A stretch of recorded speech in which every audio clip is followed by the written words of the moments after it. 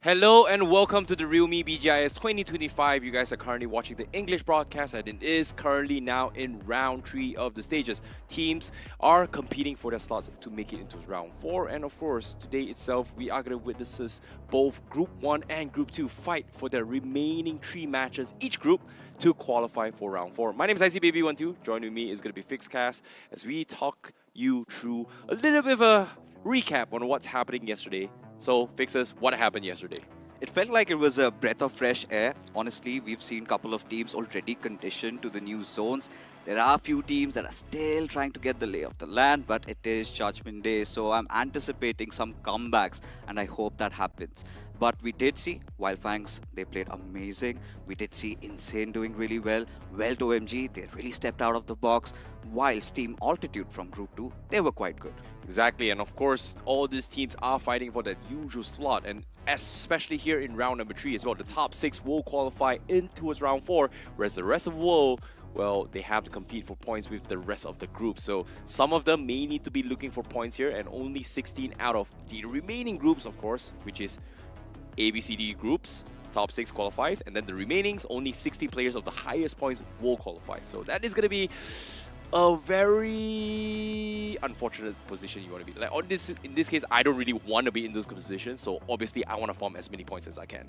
And you just have 3 games to go. Oh, and that just makes it so much more worse, because from what we have witnessed from the 2 groups that we saw yesterday, it was 2 different storylines. In Group 1, we saw 4 teams really dominating, whilst it's still out in the open for Group 2.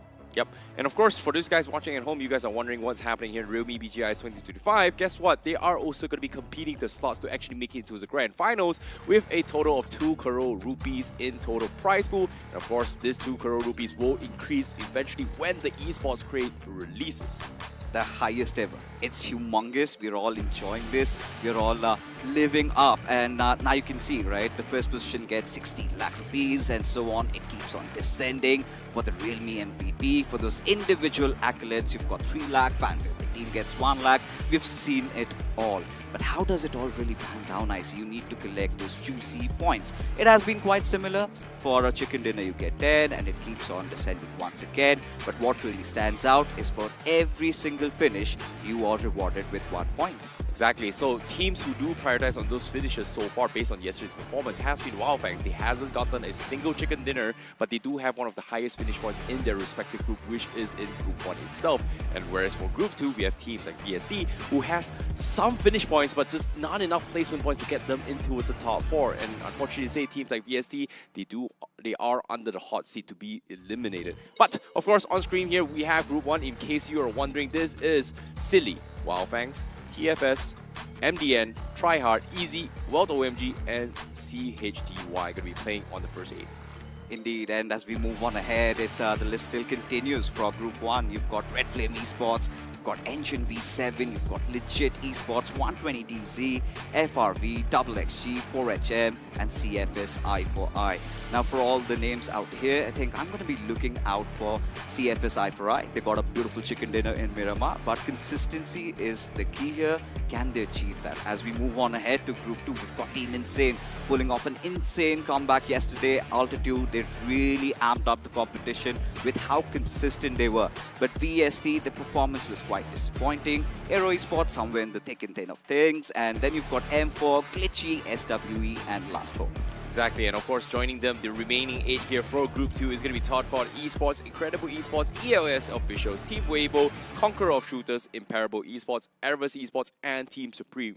And however, Conqueror of Shooters, they were able to wow us with a surprise comeback in securing the chicken dinner for the second map itself with a very, very interesting clutch coming from Vizzy, making it to a 1 versus 1 after wiping out a group and forcing it into a 1v1 situation, and eventually coming out on top. So very nicely done coming from Group 1 itself. But of course, we have to talk about the schedule. Day 2 is going to be the battle where we start things off with Group 2 in Erangel, followed by Miramar, and then ending Group 2's journey in Sanhok. And then continuing on, we will have Group 1 playing on Sanhok, Miramar, and then ending it in Erangel. So this will be the final 3 matches for Group 1 and 2 before we decide whether or not they advance in towards round 4 or will they be eliminated.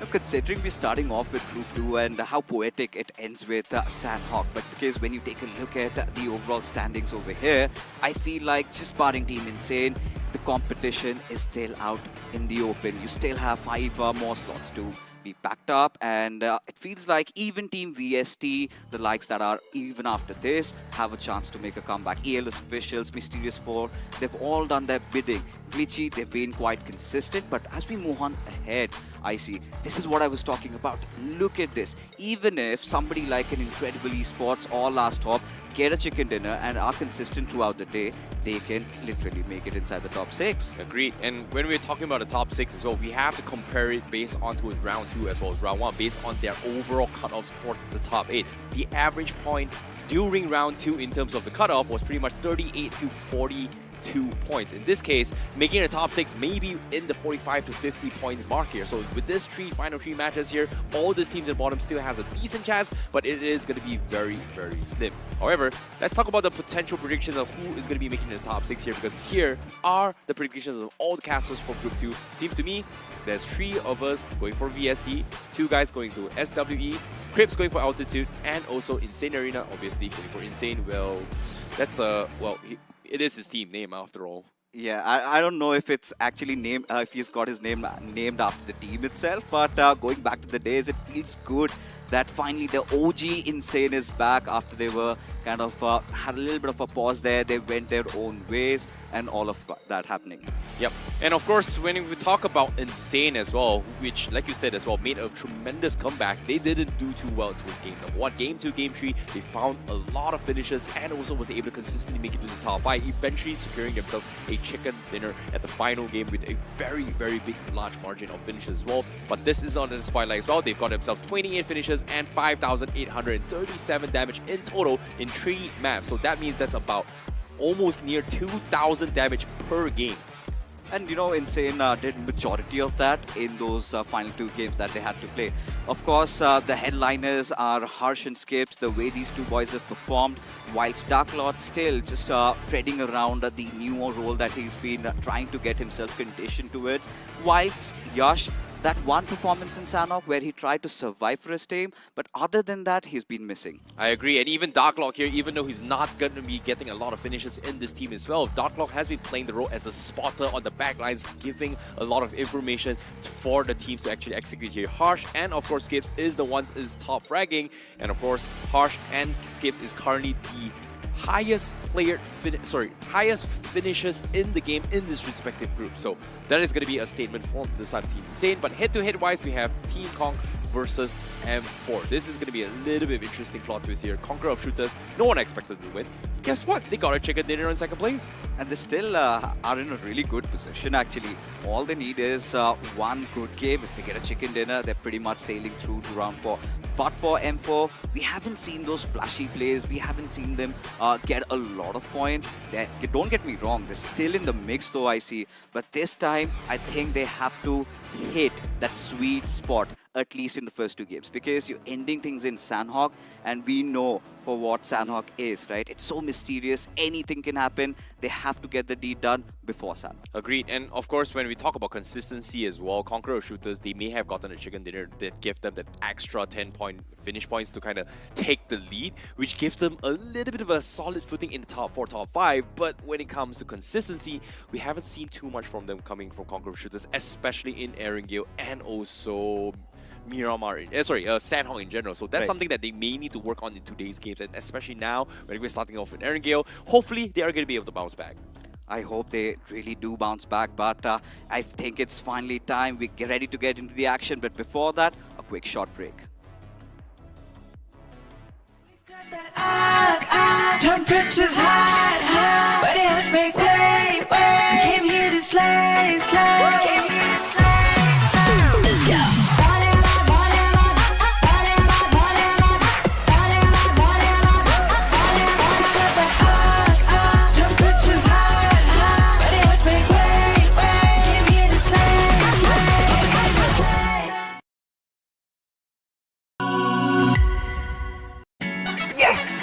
Let's go! P3 Pro takes mobile gaming to the next level. So first was the AI motion control. आपके movements को game के साथ sink कर देता है। AI ultra touch control आपके finger movements को track करके टच कंट्रोल को लाइटनिंग फास्ट और लैग फ्री बना देता है। मतलब बटरी स्मूथ गेम प्ले जो हर गेमर का ड्रीम होता है यार। तो P3 Pro is the choice.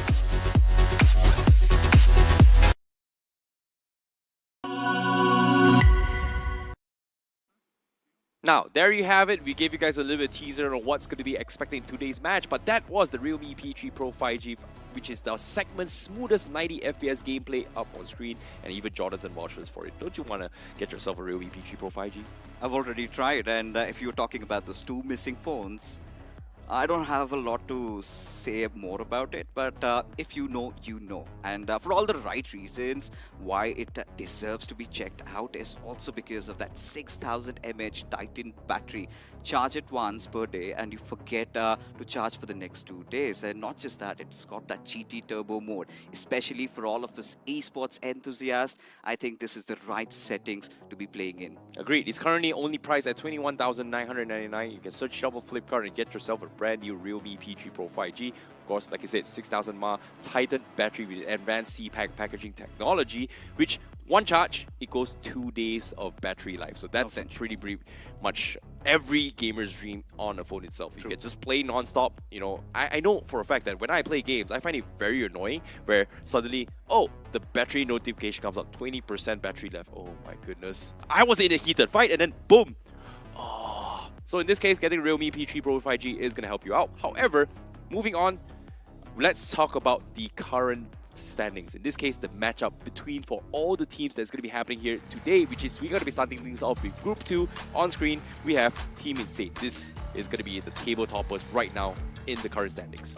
For Insane, really, I'm not concerned at this point, but for VST, they gotta walk the talk. They gotta put their money where their mouth is, because they've been doing a lot of halabola on social media, and their performance hasn't been reciprocated otherwise. But when you look at all these teams, Thor4 Esports, they haven't also lived up to their name. They haven't done a lot of Thor4 inside the lobby. So hoping a comeback. Like we've already said, all these teams from Group 2, just barring Insane, they can make it inside the top 6. For the ones that are already in top 6, they need to start off really well. For the ones that are below that, they need to do a lot more. They have to be consistent throughout. Agreed. Teams like VST as well as M4 were the teams that came in from the grind. They do have a little bit more experience from the rest, but in terms of consistency, it seems like they were struggling to close out games, and partially for the fact that, especially yesterday as well, performances coming from Shockwave kind of shocked us in general, because 3 games in a row, Circle was somewhat favoring them, but you have to give them credit where, in terms of overall positioning, they were one of the biggest factors that affected every single team from clashing against each other, especially in that final match in Erangel in general, where Insane and also Shockwave was able to reap the rewards just because everyone was all congested in towards the open areas. And arguably, people would say that circle was one of the worst circle possible, but it was all a big mastermind setup by both Shockwave as well as Team Insane. Let's not forget, Shockwave weren't really gifted the zone. It was the beauty of how well they took the circle, because if you remember in that final game of Erangel, they were somewhere around the northwestern Georgie, and that was such a beautiful rotation. And now that you brought this point up, VST again going back, because this is that one team that got 5 chicken dinners in the grind, and from then onwards, round 2 performance wasn't that great, and now they are struggling for survival. Exactly. During the grind stage as well, VST was the team that completely dominated the lobby, and for them to actually struggle and bow out here, it is going to be a little bit of a tough grind for them, because they are currently in not a good position, but with 3 games, anything can happen. And here in the realme BGIS 2024 round 3, expect the unexpected. Now, without further ado, we're going to be jumping straight into the game here with the first map. It is going to be the map of Erangel.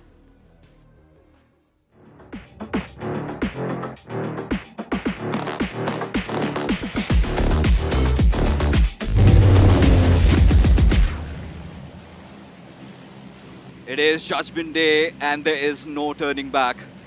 Game 1, folks. It is Group 2, match number 4.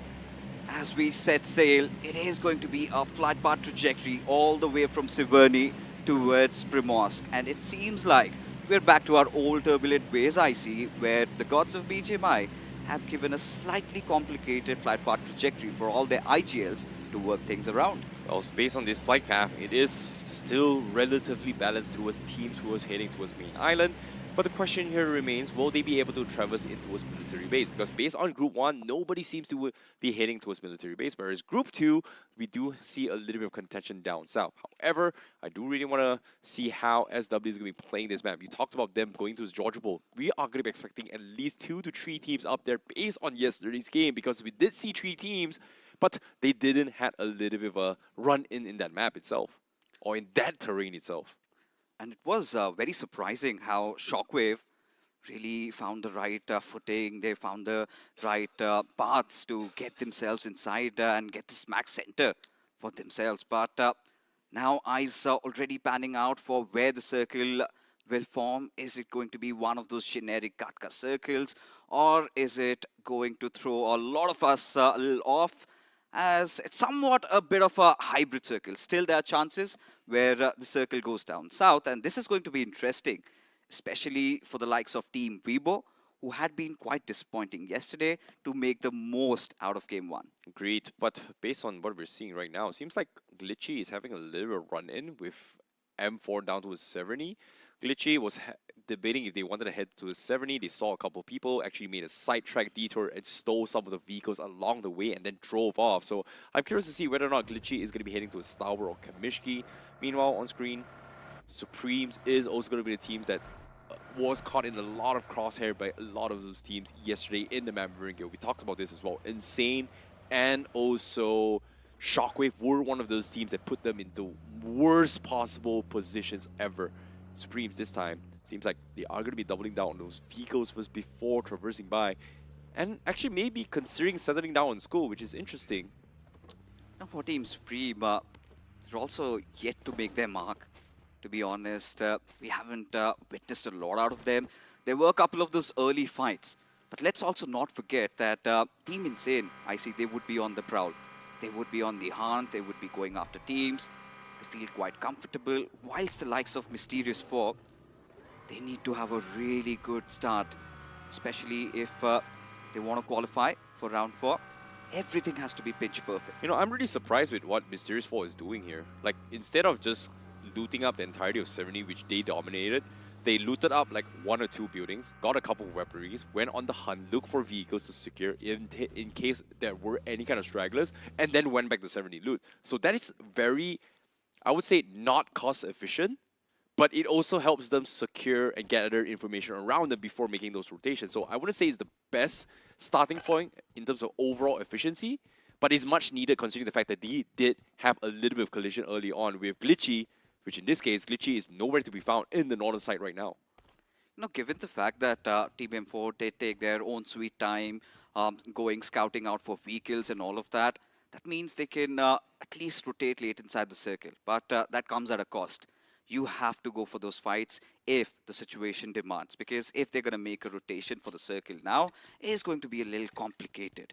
But then again, let's not forget the fact, I see that all these teams have played against each other yesterday in this map of Erangel. So they are kind of well aware of where these teams drop by, and they should have a better time at least.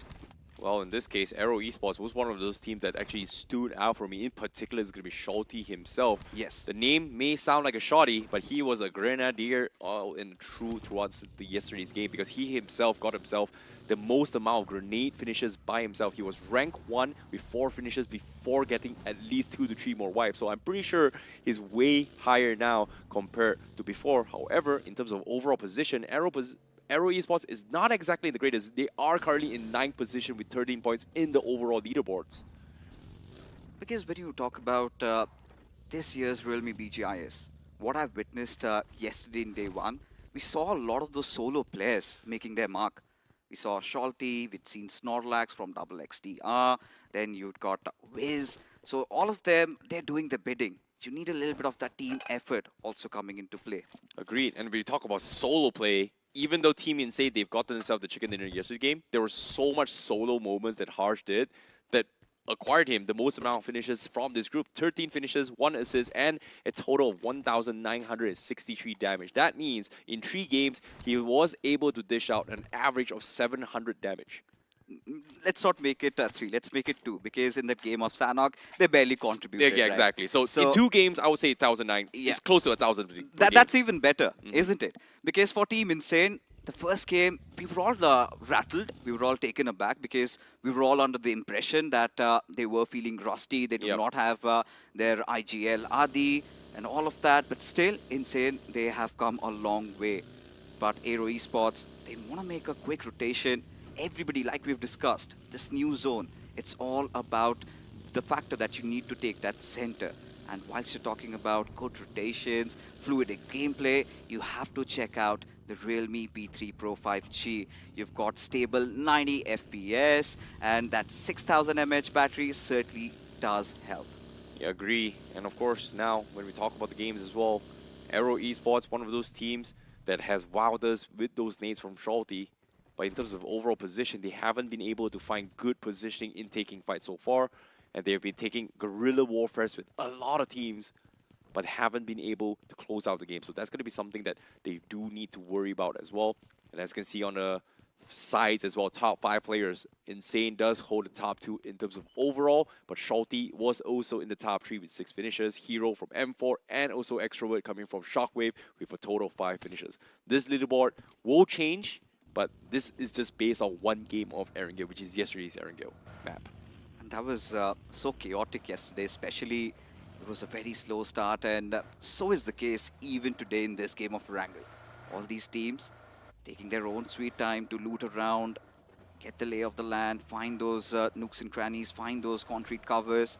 And we also witnessed yesterday, I see that you needed a lot of vehicles also, because the circle was pretty much out in the open. But given how this circle is laid out, you've got a lot of compounds to also play with. If you can take over farm, I think something like what Torford Esports has done, and if they can defend it with all their lives, I think this could be the game that they were looking for.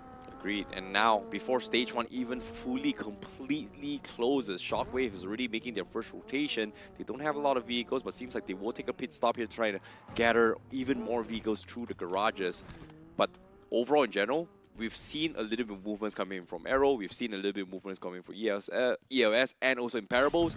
They all rotated early compared to yesterday, where most of them are still tanking out stage 2, stage 3 before even committing to this fight. It seems like everyone has learned their mistakes. They realize how important center zone is, and even in this map as well, you can see a huge cluster of teams already in the middle, and right in the middle of it all is going to be VST and TFE. Exactly. You know, VST, this time you can see that they've finally learned from their mistakes. This time not playing around the edges, this time not focusing a lot of those early fights, rather playing around the center. But for Team ELS, don't you think that they've been following the tracks of Team Insane? They've messed up big time in the game of Sanhok to have themselves redeemed back in Erangel and Miramar. Well, speaking of redeeming here, I feel like it comes down to a situation where how well they access the situation, right? So I wouldn't say redeeming is the right word. It would be more how smart you take those fights. And in this case, when it comes to taking those fights, right now, because of the huge cluster of migration and the circle hitting those Pachinki, you can see very, very quick rotations with everybody taking center. But the question here is, even if you take center, do you have the formations or position to hold this down? Because as of yet, VST, they are going to be going on a drive-by. And so far, those drive-bys, they are in run-ins with at least, what, 2 to 3 teams, I think? I don't like the look of it. Honestly speaking, yes, there are multiple teams. Everybody just trying to get some area real estate for themselves. As finally we do have bodies falling down. It is going to be Team Altitude, Gods opening it up, and Team ELS lose out on Emperor, that one individual straggler that earned them a lot of those position points yesterday in the game of Miramar. So a huge blow for the players of Team ELS, and no time to remorse. They have to recover. I think it comes down to this circle, especially stage 2. It comes down to whether or not are you able to preserve those vehicles and find yourself a compound to hold down the fort, right? We saw how VST is. Instead of just going for a drive-by, getting caught out in the open, they'd rather choose a place where, hey, we can call this home for a bit. And in this case, Altitude VST, they found their footings, but it all comes down to whether or not the circle pushes them out, especially during stage 3. But as soon as I say this, we do see remnants of Shiraj trying to roam around despite them having a nice barn house early on. Looks like they want to get a little bit greedy for information. Trust me, I see they're getting impatient. At this point, really so much out in the open. Of course, they've got those covers for each other using that welding gun. make sure that the vehicle is dandy before that next circle shift. But like you said, I completely agree with you. They need to search for those compounds, need to hold on to it, get some position points, because eventually the finishes are going to follow. This is a very interesting pit stop that VSD has gotten as well. Like, I was expecting that they would hold down towards their compound, but they choose a very unorthodox pit stop, which is prone to being punished from people out in open. But just because it's only stage 2, people may not be in those facilities yet. So I wouldn't say it's smart, but it is very risky, for sure. Playing on the edge. For sure. Sure. VST. But Imparable Esports, another one of those teams that could not really perform really well yesterday. The only side we had was that game of Erangel, but look at this, Aravos Esports in trouble once again as Shockwave pull off beautiful rotations and finally they find some knocks. But now we've got fights happening on all corners as Storefort Esports also get themselves involved in a lot of action. Yeah, and as you can see, Aravos, they were caught out in the open. Shockwave was just holding down the compound for the longest of time. Damage has been done. They're going to be committing to trying to salvage the situation. Meanwhile, Circle is going to be shifting even more in towards the southern approach of Pachinki. So in terms of Shockwave, this is going to be the first time them not having Circle in their favor. And I'm curious to see whether or not Shockwave is going to be able to hold down the fort, because as of yet, it looks like their full focus is going to be cleaning out Aravos Esports, who's pretty much stuck out in the open right now. Already having lost one of those players, one of them already pinned down with no means of escape. If this vehicle gets blown up, I'm pretty sure their escape path has been cut off. And just to make matters worse, we've got teams surrounding Aravos. We've got Shockwave, there's also another team in front of them, it's Imparable. And at this point, Aravos Esports, they're pretty much playing with fire. Yeah, I'm surprised they are able to get out as well. They only lose one player. Fortunately for them, they didn't lose too much. But most of the vehicles are slightly damaged, and they are still on the edge of the zone. So next entry point is going to be very, very important for them if they find an easy entry point. However, it is not going to be anytime soon right now. It certainly won't. And just to make things clear, again, if you want to have the ultimate esports experience on a budget, don't forget to check out Realme P3 Pro. Starts from 21,999. Houses the segment's fastest chipset. The Snapdragon 7-ish Gen 3 does have that GT Turbo mode, just to further alleviate your experience whilst you're in the battlegrounds. But now coming back, we've got a fight happening around the open fields of Pachinki. Team Glitchy, they find themselves really a lot aloof from each other. As Mysterious 4, they're trying to claw and scratch their way in. As Aero Esports, they decide to slam in on the players of ELS. Soggy already down on his knees. Astro already has started cooking up that grenade, just making sure they check every nooks and crannies before going for that push. As Astro has taken a lot of that damage, but needs to ensure he gets those finishes before he goes for the push in. Well, speaking of finishes as well, Aero Esports, look at the confidence. Astro just holding the angle. He hasn't been able to reset his health. But Aero Esports' rush looks good, but ELS was able to knock him up just because he was pretty much low. Nice clip coming from ELS, but it's going to be a nice pixel shot. But Schulte once more from the edges through the window. He finds another pick, and now only Slee remains from the side of ELS officials. And this rush was unexpected. And guess what? Aero Esports, they know exactly where he is. And as you can see, Slee is going to make a run for it as well. But there's nowhere to run. There's nowhere to hide. Because when you take a look at that mini-map, you've also got teams around. And they know exactly what's happening as Aero Esports. That was such a good movement. But seems like it's the final war cry from Lee. As 4 players of Aero Esports have already got their grenades cooked in. Any given point, they're going to lob it through as Lee finding some means of escape. Still not out of the woods yet.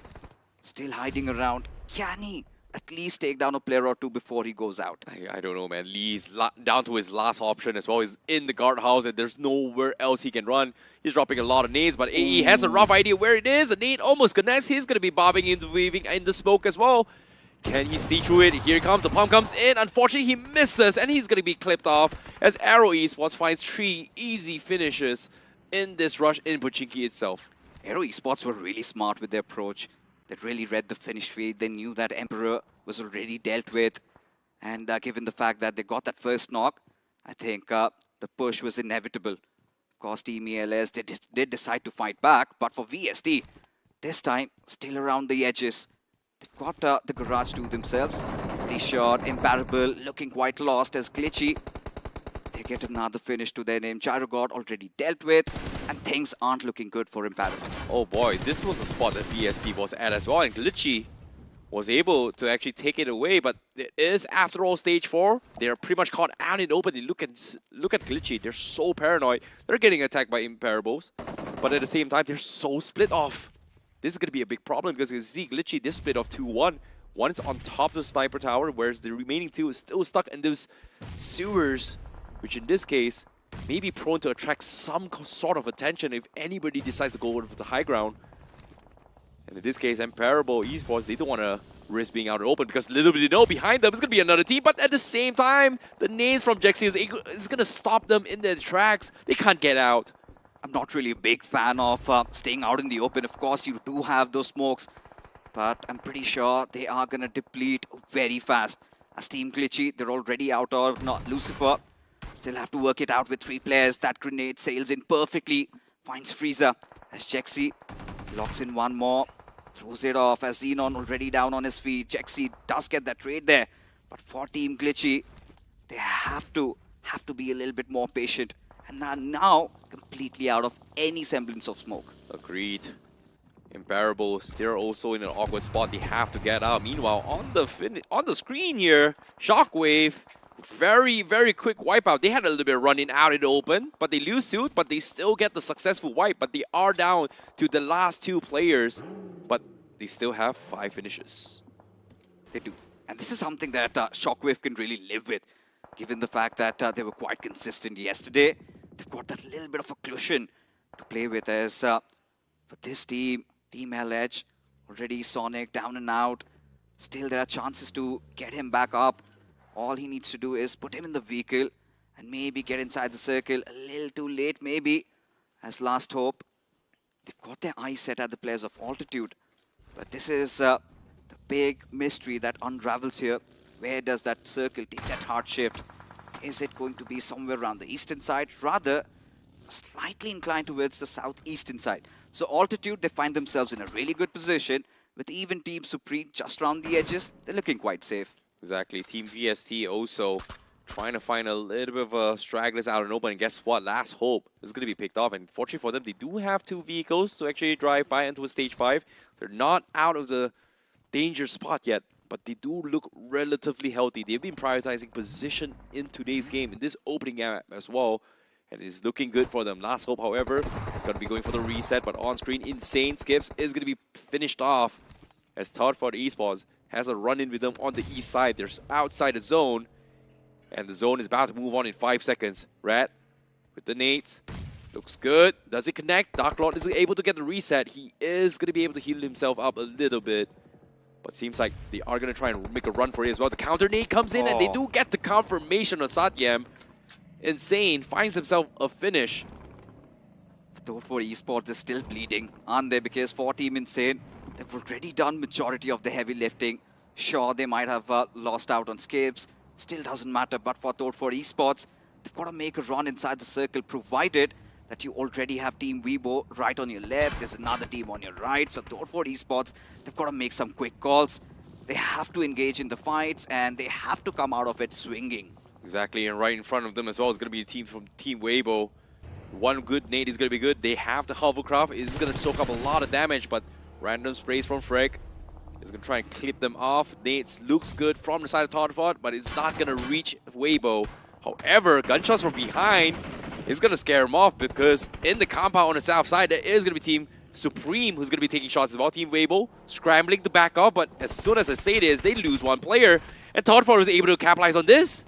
This is good stuff coming in from Thor 4. Oh no. They are trying to make the most out of the situation as Freg, he steps out of the hovercraft, trying to somehow take those shots, gets another man down, but eventually to succumb to Thor 4 esports as the backup arrives in time, and Rao, he gets to be the hero for his team. What a clutch coming from Todd for Esports, but they're not out in the clear yet. Shots from Supreme is making lives miserable for these 2 teams. And unfortunately, the first one to fall was the previous team, and now here comes the third part. The 4th party comes in. It's going to be Insane that comes in and cleans them out. They were only a 2-man army in this rush. I told you, right? They are men on prowl. The harbingers of death and destruction arrive once again, and Team Insane, they get that clean up. Thor 4 Esports, they were engaging against them a little bit earlier, but they got their moment and they answer back. And seems like I see they had the last laugh. But look at this. Aero Esports in a bit of a predicament as Astro, he's already lost his life. And again, it feels like Shalty has to be the one to pull all the strings for Aero Esports. That is going to be a little bit of a tough spot as well, but with Series 4, they do find themselves a very, very nice pit stop in terms of the bunker. Guess what? They've got all their vehicles intact for this next stage, and it is going to be stage 6. Sketch going to be leading in charge here to try and get center control on top of the mountain, and guess what? He gets no information. That means there is nobody around in the north side, and that's good. But as soon as they check this, guess what? They scout out a straggler, and that's going to be Shalty from the side of Aerosports. Do they go for a casual drive-by? Grind gets a little bit information. Shalty going to be pressured in, but Shalty with the nades once more. He clutches it out. He gets the knock and Mysterious Fall. What do they do? That's still good. So Shalty's still alive. He's getting enough of those points as Mysterious Fall. They look a lot lost. They weren't really prepared for this. One of their players already down and out. Fragger does not have the best of HPs. Needs to patch himself up really quick as Team VST. This time, they have lit up the lobby. 7 finishes secured already without a single casualty. They are definitely marching ahead. What a clutch coming from Shalty. However, Mysterious 4, they were somehow able to get Sketch out to safety. Like, despite roaming around out in the open, the moment they saw VST, they backed off. And for some reason, Shalty is able to hold down the fort. Mysterious 4 is very aware of his position. But VST has no clue that Shalty is there. But again, another nade from Shalty. What can this man not do? He never misses his nade. He's relentless. He's fighting back, and this time around, of course, wants to secure that finish. But with VST still looming around, it's going to be so difficult for him. As now even Team Insane, they're starting to do their bidding. But Team VST seems like they're rampaging through the greener pastures as Team Insane wipe out Team Supreme. As VST, they decide to sneak in. They're going after the heads of the players of Team M4 and Grind. He needs to snuff the situation out. He needs to ensure that he puts the players of Team VST at bay. A big run coming from VST with total of 10 finishes. They're reaping all the rewards and third-partying in the most appropriate time. And now Bees with the nades. He gets a Kobe. Grind is going to be caught out in the open as well. Fragger has no clue what he's going to be doing. A second nade will drop another player from side of Mysterious 4 low, but Grind, he's going to back off. But as soon as all these gunshots and nades make noise here, look at Insane, the 3-man army looking to gobble them off, and Fragger has no choice but to run. But where can he run? He's caught up in the crosshairs of both these teams. And eventually Team VST get another one up their tally. As now they march on ahead, they've got Team Insane to deal with Beast being the tip of the spear for Team VST. Gets a couple of those utilities replenished. As Prateek, he's also trying to just slide through, but Dark Lord, he wants to just go all in, just driving by, getting a lay of the land there, knows exactly where the players of Team VST are positioned. This is going to be a really interesting fight, I see. Final 3 teams, VST going head-to-head with Insane, and guess what? Altitude doesn't even want to join this fight at all, and the circle is about to close in completely in 15 seconds left. All these 3 teams are at a deadlock stalemate until the zone commits. And you can see VST and Insane hesitantly trying to commit to this fight. They don't know where the third team is. And as of yet, circle is going to shift in favor of VST and Insane. Altitude needs to make a move. And this is where VST, they need to make a call. Do they somehow disrupt that rotation coming in from altitude, or they deal with the threat right in front of them in terms of Team Insane? At this point, Shiraj, all right, he's taken quite some damage, has been softened up. Still not enough. Adi back in play. Already has got 1 finish to his name. As Adi lights up a grenade. Drops it out. Does it hit its mark? Yes, indeed. And it's just not one, rather two players taken out. What a name from Claudia, and now the confirmation comes in. Shiraj is going to try and provide a little bit of assistance, but Claudia, he wants the confirmation, but the rush from Insane comes in. It is going to be not going well for them. And as soon as this clash comes in, look at it. Altitude is going to be joining in. VST, they're able to hold on, but it's the final team, and Altitude knows exactly where they are, and the nade connects as well. It's going to be a 2v4. Shiraj, can he hold on? The pump comes through. He's going to be fine, but he's so low. He's only got 1 HP, but he will bow out, and Altitude will be the ones to take the chicken dinner. This is good stuff. Patience is the key, is what Altitude have realized. But Yadnish, in those dying moments, he really did become the hero for VST, considering how he clutched it out. Because when you look at Adi, he did manage to take down 2 players of VST, and it was just Shiraj and Yadnish just entirely halted that push coming in from Team Insane. Pretty much there was nothing remaining towards the end. Yadnish, he left his life out. Shiraj did not have a lot of HP to work around with, but still, what a resurgence coming out from the players of VST. This is impeccable stuff.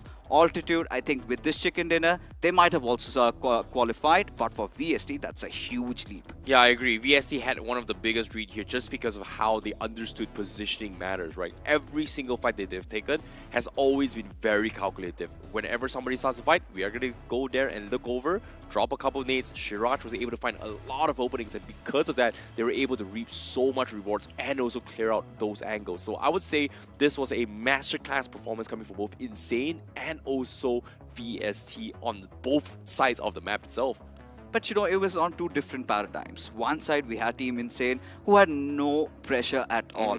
Whilst VST, they had to perform. And they did. I think they've earned around, 25, 26 odd points out of this game. I'm pretty sure they might have already touched that 40 points marker. And even for the likes of Altitude. So, Team Insane, they had no pressure at all. Altitude needed 1 good game. They've already done that. So, it feels like we already have 3 teams that have already crossed that 40 marker threshold. So, 3 more slots up for grab. Let's see who gets it. Exactly, especially when 2 more games to go, it is going to decide whether or not who's going to be a make or break. Like you said as well, it is a run that VST needs to kind of catch up towards the top 6. And with 2 more consistent games like that from VST, they might just be enough to qualify towards round 4. But like you said as well, Altitude, very, very consistent stuff coming from them. However, I did pose a question towards Shockwave as well. 3 games in a row, they had Center Circle, they had Best Compound. Where were they in this map? Because I saw nothing from Shockwave. Because the only time I saw was like, they had a run in. Oh wait, there's only 2 guys. What happened to them? I think the only silver lining for Shockwave in this game was they at least had a couple of finishes to work around with. Because yesterday the timing was pristine. It was perfect. But this time around, considering the fact that all these teams have done their homework, they knew how to cut their path. And that is something that Team Shockwave wasn't really prepared for. And all of this commotion did happen because none of these teams were engaging in early. We saw majority of the fights happen after the 3rd or the 4th circle, as a result of which Team Shockwave could not really do much in this game. I think it comes down to priorities, right? Like, if you can see teams like Mysterious 4 who initially was like stage 4, stage 5, they went in for the Russian Shouty. The moment they lose that one guy, they had to make a call. Do we cut our losses, just lose one guy and reposition, or do we try and commit to the save?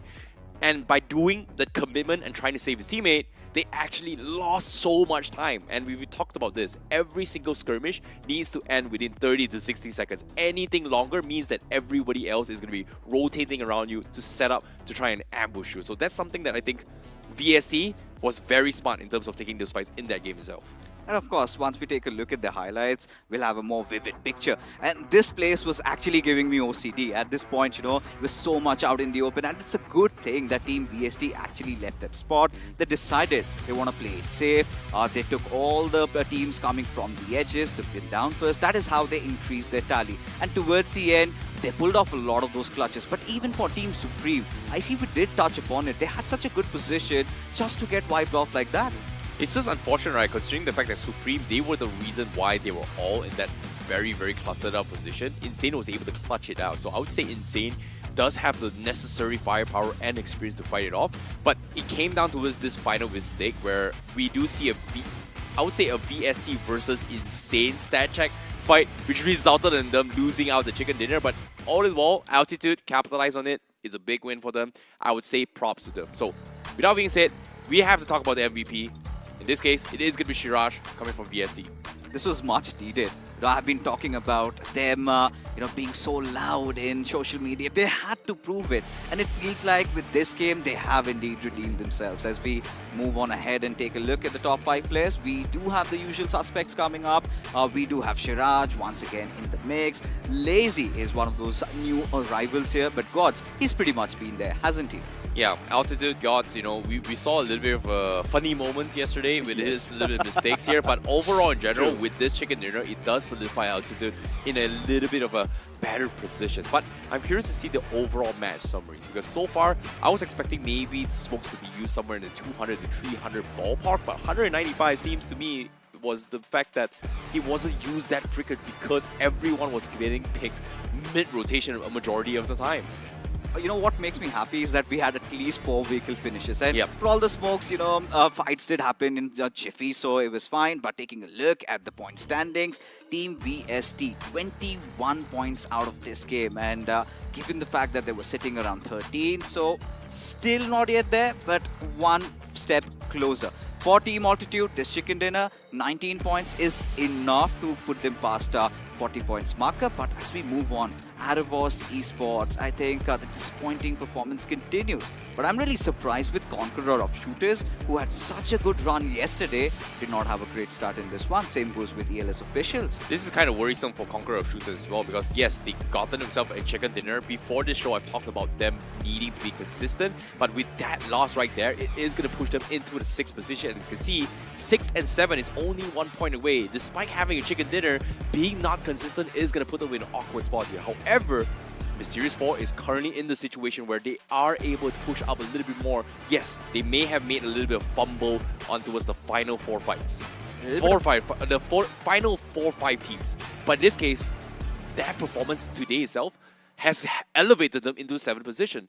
For Mysterious for 7 position points, but look at Conqueror Shooters. They have 1 chicken dinner, and all they have is 10 position points out of all the 4 games that they have played. Goes on to show they need to know how to survive. As we move on ahead, the competition is still out there. Aero Esports, Team Supremes, they can all stage their comeback, and they need to do it in Miramar. You cannot leave it to Sanhok, because we know hell breaks loose over there. It's so difficult to control the fights, to know what is exactly going to happen next. So at this point, I think it's safe to say that at least 3 slots have already been fixed. If you're talking about the cutoff around that 40 point, do you think it's going to go beyond that? Hold up, I don't think it's secured yet, because VST in one game was all the way from 10th place, now all the way into the top 5 position. So I don't know, it feels like there's still opportunity for some of this team, and they just need one really, really dominating game. And this has to be the next map that comes up next. It has to be Miramar, where they have to redeem themselves. But before all of that action happens, we will be heading for a short little break. We'll be right back. You don't go anywhere.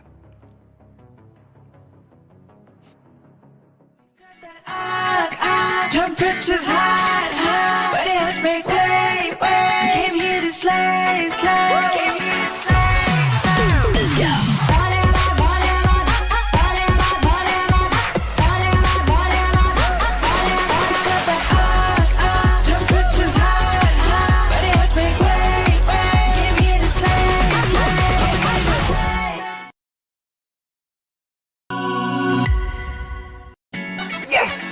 Let's go! P3 Pro takes mobile gaming to the next level. So first was the AI motion control. आपके movements को game के साथ sink कर देता है. AI ultra touch control आपके finger movements को track करके टच कंट्रोल को लाइटिंग फास्ट और लैग फ्री बना देता है. मतलब बटरी स्मूथ गेम प्ले जो हर गेमर का ड्रीम होता है यार. तो P3 Pro is the choice.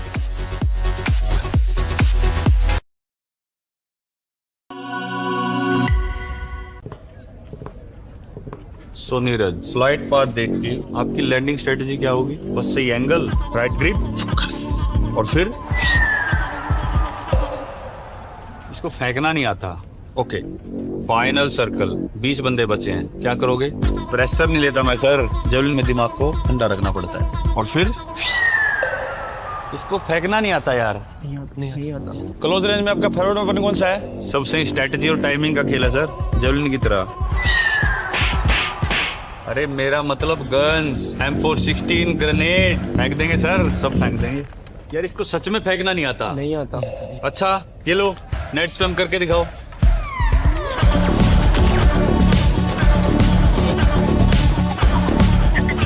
Wow, इसको फेंकना नहीं आता मगर इसको नेट फेंकना आता है यार।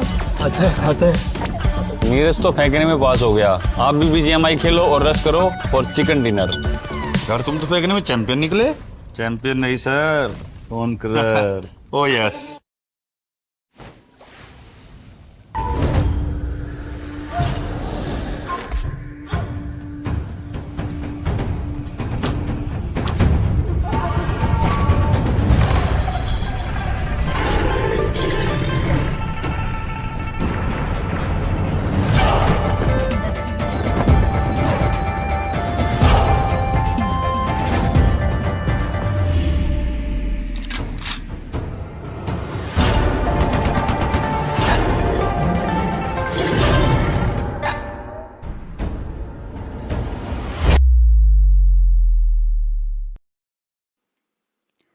Two more games remain before the fate is sealed for the teams from Group 2. Welcome once again, folks. You're watching the realme BGIS 25, and for the second matchup of the evening, I have got Crips along with me.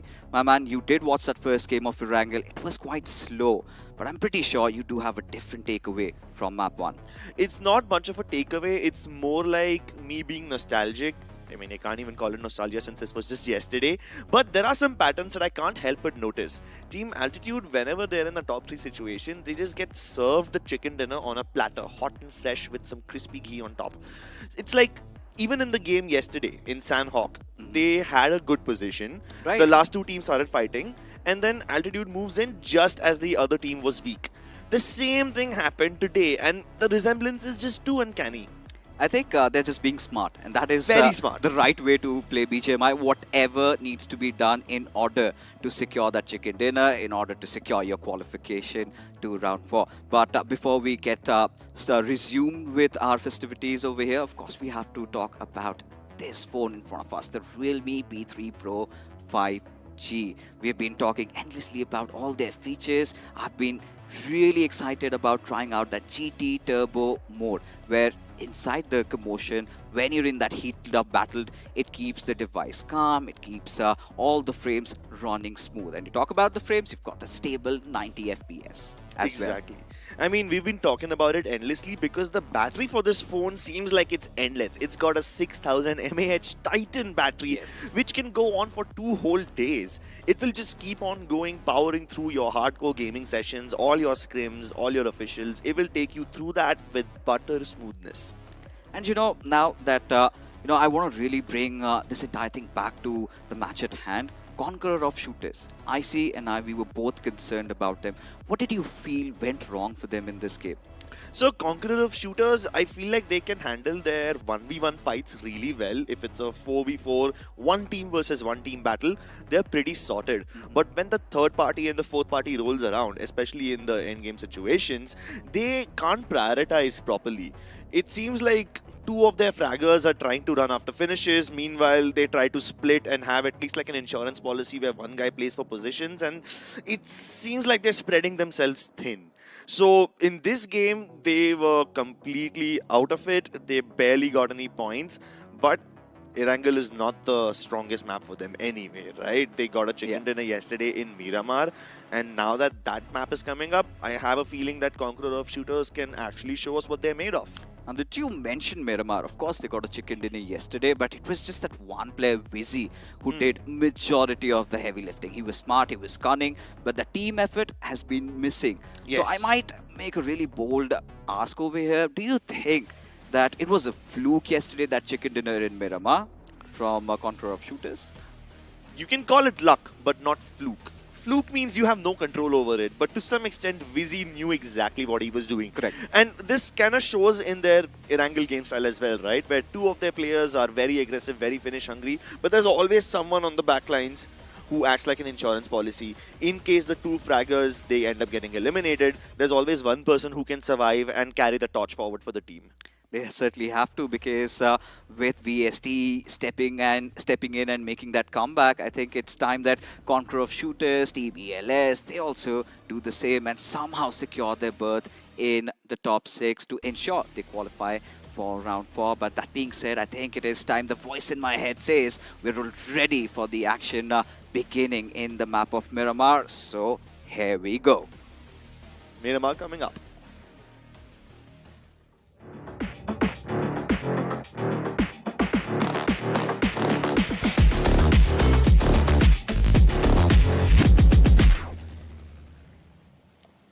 There you have it, ladies and gentlemen. You guys are watching the realme BGIS 2025. This is the second last game for Group 2 in round 3 of this prestigious tournament.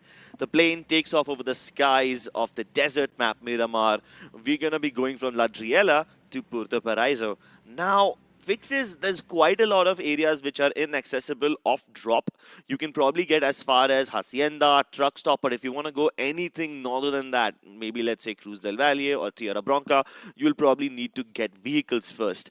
And we've seen quite a lot of these teams contest each other for vehicles on the periphery of Picado. At least we saw that in round 2. So do you think we'll, see something like that again? Or is it just going to be regular off-drop fights? Now, this is what I love about you, Cripps. You're such a fast learner. Because I also completely agree that we're going to witness a lot of these teams dropping down, try and take some vehicles, and it is going to be around that Picado area. You've still got some areas around Los Leones, those outskirt roads where you find those vehicles. And all these players, all these teams are very well versed with the vehicle spawns. So that is something that might happen. But what really concerns me is the fact that the lobby, the pace has been extremely slow for Group 2. So all these teams tend to avoid these fights, but seems like Conqueror of Shooters find themselves in muddy waters once again. Teddy already down and out. Yeah, it seems like just a rinse and repeat of yesterday. Toadford Esports once again getting into an early battle, and once again they get the advantage. This time it's Gulu Dog who gets the first elimination of the game, and he has the first strike. My problem now is that where are the rest of his opponents? Where are Conqueror of Shooters? They've already lost one of their players, and definitely this was not a part of the plan.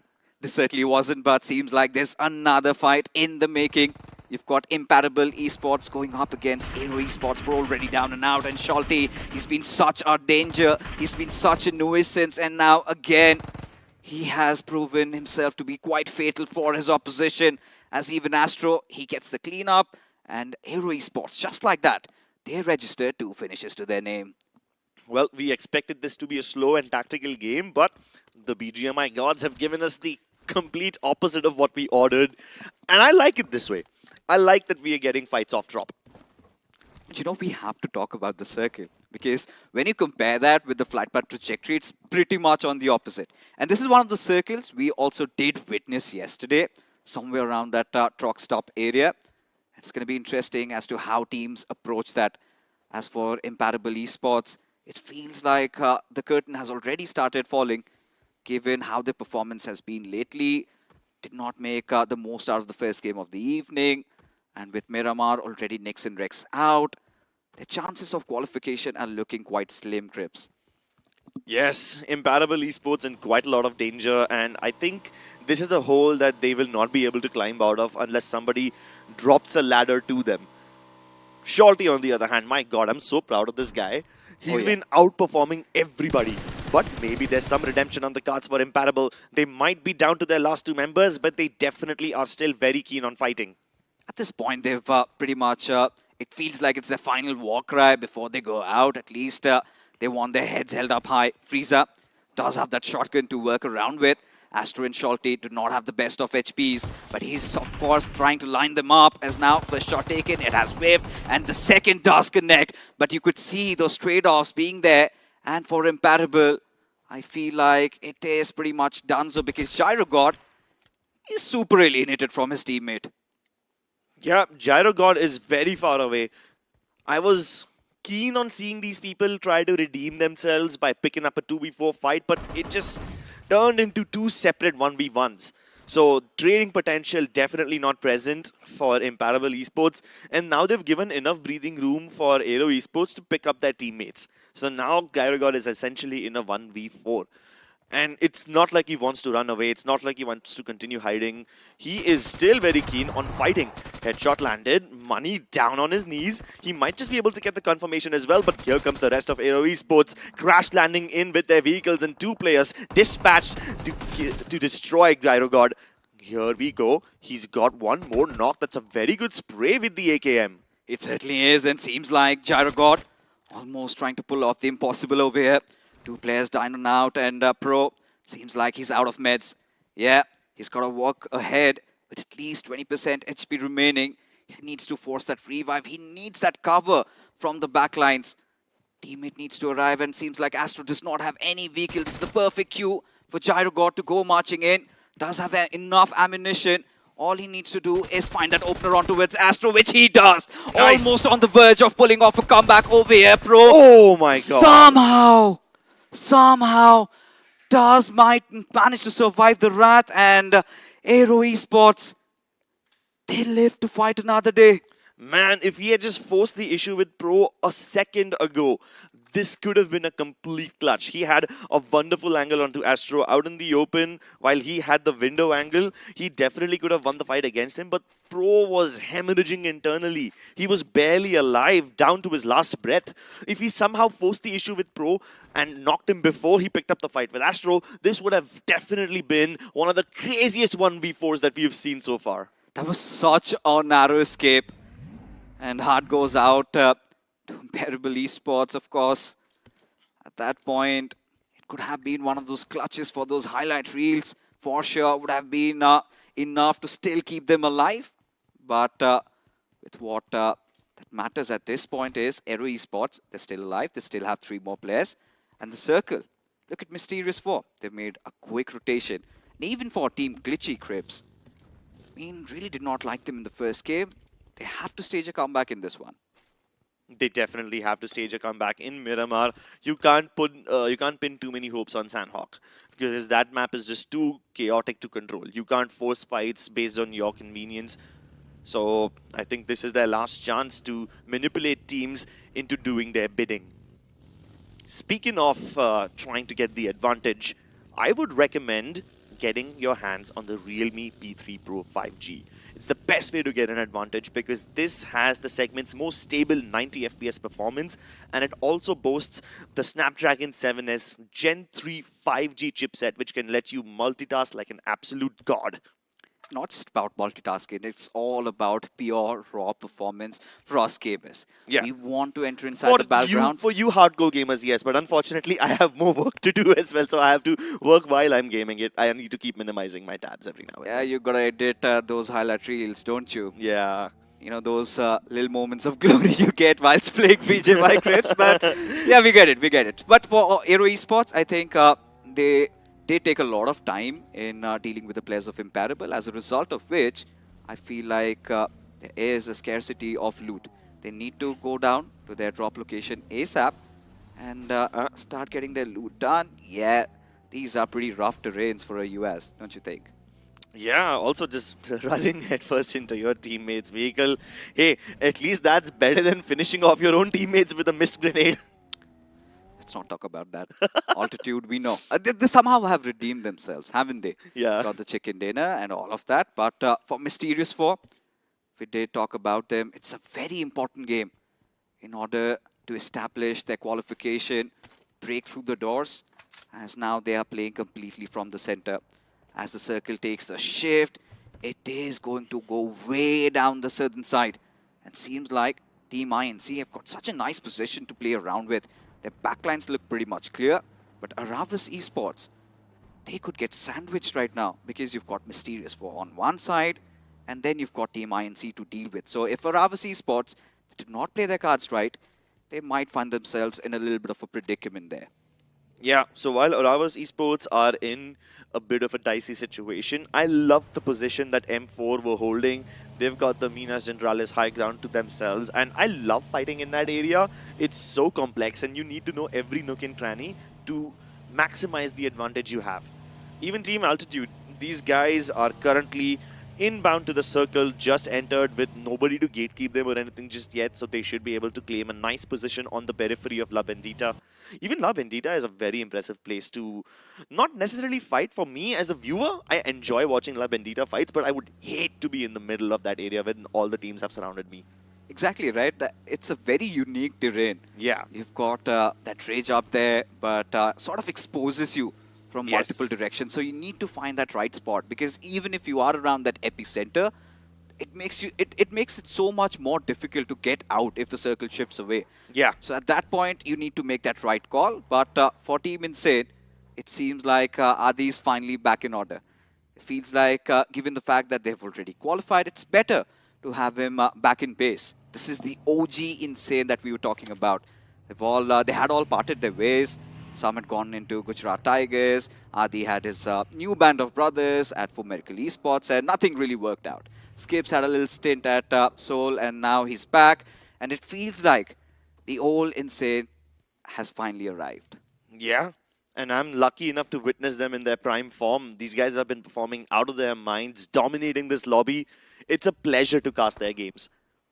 Meanwhile, Todford Esports, even though they're not very high up on the overall standings, they're in the 10th place. I do love what their name stands for. In fact, it's not a very common name you'll see. I think I'll probably educate IC about the true meaning of Todford later on when he comes on the desk. But for now, Nick has their number, taking shots at Magneto. Does get away with plenty of HP to spare, so not exactly an issue. But at least he's managed to figure out that La Bendita is occupied. And because Todford Esports fired those shots, now Altitude is aware about their presence as well. I do not know if I have the best feelings about Team Altitude's position right now. But what really amazes me, it's somehow, despite all odds, they somehow seem to make it work. But for Conqueror of Shooters, I feel at this point, they're pretty much rattled Crips. Given the fact that they already lost out on one of their players, the previous game, they secured nothing.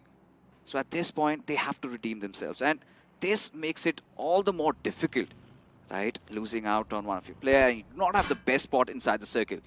So do they rely on Visi once more? That's the big ask. Because now look at this cluster forming around the western side and the northeastern side. I think you can see a big splash of color. Everybody trying to go in for the flush as Team INC. They decide to open up on the players of Team Supreme. And Supreme haven't really been Supreme throughout this event. Yeah, they've kind of been feeding away their frags to plenty of these teams. And they're tied with the likes of Todford Esports, Incredibles, ELS. All of these teams are extremely close to each other. So one big game from either of them could propel them into the top 8, if not the top 6. Still, they have a long way to go. Meanwhile, Shockwave Esports and Glitchy are going ham at each other. You've got Jexy down on his knees already and Xenon trying to provide him some cover. Their spear is in a bit of trouble as Sonic, also lobbing in his mollies and nades, will try to cover the gap. He's got one player in front of him. Shots exchanged and they get one more knock. Last hope. They might have some hope of winning this fight after all, but here comes the shot from Shockwaves, and now they're finally aware about a third party being present. And Sonic somehow barely surviving by the whiskers, but for how long?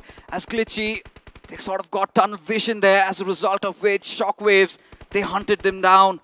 And for Team Glitchy, things are looking quite stuck. But now for last hope, indeed Sonic, he's got to work things around. Especially, you've still got Oldo, you've still got Mahi there. But now, for last hope, it looks ever so difficult.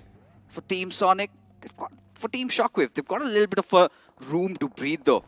Madman can still get inside the circle, get that res back up. At this point, Team Altitude now in a little bit of a situation against the big boys, VST, as they arrive and mob the floor with Team Altitude. Nice finishes by Team VST. They're taking revenge for what happened to them in Erangel. Their dinner was stolen away by Altitude, and now they want to make them pay. 2 finishes secured already. Meanwhile, Zero from Altitude has no intention of re-engaging in this fight. Even his teammates, for that matter, are not far away from each other. Zero and Atom, though they're not in the same compound, they do want to stay separate to cover more ground. Although, if the fight does get more intense, I hope they're able to trade each other out. We're seeing two different styles of BGMI being put at play. At this point, Team Supreme, they somehow have that dead smack center to themselves.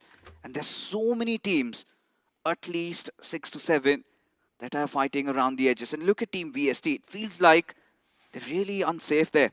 You've got Mysterious 4 on one side, Team Altitude. They're also trying their best to survive over there. VST, of course, they've been the aggressors, but now Hero, he makes his presence felt, and Shiraj completely caught with his pants down there. And now it is going to be such an arduous task to try and get him back to life. But Hero has this vantage point which he does not want to relinquish. He might want to go in closer to confirm the knocks that he has, but he hesitates in leaving this position, which means that Altitude have a chance of stealing those finishes away from him. While Hero continues to maintain the high ground, Sketch is going on a right-hand side flank, and as soon as he opens fires, he's going to take a bunch of damage, forcing him to dip back in cover. It's all up to Grind now to keep the pressure on VST, and that nade is amazing. It certainly is, as Mysterious 4. They are doing whatever needs to be done to go after the players of VST, but let's not forget Team Altitude and Insane. They're also in the mix. Team VST going for a really hasty revive. As Hero, you can spot him out. Cover fire coming in from the players of Team VST as Prateek. He's going to fire that one grenade out, and it does connect. One player down and out already. M4 starting to feel the heat as Fragger and Grind trying to keep things alive, as Hero from the sidelines already getting taken down. As VST, they are going to double down on it, as Fragger, the last player, still remains. Fragger in a 1v2. He's got the knock on Beast. Nice pump action, shotgun action. And even Yandesh has taken way too much damage. Fragger might just be able to clutch this out just yet. It's all up to Shiraj. Still trying to heal. Still trying to recover his health. He also has to be wary about Insane coming in from the back line. So both these teams need to wrap up this fight real fast. Otherwise, Insane will end up reaping all the rewards. This smoke is his lifeline for now. He's keeping himself hidden, and when the moment is right, he will pop out and strike. Gets the knock onto Grind, finds Fragger. It's a smoke versus smoke, shotgun versus shotgun action, and he loses the fight. Fragger survives on behalf of his team. And he's the only one that is breathing right now, not any longer. As Team Insane, they come and they take everybody away and put them down to the depths of hell, as now the fight's still not over. At least as Thor4 Esports, this is again somehow deja vu. Thor4 Esports and Team Insane, we saw this happen even in Erangel. It seems like Thor4 Esports have realized that it's not the time anymore. The time has passed before where they can really commit for the fight, and Team Insane, they're not really overextending. They are not overextending, and even Thor4 Esports have resorted to falling back and retreating into the compounds. Like I said, even Thor4 Esports like playing that 2-2 split. Two of their players going ham at their enemies. Meanwhile, two of their players hold the compound. But as Nick tries to retreat into the compound, he will end up getting knocked. He obviously can be picked back up. Obviously, speaking of picking things back up, you should pick up the Realme P3 Pro 5G. It's the most insane device that you're going to find in this segment, and it offers the most bang for buck. It has an instantaneous sampling rate of 2500 Hz and the segment's most stable 90 FPS performance. This device is an absolute beast. Priced at only $21,999, go ahead and check it out on Flipkart. Certainly have to, especially if you want to make those flashy plays like Shiraj just did, right? Those quick scopes, those quick peaks. That 2500 Hz of instant sampling rate really does help you out. But for what it's worth, Thor4 Esports, they're finally making a mark. They're finally alive for so much longer. You could see they have conditioned themselves. They have all their players alive. But now it feels like the central spot is up for grabs. But it's very difficult because when you look at that particular terrain, it's quite flat. You do not have a lot of ridges to play around. At this point, got so much of traffic around that northern area. Team ELS, they're going to be taking their sweet time as Erangel Esports, they decide to close in. They do have a little bit of a holding spot over there, but Team Supreme, they're unleashing all that hell upon them, and from the back lines, it is going to be Team Insane. Yeah, so Team Supreme and Team Insane, both of them trying to rain fire upon Erangel Esports. They've got a tiny shed with just a few rolls of hay bale as cover. I don't think that's the best kind of cover that you can get, so they will need to keep their vehicles available as well, because the circle will shrink further and push them out. So while Erangel Esports have found this tiny piece of cover for themselves, Incredible Esports need to shoot them down because they need that space for themselves. They have nowhere else to play. You do not want to be Erangel Esports at this point. getting shot literally from everywhere, but incredible esports. This could be a huge, huge mistake as Ryzen still wants to get all the 4 players down as a grenade sails in, and there you have it. Sylvanus already down and out, and Karthil, Master, everybody on their knees. All comes down to Shiva, and they get wiped out.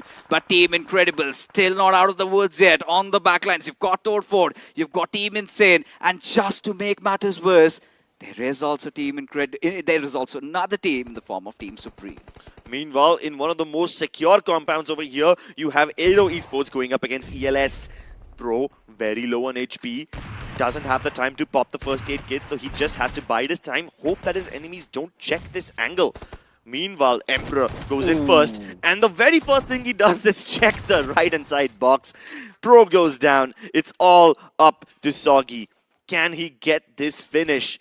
He's been spotted by Shalty. Information relayed that he's going to be entering from the tiny doors.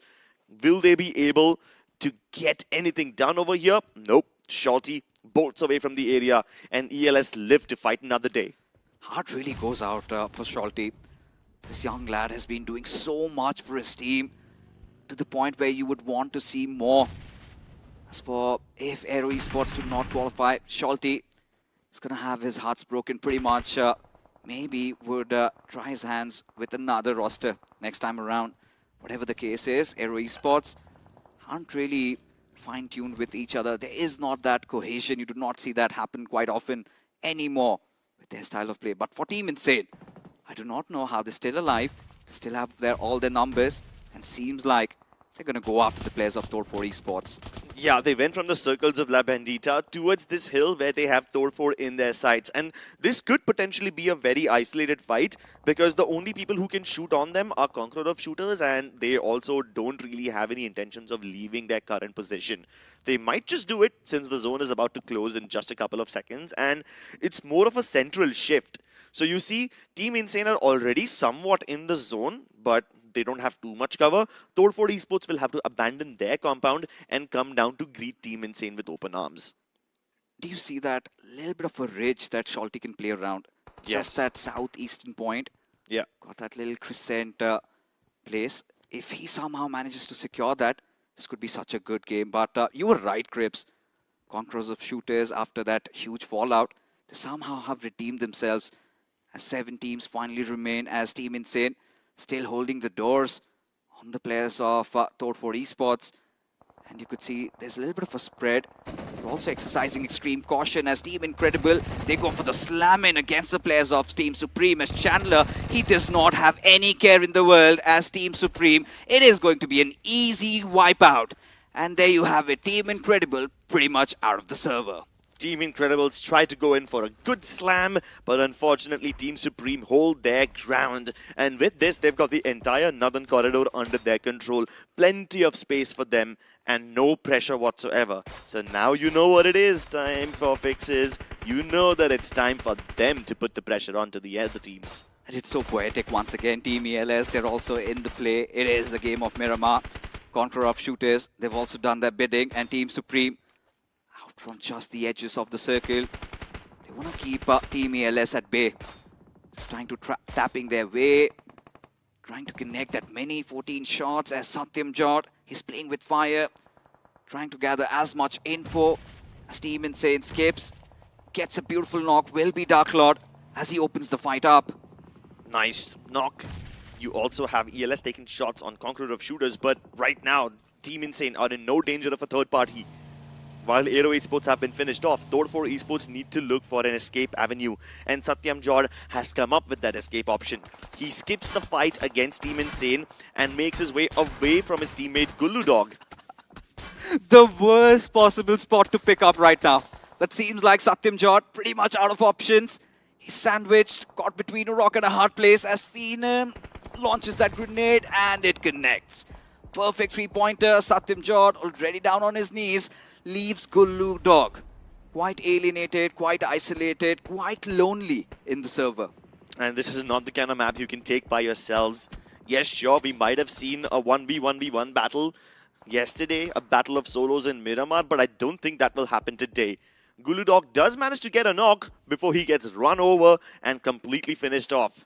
So now we are down to our last 4 team fixes. Insane should have enough time to pick up their fallen comrade unless he gets shot by Phenom right now. Nope. Skip manages to dip back in cover just in the nick of time. So Insane can obviously get all their players back up. ELS are 4-man strong. Conqueror of Shooters and Team Supreme down to their last 3 players. Now this makes so much sense, especially if you are Team Supreme. With Phenom finding himself that cover, he wants to somehow hold off the players of Team Insane.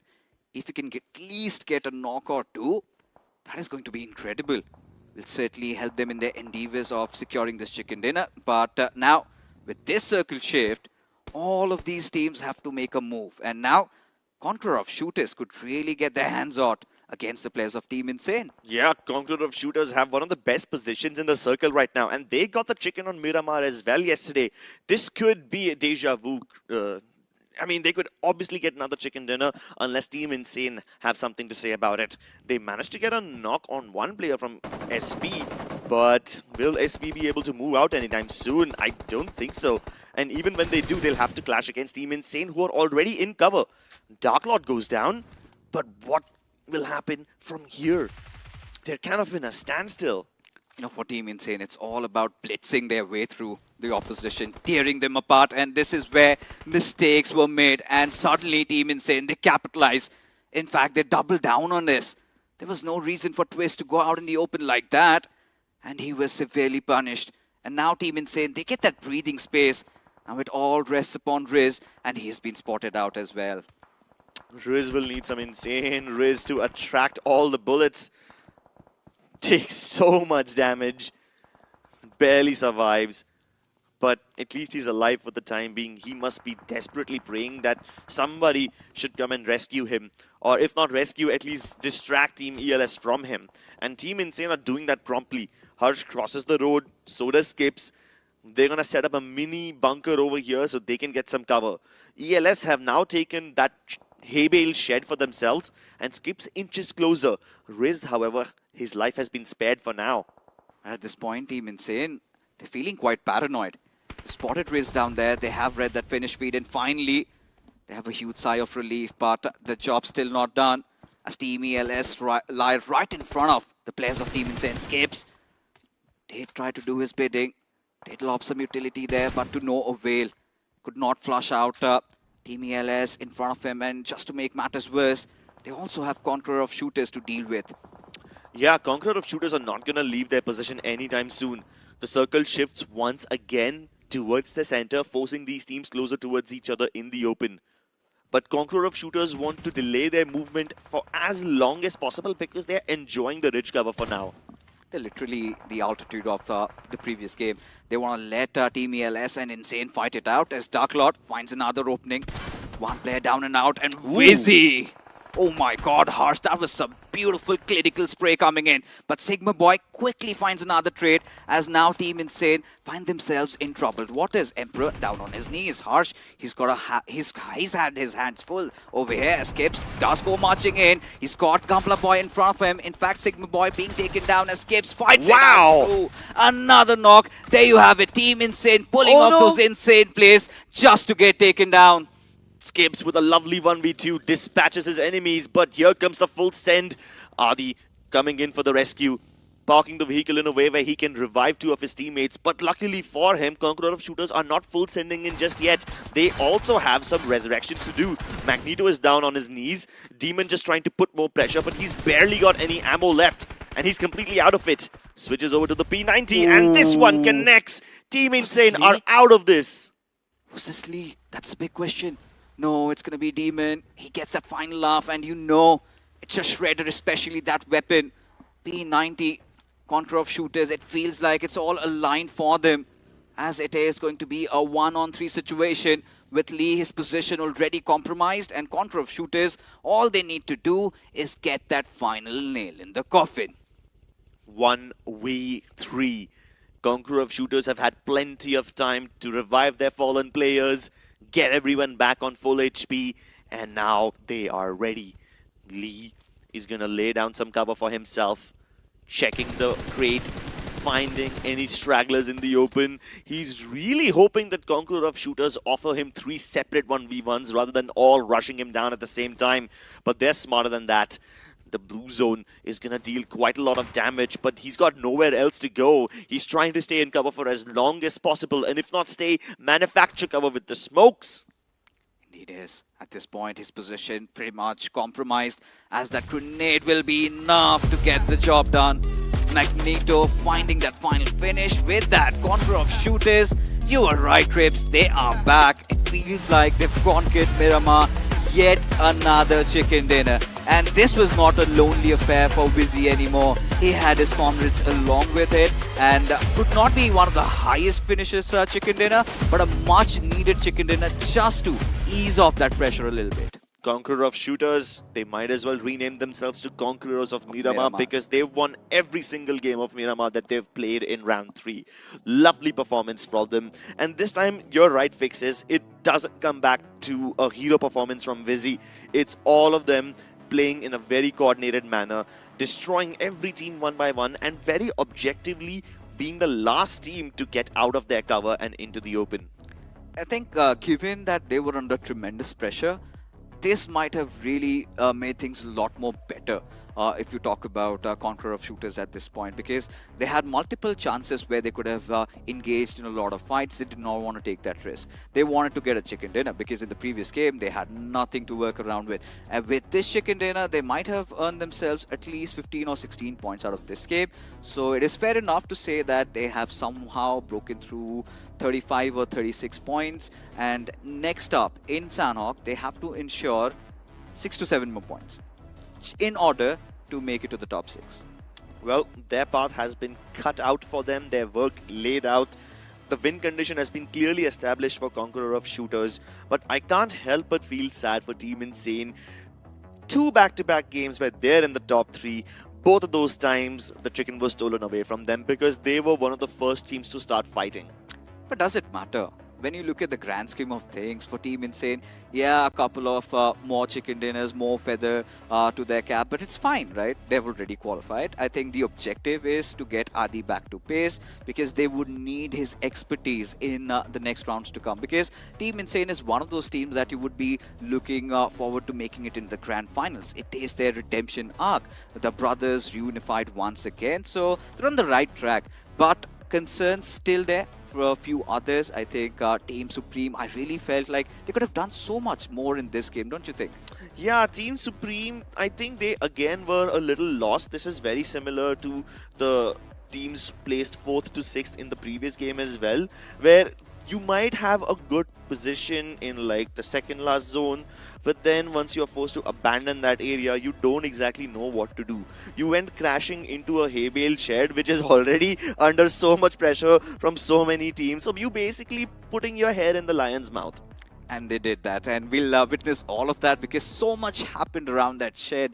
As we take a look at the highlights of this game, we did have almost an impeccable clutch pulled off by the players of Imparable Esports, in fact Pro indeed. But towards the end, Team Incredible, they made some really bad choices there, as a result of which they got wiped out. But this is that iconic shed where a lot of bloodshed did happen. Yeah, and I mean, Team Supreme, they worked so hard to clear out this shed, and then they had to work even harder to push Team Insane away from this area, but then they had nowhere else to go. Twist, massive mistake by popping out in the open. That was an easy frag for Team Insane. But after all the dust had settled and this shed was being contested yet again, Team Insane were able to repel away Team ELS as well. They brought down 3 of their members, left just 1 player standing, and it all came down to Lee. The weight of the world upon his shoulders and the power of Conqueror of Shooters right on his head. I think Conqueror of Shooters pretty much had their work cut out. All they had to do was just lob that grenade. They know out in the open land you do have 2 smokes placed out. All you got to do is just throw a couple of grenades, and that is what they did. But yes, Insane might have missed out on the chicken dinner, but Dark Lord, he somehow gets himself back. 5 finishes for this player who's been the anchor of the team, and now he's the MVP. As we take a look at the top 5 players, you've got Ayan from Team Weibo. So finally, some presence felt. Harsh, the usual suspect. You've got Sigma Boy from ELS stepping up, along with the IGL Adi himself. Yeah, this is a big game for Team Weibo because yesterday they only had 4 points in total. Yeah. Today, they more than double their points on the back of just one player alone, with him getting into the top 5. But still, Team W, Friction, these guys, they had the longest finish, 7 grenade finishes overall and plenty of smokes used. So this was the match summary. I want to take a look at the points and see what happens. My goodness, 14 finishes? That's insane. Yeah, Team Insane. This is familiar what is for them, to be honest. But I think for Team ELS officials, considering just one game to go, hopes are still alive for them. They can make it inside the top 6. For Aero Esports, I think Shalty, he needs some help from his teammates. Same goes for Team Shockwave. They've not had the best of days so far, but who knows, they might redeem themselves in Sanhok. But Team Altitude, what? 0 points. Same goes for Team Glitchy, and for Altitude, at least it's safe to say that they are almost on the verge of qualification. But for Team Glitchy, there's a big question mark now. There's a very big question mark. Team Altitude standing 75. on the second spot of the overall standings. And look at the gap between them and Insane, man. 75 points for Team Insane. And then Altitude, even with 2 whole chicken dinners, are only able to get 48. And even for Conqueror of Shooters, 2 Miramar chicken dinners. And yet, you're not crossing the 40-point mark.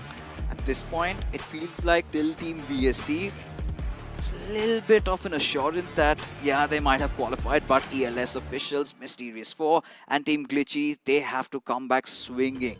And for Aero Esports, I feel like nothing less than a chicken dinner can somehow assure their qualification, because Team Supremes, their hope is once again rekindled. But again, a chicken dinner. For all of these teams to qualify, they need a chicken dinner with decent amount of finishes. Yeah, it has to be a big game where you get at least 8 to 9 finishes along with the chicken dinner if you want to overtake all the teams who are in the 7th and 8th spots. And that is assuming the teams who are already there don't get any more points. They don't move any more further. So it's going to be a very difficult game for all the teams who are on the second page of the overall standings. And it's even more difficult to guarantee a chicken in Sanhok. And it's such a nice moment where we have the final game to be Sanhok. Glitchy, if you remember, they did manage to get the chicken dinner yesterday. So who knows that they might somehow redeem themselves, get the chicken dinner and qualify for round 4. Yeah, I mean, we already saw one team repeat their chicken dinner in one particular map. There's a possibility of that happening again. Of course, Sanhok is one of those maps which is extremely unpredictable. So if you want to find out what happens and if you want to see which team qualifies, make sure you tune into the next game after this break.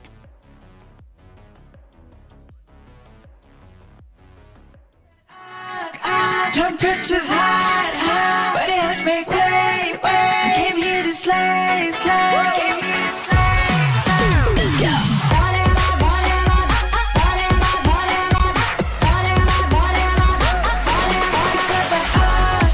Temperatures high, but it make way. I came here to slay.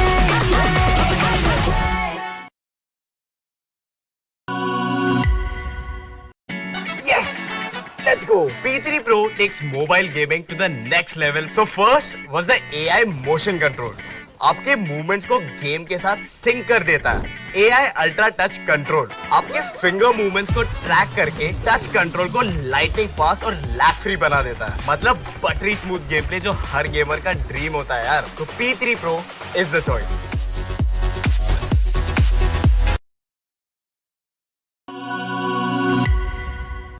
I grind to survive, it's a state of mind. Legendary drive, eyes on the prize. I feel the gears turn, never hesitate. No stopping King Kong, beast is awake. I'm knocking down the walls, pounding at the gates. My hustle don't sleep, let me demonstrate. Got iron in the fire and I want more. I intend to win the battles, yes, in the war. I'm the champ, I'm the champion, I'm the champ, I'm the champion. Boss beast, God, why I'm at the time. I'm the champ, I'm the champion.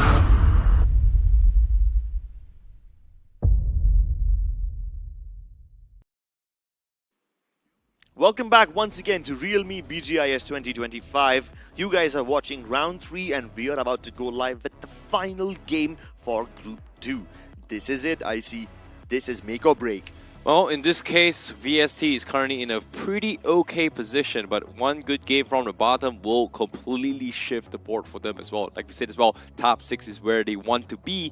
In this case, will they be able to retain it is going to be the question here, because we saw a little bit of fumble coming from VST, but you know what's on the bright side? You talked about the best coming from Conqueror of Shooters, and guess what? They are the conquerors of Miramar. Yeah, 2 back-to-back wins for them in Miramar. That basically solidifies their position.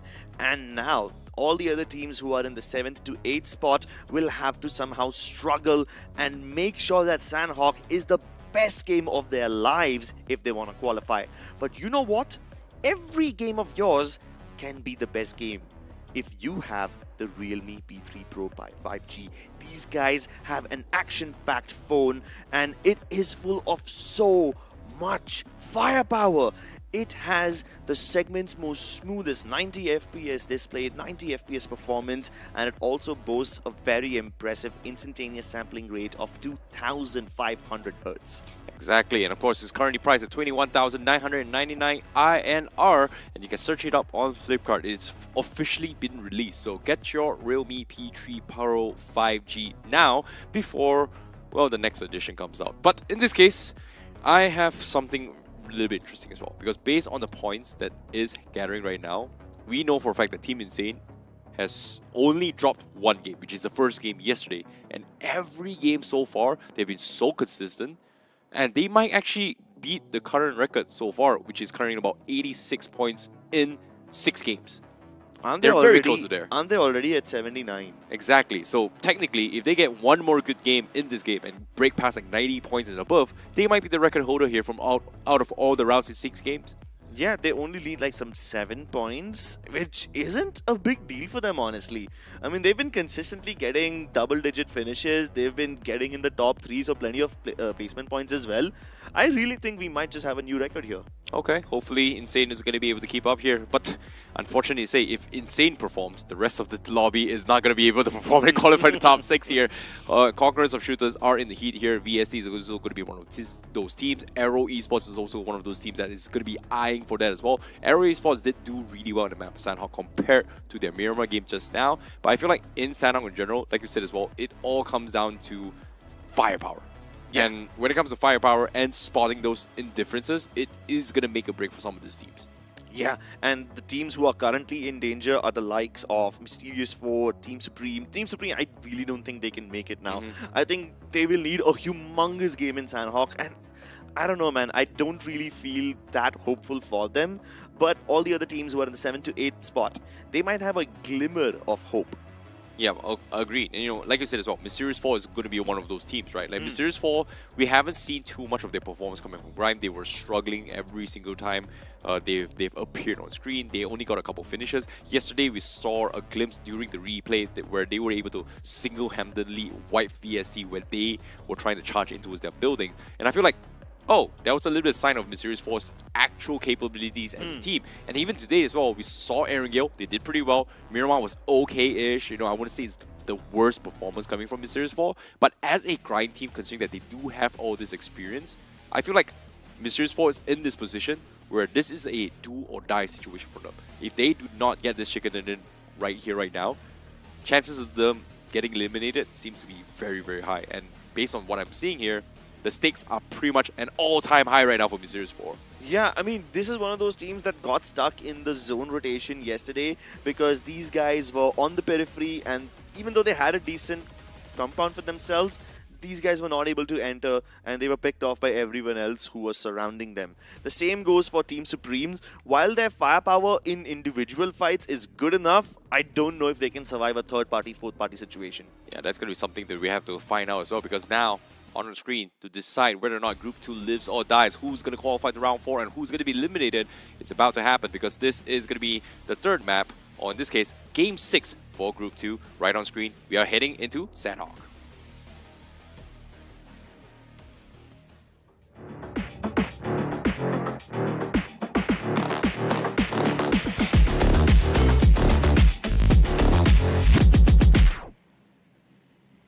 The final game for round 3 for Group 2.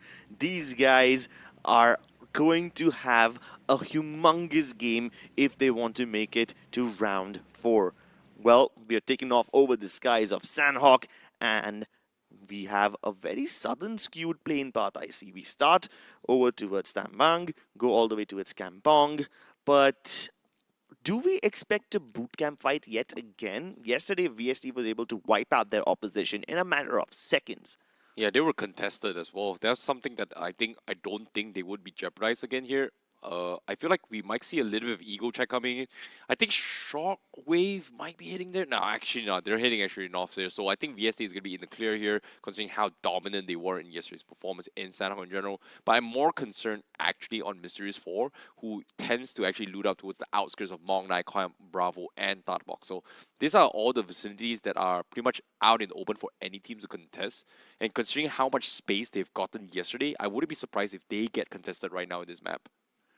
Plenty of teams trying to vie for those compounds near the bridges.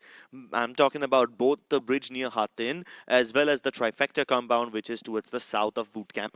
For now, nobody will hot drop VST. Everybody's learned their lesson. But ELS are kind of splitting out, and this could be a problem. Shockwave, on the other hand, have already managed to secure a knock onto Team Imparable, and this could be crucial for them. Gyro God, he's also cooking a nade. He knows where Extrovert's nade came from, so he has to make sure he tosses it nicely. Nope, doesn't get the toss. They will have to rely on their AKMs to get that knock, and Shockwave manages to get Nyx down and finish him off as well. This is one not more good. finish. This is really not good for Extrovert right now. Yes, he's got S12K, but because he doesn't have an helmet, any stray headshots from those AKs pretty much is going to knock him. So this is something that he needs to be a little bit aware of. But fortunately for him, he was able to find a pick. But guess what? With the backup, the entire squad rolls up, and they are going to be the ones to eliminate Imparables. And that will be it for Imparables as they get eliminated. Flawless execution from Team Shockwave. These guys did not suffer even a single knock, let alone a finish. 4 points added to their tally, and these guys will solidify their position even more further on the top. Now that Team Shockwave is pretty much qualified, they can go ahead and play spoil sports for everyone else. One of the teams who is in desperate need of points is Aero Esports. They finished yesterday on the 9th position, and they need to climb up just a little more. They have the perfect people to step on, which could propel them to greater heights. Agreed. And like you said as well, Shockwave, Altitude, they're in the 40 ballpark. They're pretty much in the clear for now. And the final 3 spots still up for grabs is in the hands of Conqueror, VST, and EOS on the top 6 position with only 32 points. And one good game from Arrow Move and one chicken dinner means they will shot themselves up into the top 6. And on screen, as you can see, AE to go up against TFE. It seems to me that fight is, well, it's going to be in a little bit of a scuffle because of the finish feed, we do see Schulte getting knocked out by Incredible Esports. This is not good for Arrow Wolf at all. Arrow Esports is just struggling. Yeah, they are indeed struggling. And they're locked in a very difficult battle against Incredible Esports. Ryzen already has secured one finish. Now they've got Pro in their crosshairs. Pro trying to retreat, will not be able to do so in time as Ryzen pumps him with the DBS. But there's a good trade. Slayer has been taken down by Mini. Chandler will be able to return fire and get the trade as well. So it's all in the capable hands of Astro. Will he continue fighting or will he run away? Oh no, he has to run away. He's all by himself. And like you said as well, this is the last chance for Arrow Esports to bounce back into the top 6. And considering that they do have somewhat of 24 points as of yet, hopefully they have enough points to qualify for top 16. Maybe we're not going to be able to see them eliminate yet, but as of now, there's only so much he can do. He's lost his teammate, and he's able to get some positioning points. That would be great, but all in all, the journey for Arrow Esports is pretty much over right here and then. Yeah, but Incredible Esports have a chance. They're currently sitting at 24 points, and they need how much? They need only 9 more to catch up with Team ELS. But guess what? ELS is also locked in a battle against Shockwave right now, so their fate could also change anytime soon. Oh, it could be anyone's game. Mysterious 4, hearing all these gunshots, they are going to be looking for those finishes. In this case, on the east side, they have been lurking around for the longest of time. They do know this terrain's ins and out based on yesterday's performance. They know for a fact that nobody is going to be around Kao or Mong Nai except for this camp itself. They tried this once yesterday, couldn't find any kind of picks. Do they want to risk it for this picks as of yet? Is going to be the question. They might be risking their performance, their slot in round 4, but you don't have to take any risks. Make the safest choice, the best choice when you're looking for your new device. Pick up the realme P3 Pro 5G, priced at only $21,999. This phone boasts the segment's most stable 90 FPS performance, and it also has a very impressive instantaneous sampling rate of 2,500 Hz. Perfect for all your gaming endeavors. Speaking of gaming endeavors right now, Todd for the esports, they're looking to pick up a couple of fights themselves. They do find themselves a decent amount of compound, considering the fact that Circle is still in between the 3 main islands. Majority of it is in towards the main Alpha Island, so a lot of people might consider crossing over this Alpha Island as quickly as they can. And in this case, Team Supremes, they are right at the edge. They are at the intersection in between all the 3 islands, and they haven't heard any noise yet. VST in the middle, already left boot camp, crossed 2-2 split, trying to get as much space as they can in case the circle shifts back to main island as well.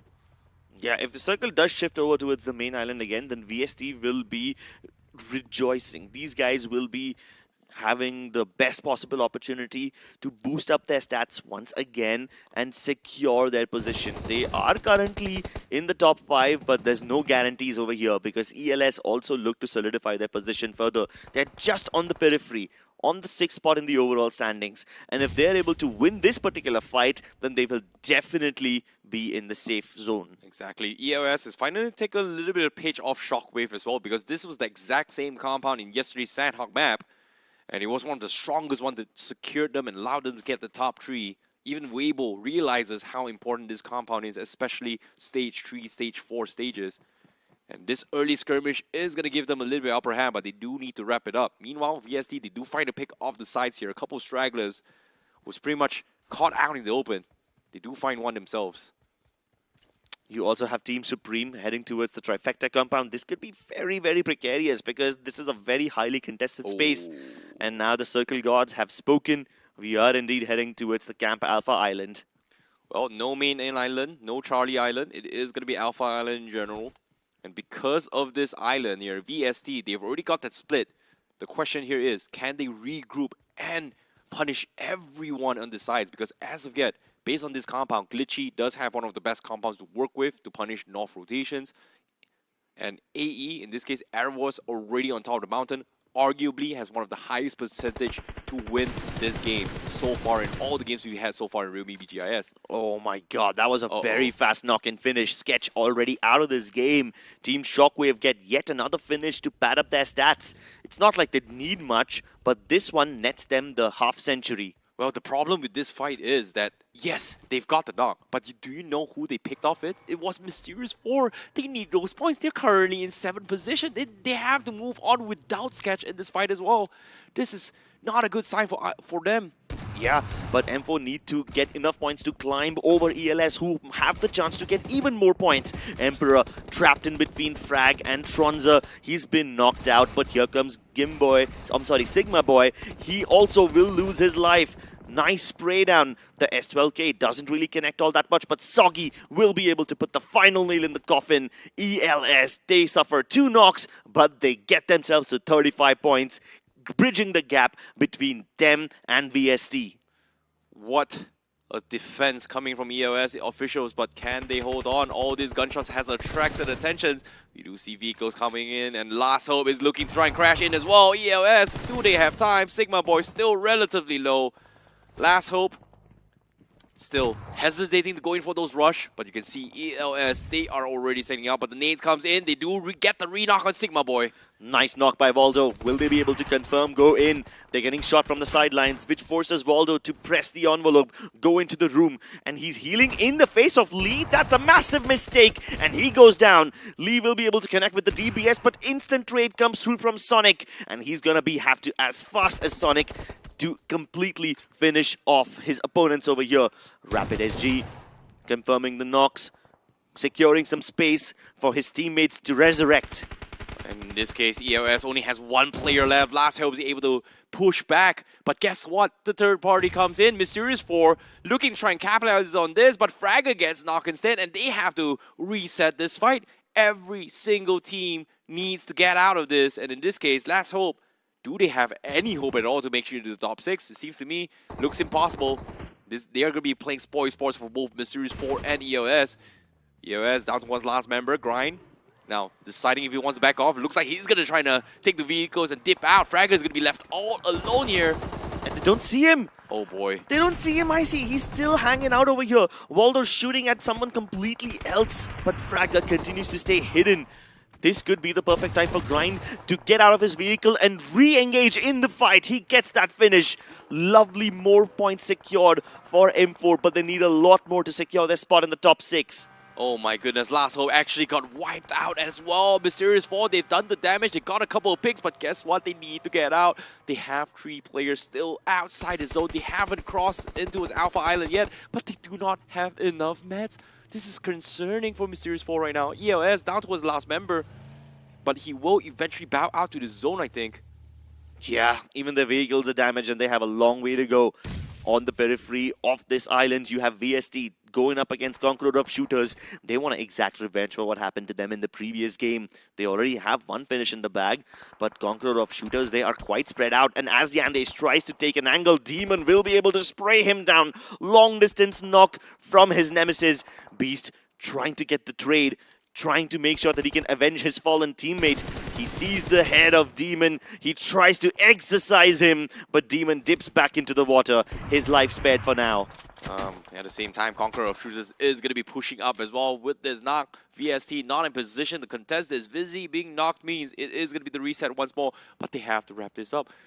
Crips, look at this. They have time. Stage 3, but the zone is all the way to the western side of Alpha Island. They have to climb those mountains. And Team Insane will hit the milestone of 50 finishes in this game in barely 6 matches. Wow, this is some really impressive firepower from Team Insane, proving once again why they are the best. And while they've been able to achieve this milestone, I'm also going to be keeping my eyes on the numbers to make sure if they can get the record for round 3 and get the highest possible points in a single group. As Fix has pointed out, the number is currently 86. If they cross that number, they will have the new record. Well, in this case, can they do so? They're currently in 82. They need 4 more points to go through the entire rounds. And VST looking to try and solidify their spots into the top 6. ELS already eliminated and 6th place with 35 points. So technically, Mysterious 4 just needs a decent amount of placement and also a couple of finish points, and they will be able to overtake ELS. Yeah. And an even more unlikely story is Aero clutching out everything. Like, he's the last man standing for his team, and their team has 24 points. If they are able to somehow get 12 more points to overtake ELS, they will enter the top 6 instead. But I don't think Aero will be able to get 12 points. He's going to have to go absolutely berserk in order to do this, and he's very far outside the zone. The only way Aero Esports qualify at this stage is that Astro makes it a zone, gets the chicken dinner, and also get 3 to 4 more finishes in order for them to qualify. It's a and tall like order. Said, seems impossible. But anything can happen. We gotta keep our hopes up. It's not the end yet until he officially gets eliminated. Yep. For now, the team that has the highest chance of overthrowing ELS and securing that spot in the top 6 is M4. Down to the last 3 players, they do need 5 more finishes to secure their place, or maybe get like a top 3 finish. That should give them enough placement points. Yep, speaking of placement points right now, positioning right in the middle on Alpha Island. Guess what? Mysterious 4 is going to be sharing it with also Shockwave, the only compounds left inside Cam Alpha. Fortunately for them, they do find themselves a decent amount of cover, but the question here is, can they hold on the rest of the pack who's currently outside of this vicinity? We are going to be expecting potentially mountain fights here. And on top of it all, we do have Altitude, who's going to be on the highest vantage point. But guess what? Astro, he finds a finish, but he's got 2 more first aid kits. Stage 4, it's gotta hurt. Can he survive though? He's got the perfect vehicle to get inside the zone, but there's a long distance to go. Obviously, now that he's stolen a finish away from VST, they're not going to let him escape. So can Astro survive? The suspense is absolutely making me stand on the edge of my seat. But if you want to secure your position in these high-tier lobbies and not have to live at the mercy of your opponents, get yourself the Realme P3 Pro 5G. It's got the best in segment, stable 90 FPS performance, and it also boasts an instantaneous sampling rate of 2,500 hertz. Price at only 21,999. They can easily help you get the best possible performance. Well, Astro actually somewhat makes it. You know, he's Yeah. trying to make it in the next phase zone, but he's all by himself. He's still got 2 first aid kits, but he just needs to find some way to survive, and that is going to be nearly impossible, considering how crowded the zone is. Hopefully he's going to be A-okay, but meanwhile, Insane going to be trying to find a way to actually push their way through, but guess what? Shots coming from Conqueror of Shooters. Gets the knock on those VST, and VST, they are going to be dropping like flies now. Yeah, it's just down to Shiraj, and he also will be no. shot down by Conqueror of Shooters as they wipe out one of the favorites of this group. VST eliminated at 40 points, ELS eliminated at 35. The doors have flung open for the likes of Team M4 and Glitchy. In this case, Conqueror of Shooters pretty much secured their spots into the top 4, guaranteed qualification in towards round 4 with 5 finishes and decent amount of placement points. And we're currently down towards the last 9 teams. Altitude on the highest mountain here. They do find a pick here onto his Demon, which is huge. They do see and hear all these gunshots. They are going to be setting up an ambush to try and stop them from progressing further. It seems like Conqueror of Shooters are pretty much stuck.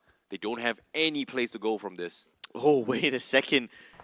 Are you seeing this? I see Aero still going strong, but just as I say his name, he's been wiped out. He managed to get 1 knock before he finally bit the dust.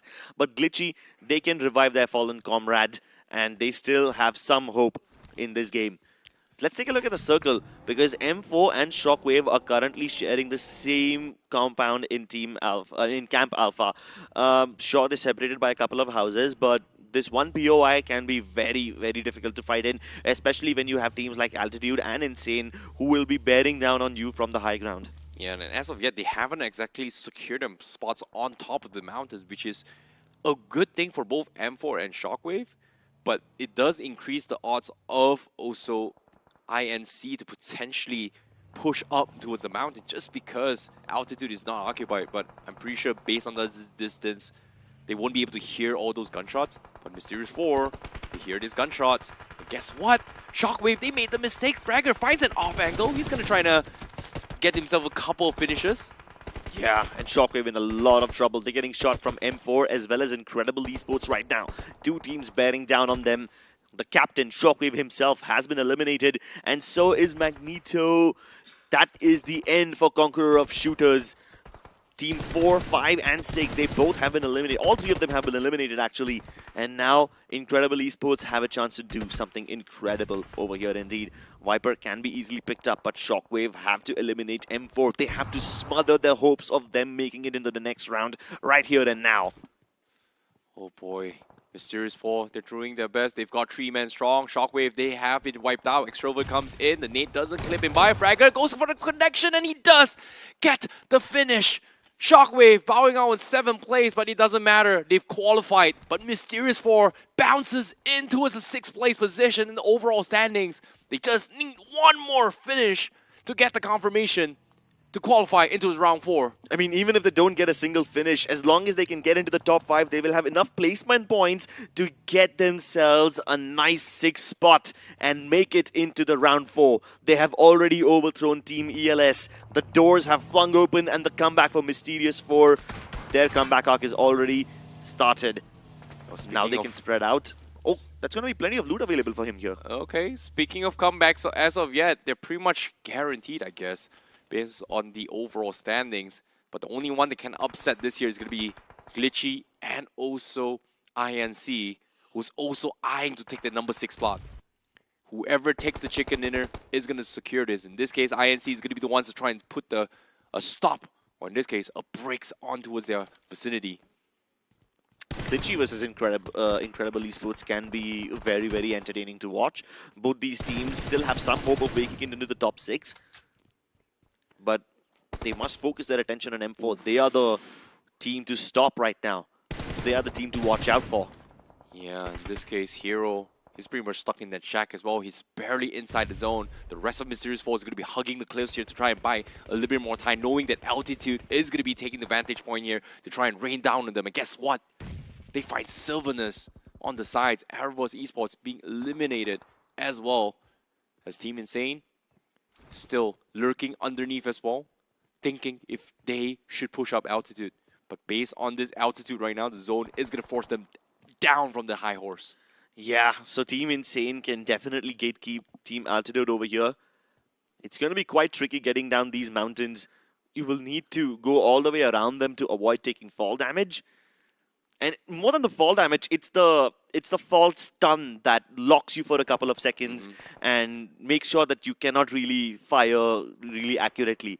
That is going to be the moment that defines this fight, because both Team Insane and M4 are on the bottom of this hill, and the moment Team Altitude come crashing down, it's going to be a race. Who can pick up those finishes first? Well, speaking of finishes as well, fall damage is going to be a factor as well. Altitude, they're pretty much stuck in a rock and a hard place. So in this case, they're pretty much stuck on top of the mountain. They can't really get down. They do find a couple of angles here. You can see Atom still thinking where is going to be the lowest point, but fortunately for them, they do have a vehicle. Hopefully it doesn't get stuck, but here he comes. They're going to try and make an attempt. He could not pick up one member. He's pretty much stuck, and guess what? He lands right into his grind's face, and Mysterious 4 will reap another finish, and another one falls, and they're dropping like flies. Altitude has no chance whatsoever as they bleed out to the zone and also to the depths of the mountain itself. Uh-oh, Grind down on his knees. It's all up to Fragger. He's done enough to get his team into the top 6, and now he must just push a little more to make sure that his team gets the security they need. Fragger, last man standing from side of Mysterious 4. Can he hold down the fort? No, he cannot. He will bow on third place as well. And in this case, it is going to be a battle between both Team Insane and also INC, who's down on top. On the bottom, and the opening comes in. Guess what? Harsh finds Rise, and they get the confirmation as well. And Insane, they are peering down on Team Incredibles. If they're able to somehow clutch this and get the chicken, they might just make it to top 6, but Insane will deny them the opportunity to do so. My goodness, I see. What a wonderful game.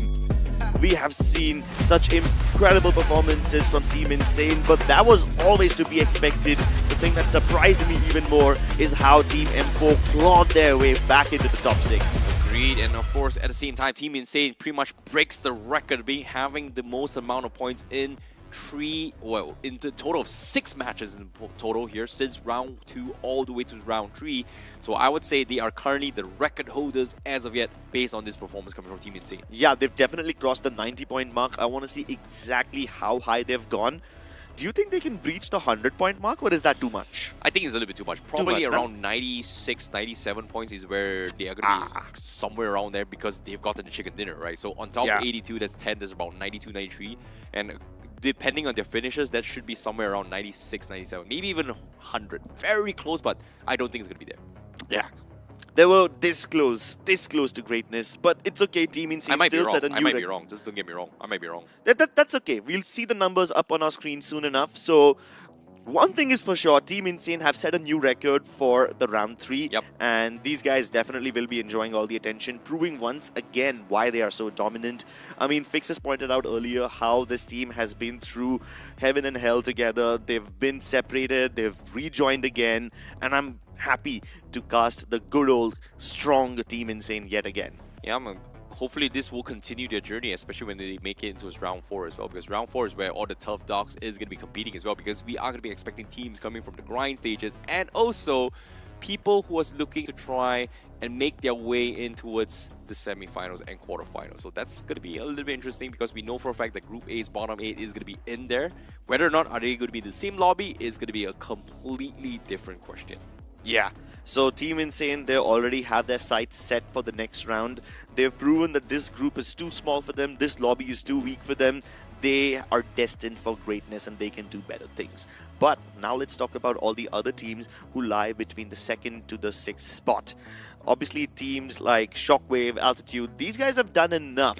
They secure and enjoy a top 3 finish for now.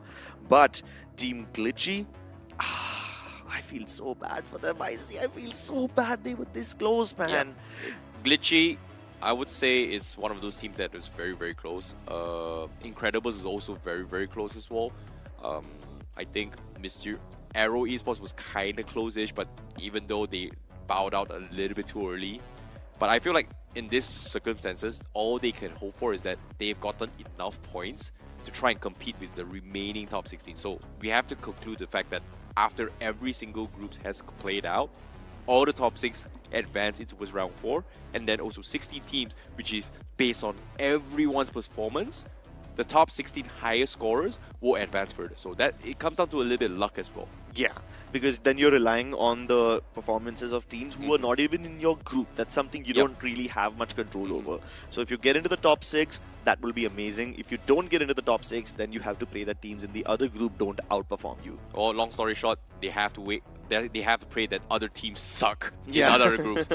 But all things considered, in case you guys have missed out the action here, the final moments here for group number 2, we are going to be jumping into the highlights here to talk through on how this game began for all these teams in the map of Sanhok itself. Because on the screen now is going to be the highlights. Yeah, it's all started off with Team VST trying to pick up this fight against Conqueror of Shooters. But a lot of these teams got plenty of finishes as they were trying to cross over from the main island towards the Camp Alpha Island. Obviously, VST were picked off by many teams and it's an uphill battle for them, which kind of makes sense, you know. Conqueror of Shooters already had the position advantage on them. And it was an expensive fight for them as well because even Conqueror of Shooters survived with just one member at the end of this whole thing. Yeah, and of course Fragger getting a couple of finishes here coming from Mysterious 4 and was able to find enough points to push past towards the top 5 position, gave them enough points. But this moment right here from Altitude is just so awkward, and we know for a fact that because the circle is pushing them out, everybody had no choice. And even Lazy here just literally just fell to its terrain damage, which unfortunately doesn't give away any finish points, but they just had no options to actually get down from there. Yeah, they had absolutely no option. But Incredibles, there was still some hope for them, you know. I mean, they needed some 10 odd points, 10, 15 odd points to get into the top. But here we have on our screen the MVP for this game, Skips.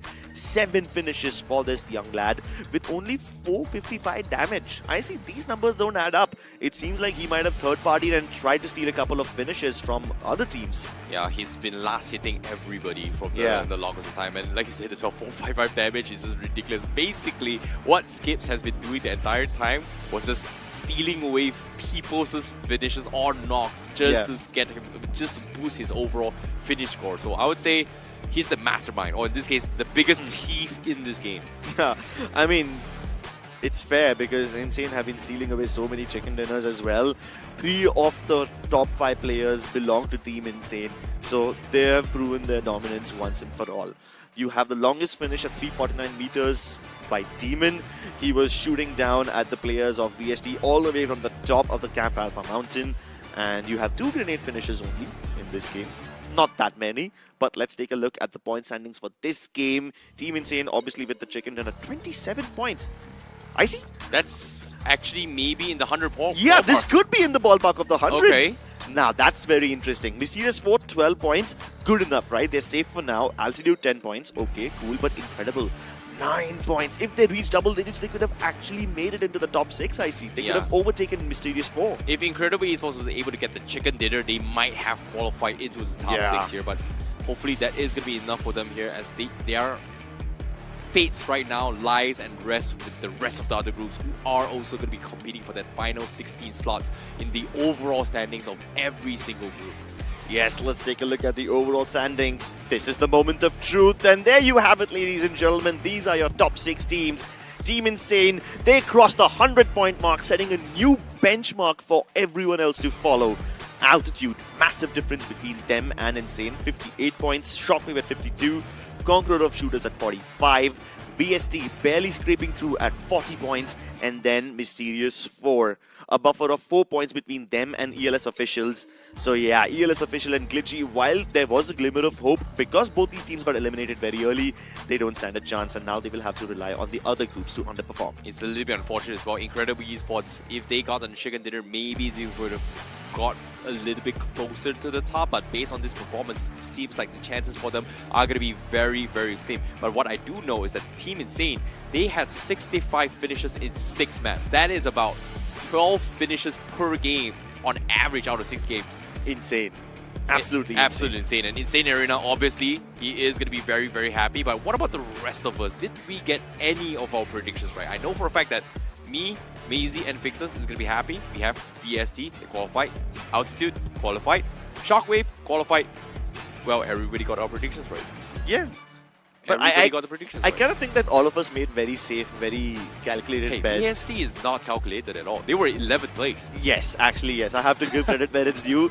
VST were in the danger zone. So, fixes, I see. Congrats to the both of you. You guys made a risky pick, and the risk paid off. Yep, and Maisie seems to be on the same boat as with us as well. So I think overall, in general, most of the Group 2 here casters pretty much got their predictions pretty much spot on for this group. Yeah. So I'm curious to see whether or not if any of our predictions is going to be right for Group 1, which is going to be happening after this. Yeah, I mean, Group 1 is also very, very entertaining. You have the likes of Well2MG and Wildfangs in that group. Those guys, they rack up the finish feed and they start the fireworks. See, in Group 2 is pretty much insane VST and also Shockwave that just completely dominates, right? But in Group 1, well, when you see Wildfangs and Well2MG based on yesterday's performance, well, they were just toying around with everyone apparently. Yeah, but then again, anything can happen in that group as well. While the top two teams have basically secured their positions and they're basically guaranteed to go through, there's still 4 more spots up for grabs. Who's gonna make it through into round 4 and who will succumb under the pressure? Find out after this short break. We've got that temperatures high, but it make way. We came here to slay, slay.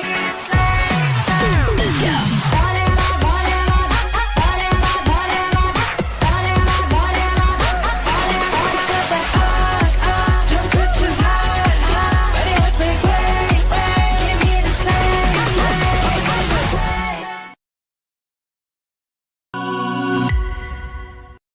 Yes!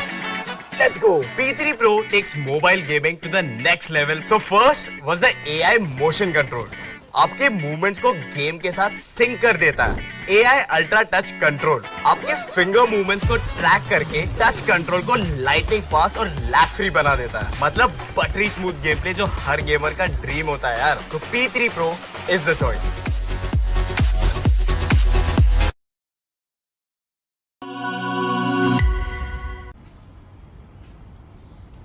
भाई ये देख नया phone. इसका pump देख रहा है, pump. उसके cuts देख. एकदम प्लेटिनियम प्रो मैक्स. बकवास है. अरे वो छोड़, इसकी बैटरी लाइफ इतनी लंबी है ना कि तू चार्जर भी भूल जाएगा. क्या फेंकता रे तू? बकवास है. ओ प्लीज, इसके कैमरा में ना इनबिल्ट स्नैप फिल्टर्स है. क्या ग्लो अप आने वाला है यार. ग्लो आने वाला है. Drama queen. बकवास है. अच्छा तुम लोग के फोन में BGMI है क्या? फोन में नहीं है BGMI, तो फोन नहीं डब्बा है ये. जल्दी से BGMI डाउनलोड करो और अपने फोन को अपग्रेड करो. अब तो इसको भी अपग्रेड करना पड़ेगा.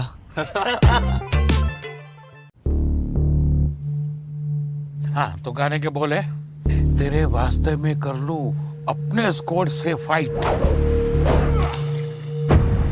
कब तक हम ऐसे डिफेंसिव खेलते रहेंगे?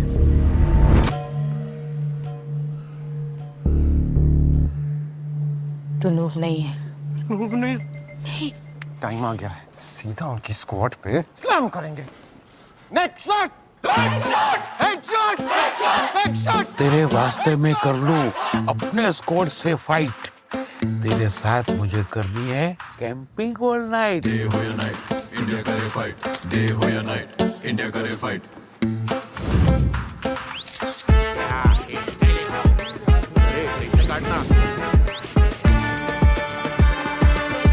मैं नूब नहीं हूँ. मैं नूब नहीं हूँ पापा.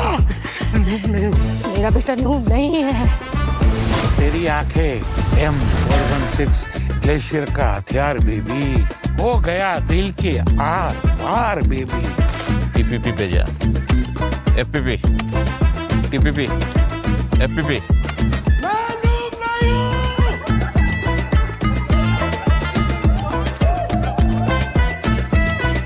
एक काम कर, टीपीपी पे जा. कौन? लूंड्री ना sir. Winner winner chicken dinner. कौन कहता है इंडिया फन को सीरियसली नहीं लेता है?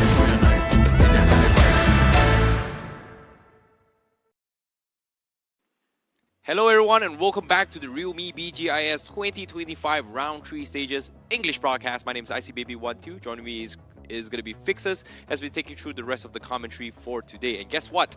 We've pretty much concluded Group 2's journey on whether or not who makes it to round 4 and who will be abiding time and wait for the rest of the other groups to complete before deciding whether or not they are part of the 16 teams that qualify to round 4. Because right now, we are going to be going into the most anticipated match for today, and that is going to be Group 1. We have Wildfangs, we have Welt OMG, we have I49, and we have 120 XDZ. Currently, all top 4 are grind teams. And all 4 of them have pretty much secured their berth inside of round 4. So it's pretty much about the next 2 spots which are still up for grabs. But if you want to make sure that you qualify with ease, you might want to check out Realme P3 Pro 5G. We've been talking constantly about the GT Turbo mod, which enhances your esports performance along with that stable 90 FPS gameplay. Ice and I, we've been loving it. We've been battling it out in the battlegrounds lately, and there hasn't been a single hiccup yet. And speaking of hiccups here, apparently it does have the instantaneous sampling rate of 2500 Hz, right? Obviously, it does gives you a more quicker reaction, which in return doesn't really affect their overall experience. Right. So you don't want to have those hiccups in game itself. You certainly do not want. And just to add on to that, there might be a small hiccup, but that's for all the good reasons, because I'm also talking about the round 4 dates which have been preponed a little bit over here, because we will continue the action on the 11th and 12th of this month, and there will be that small break, of course, for Holi, and then we are going to be resuming from 15th and 16th. So there's another thing that we wanted to tell the viewers, that none of these teams are going to be going on a break, right? Exactly. We're going to have consecutive days of action. Exactly. So groups 3 and 4, they get to play their matches, after which will be followed by the other groups as well. Agreed. And now, speaking of matches here, right now up on screen, we will be talking about Group 1's performance, right? I gave you guys a teaser as well. Welt OMG, Wildfangs, I49, 120 XDZ. And again here, finally, on the bottom side as well, for these guys, again, it's confirmed. Guys, day 1, day 2, March 11 to 12. And then day 3 and 4 is going to be March 15 and 16. I am going to repeat what he said once more. Group 1 and 2 will be played on 11 and 12, and then Group 3 and 4 will be playing on 13 and 15. Yeah, sorry, 15 and 16. My goodness. It's okay. It's okay. You've been there for quite some time. You also get to enjoy Holi with us. I'm pretty sure we're going to make him look nasty after he comes up on the broadcast. But now, finally, we need to get back to things at hand, because we've got Group 1 coming into play. So when we take a look at the matchups, we will have to eye out for all those teams, all those outliers. So of course, from Group 1, eyes will be on Silly Esports. If this new lineup of Silly can redeem themselves, Wildfangs, pretty much they're going to go all out.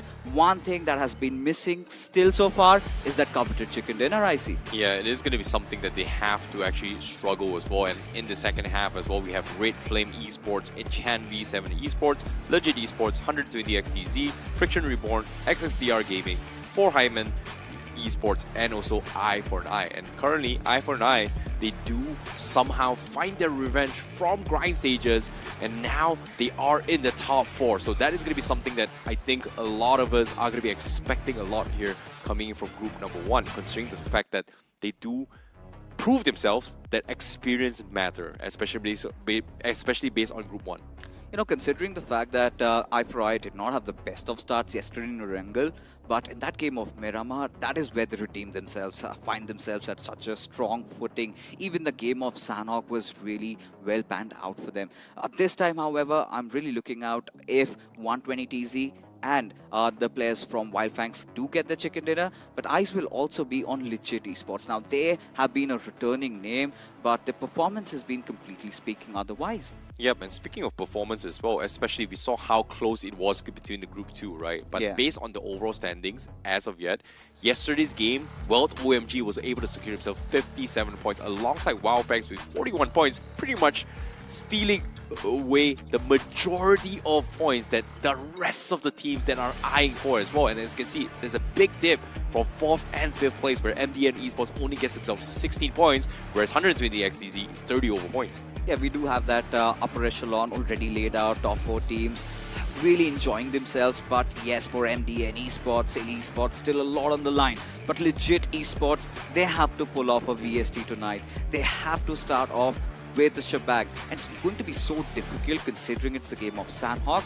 But I think these are exactly the conditions where they have to pull back. For XXTR Gaming, I think we enjoyed how Snorlax was playing individually, but it's just not an individual that wins you games, right? You have to play as a whole net unit. It's going to be a big problem for some of these teams to actually try and push forward as well, considering how low of a score it is.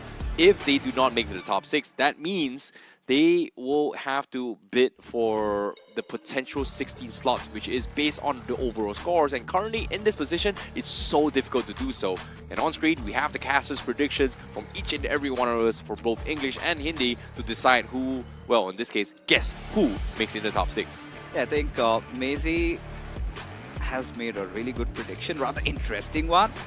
Crips, he's also playing with fire. MDN, I think the safest amongst everybody has to be Raider, right? Welt OMG. But, you know, this is what I was talking about. I see they've been such a breath of fresh air. Because when you compare how they were in the grind and in the next consecutive rounds, they have constantly improved. Imagine, out of 3 games that they've played, they've got chicken dinner in 2. And in what commanding fashion is what really elates me, to be honest. Yep, and even in the previous group as well, both Mysterious 6 and also VST was able to bounce back after day 1's performance. Yes, day 1 wasn't great for both of these teams, but after revision, studying the map a little bit here, doing a little bit of a homework based on the map rotations, they were able to pick themselves up. So hopefully, they will be able to get the consistency because, like we said as well, the cutoff just now for top 6 was around, somewhere around 35-36. In this case, those in the top 4 who are currently in the 30s, it's okay.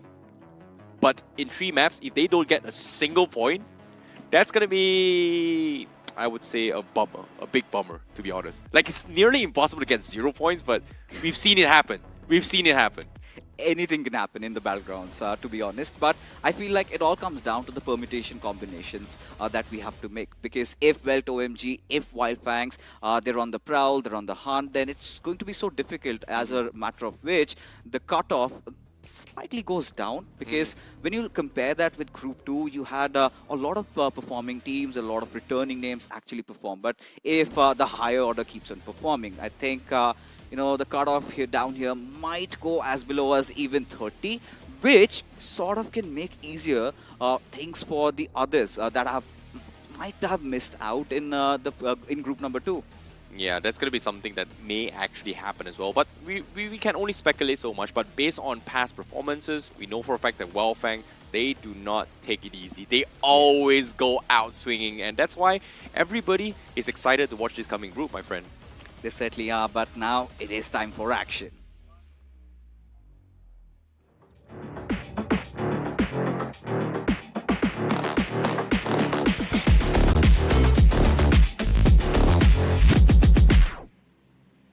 Well, to kick things off for day 2 here for the realme BGIS 2025 of round 3, this is going to be match number 4, and of course, Group 1's first match for day number 2 here.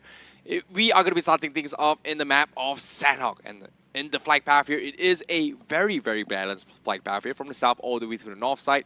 Everyone is going to have equal flight path overall in general, a slightly cute one towards the east side, but still a pretty balanced one for all these teams who's looking to make their mark.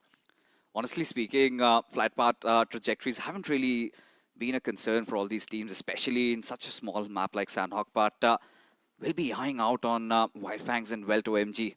Who do they charge upon? Because I'm pretty sure they are going to have the fireworks started right from minute 1, dropping down onto its boot camp. And we've seen lately that Wildfangs have changed their drop location. Now, boot camp is kind of getting quite clustered up, especially when you look at the next rounds. You'll have so many of the other teams, but seems like there's an action on the Camp Alpha Island. Speaking of Alpha here, seems like FS is going to have a little bit of run-in, like you said as well, but looks like FS is going to make a detour and back off rather than committing to the tempo on top as well. Yes. So it's interesting to see that they actually respect this. And hopefully it doesn't really affect their overall standings, because Silly Esports is going to be one of those teams who were also from the grind stages. But in this case, they haven't been making their mark into the top 6 yet. Not yet, but who knows? one good game and they can instantly bounce back in. Same goes for Legit or maybe for the new undergods that are trying to make their mark. But for now, the shrine area has been well occupied by Silly Esports.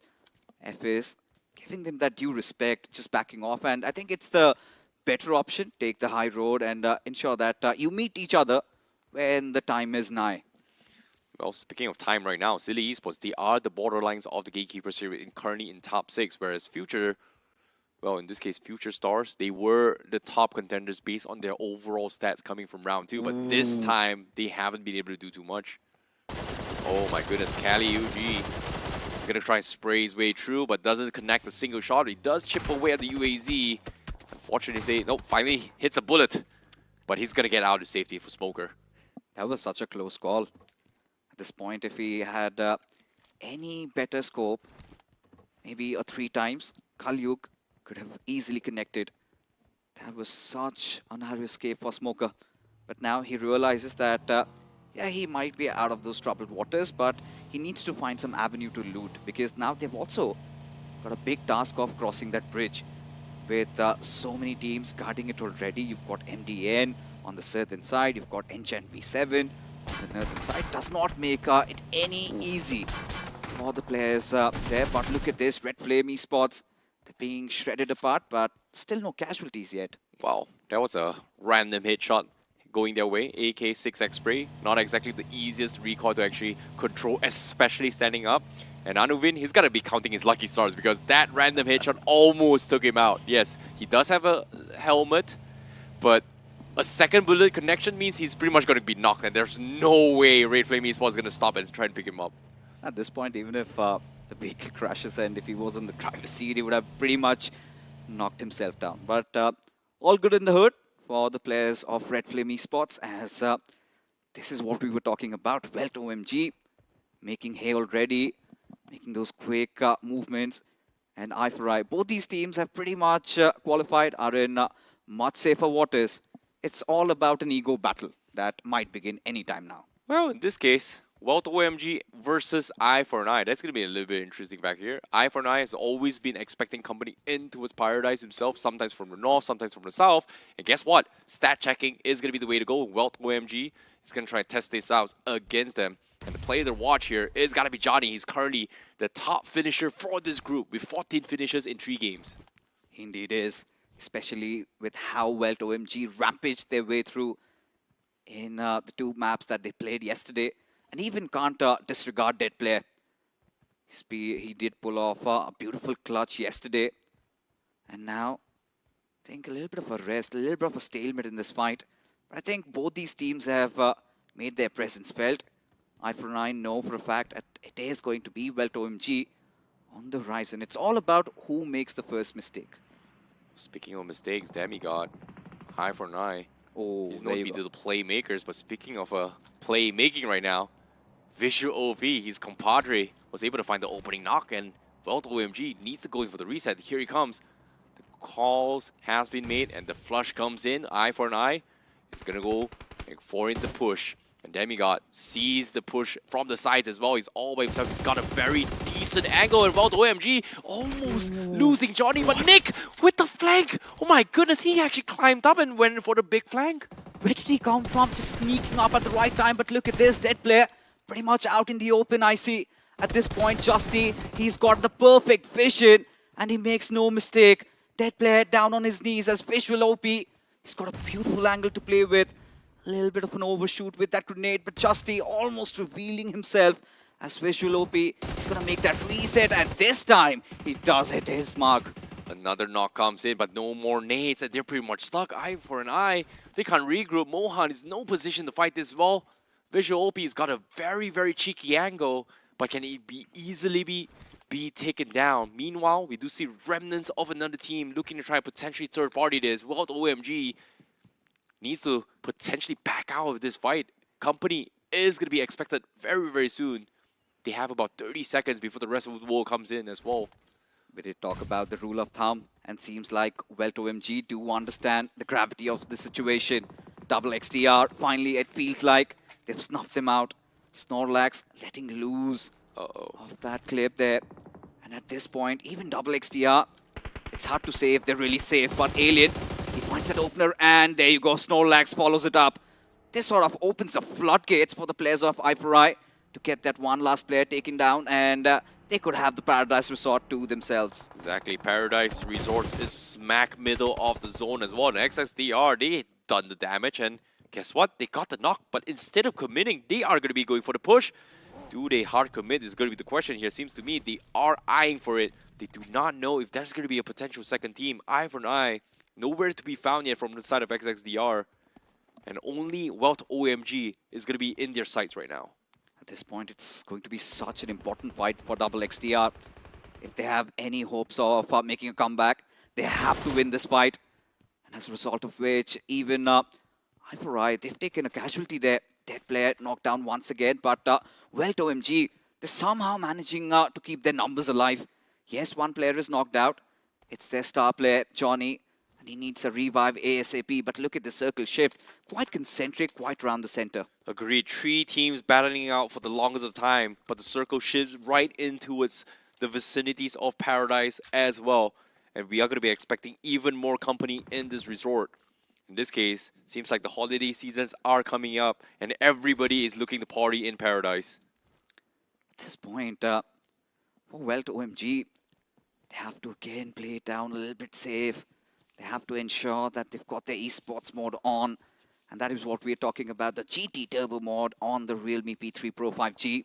Just to ensure there's no lags, no hiccups, only performance. You've got one thing, and that is to find your opponent's head. At this point, even Wildfangs, they've done their deeds, and Team Tryhards sabotage. He's been sabotaged and taken down. Well, Sensei was able to find the opening, but he is going to lose his life. Oh. As you can see, Wildfangs, they got a couple of knocks here and there, but they just can't seem to find the confirmation. Wildfangs like a little bit of straggler here. Meanwhile, here comes a crash coming from TH going up against Team RF.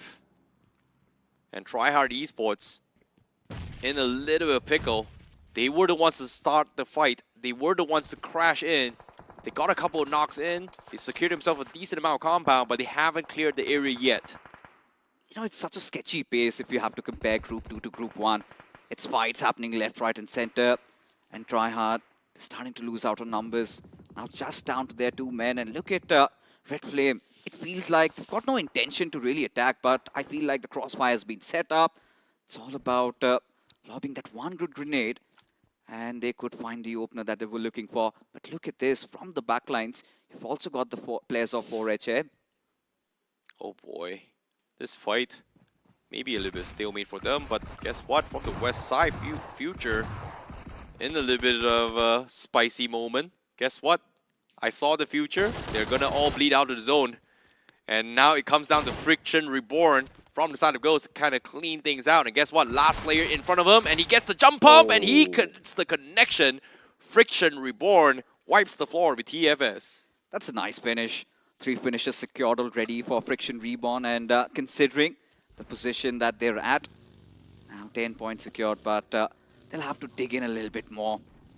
They have to get in a lot more, at least 10 finishes and a chicken dinner. At this point, 2 of the players knocked out. Not really a concern, I see, to be honest. But this fight, still prolonging. Welt OMG. What? This fight is not over? Yeah, it's still not over. Matty, beautiful grenade. Finds the head of Snorlax. XXDR, they are really eyeing for this as well. But the nades, the counter nades from Matty was perfect to try to push them back. Welt OMG, they may have lost Johnny, but that is like what, his 3rd knock, 4th knock. Look at him, he's bleeding out really quick. Can he tap him in time? Yes, he does. And Matty, the savior, Justy, stop getting knocked, my friend. I think that's the 4th or 5th knock now from Justy. They need to get the hell out of there. At this point, even for double XDR, seems like they've incurred a loss. And this is going to be a little bit bitter because it is their star player, Snorlax, out of the picture. And for double XDR, things aren't easing up. Got Team Easy from the backlines, and look at this. Pretty much out in the open. Harsh, he had a P90 to himself. But still, Nick making no mistakes over there. As another one falls down, and still Welt OMG. They are alive and they're still kicking. Well, they're winning their individual fights for sure, but Justy, look at this. I think it's going to be like his third or fourth knock, and the next knock comes in, he's going to be completely wiped out. Maddie is there, and he's going to go out as well. And Maddie loses everything. Nick is pretty much the last man standing for OMG, but he's so far away. XXDR, they get their revenge. But the revenge is not over yet. It's 2 versus 1 now. But was it worth it? Because as soon as I say this, guess what? Nick finds Brady. It becomes a 1 versus 1. What is this fight? And Nick is out in the open. He's getting shot by every single one. And he's got no meds. Oh my goodness. Well, OMG, what happened to you guys? What happened? Just one bullet and he's pretty much done for. But this is something that Welt OMG can still afford. Cannot really say the same for Double XDR. Given how they're struggling, just 8 points and he survives. That was actually quite clever. Okay, that was so close. Like, if he did not bump off the roof, he might have taken 4 damage and just got wiped out here and there. Look at him, he's just scouring for meds and there's no meds. Oh my goodness, Maddie. Ay, ay, ay. Meanwhile, the fight in paradise is gonna continue. Guess what? EV7 joins the fray.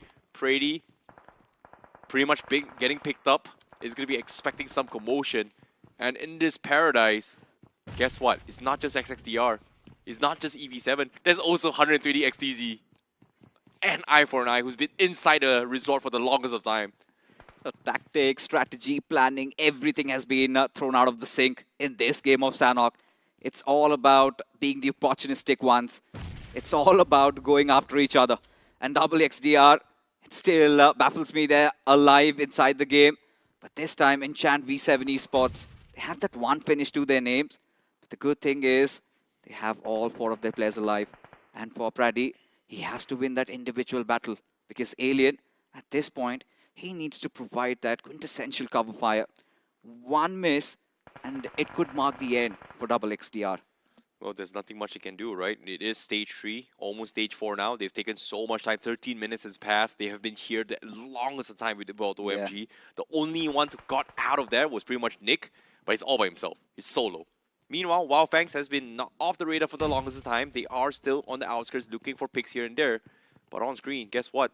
The fight between Tryhard and also Team Red finally commits Red Flame Esports, sharing the compound for the longest, but the zone will force them both out. At this point, it should have never come down to this. Red Flame really feeling that pressure. That's such a nice cover fire, and they decide to mess up. It is going to be the outliers there. Trey Scott, he does not miss his shots, does he? As Red Flame, really, they were caught off guard. And now it all rests on Sasuke. And this is where even Team Tryhard, they also need to understand, I see, they have to get inside the circle. Now to make matters worse, you already have Wildfangs guarding the doors. They've got a very, very strong split as well coming from side of Wildfangs. They've got everyone from the southeast side in check. Look at the shift. And look at the shift as well. It's going to shift outside of Paradise. And Wildfangs, they may be the conquerors of southeast, but they are going to be expecting company. MDN is looking to try and throw a party on them as well from the south side. There's a massive cluster around that eastern side. You will also have Silly, Legit injecting themselves through. But look at that one last survivor, Nick. He's right at the smack center. He's got a compound to himself. I hope he's found some meds, because now we've got another fight. It is going to be the players of Chaudhary Gaming. They were always on the receiving end of things, and now Wildfangs suddenly have their hands full. MDN heard all these gunshots, and they are going to try and third party is safe with the nades, looking to try and cook it up. And guess what? He gets the confirmation. That's going to be Chaudhary Gaming eliminated. Wildfangs gets himself a decent amount of finishes. That's going to be 4 finishes. And that's going to be space to fight the members of MDN as well, who's looking to try and creep up on them. Still in pursuit for the chicken dinner. Wildfangs haven't gotten it yet, as they get a lot of those finishes registered. As Ripper, he bites the dust. As Wildfangs, they've got a nice spread also, like you mentioned, to play with. But they also feel surrounded, a little bit threatened. And for MDN Esports, let's not forget RDX, such a key player. He did so well yesterday as Team Legit. They also find an opening. And this is going to be so important for them, as they've all grouped up against Team Easy, have managed to secure 2 knocks and a finish. But from the backlines, Phoenix, that grenade could be very crucial. This is a small finish as well. The grenade doesn't connect. Team Easy leaving only Phoenix left to try and save the team. Tragic. Pretty much crawling his way through, but he's going to get surrounded. Nice spray through the smoke as well. That's going to be PWM getting knocked from side legit. They are still outside the zone. 40 seconds left. Another catch coming from Phoenix. Through the pixel, the nooks and crannies of the smokes. He sees him. He knows that Sparsh is in that tree. But the nade, ooh. What? Oh, okay. Third parties from the other side. It's going to be Enchant V7 that sees this commotion through the leaves of the tree, just a pixel off, and they will be able to steal it away. And a little bit unfortunate, the fight will continue. Enchant V7 expecting company from Paradise. Silly Esports looking to try and capitalize on this situation, but they will be the ones that have the backs against the wall.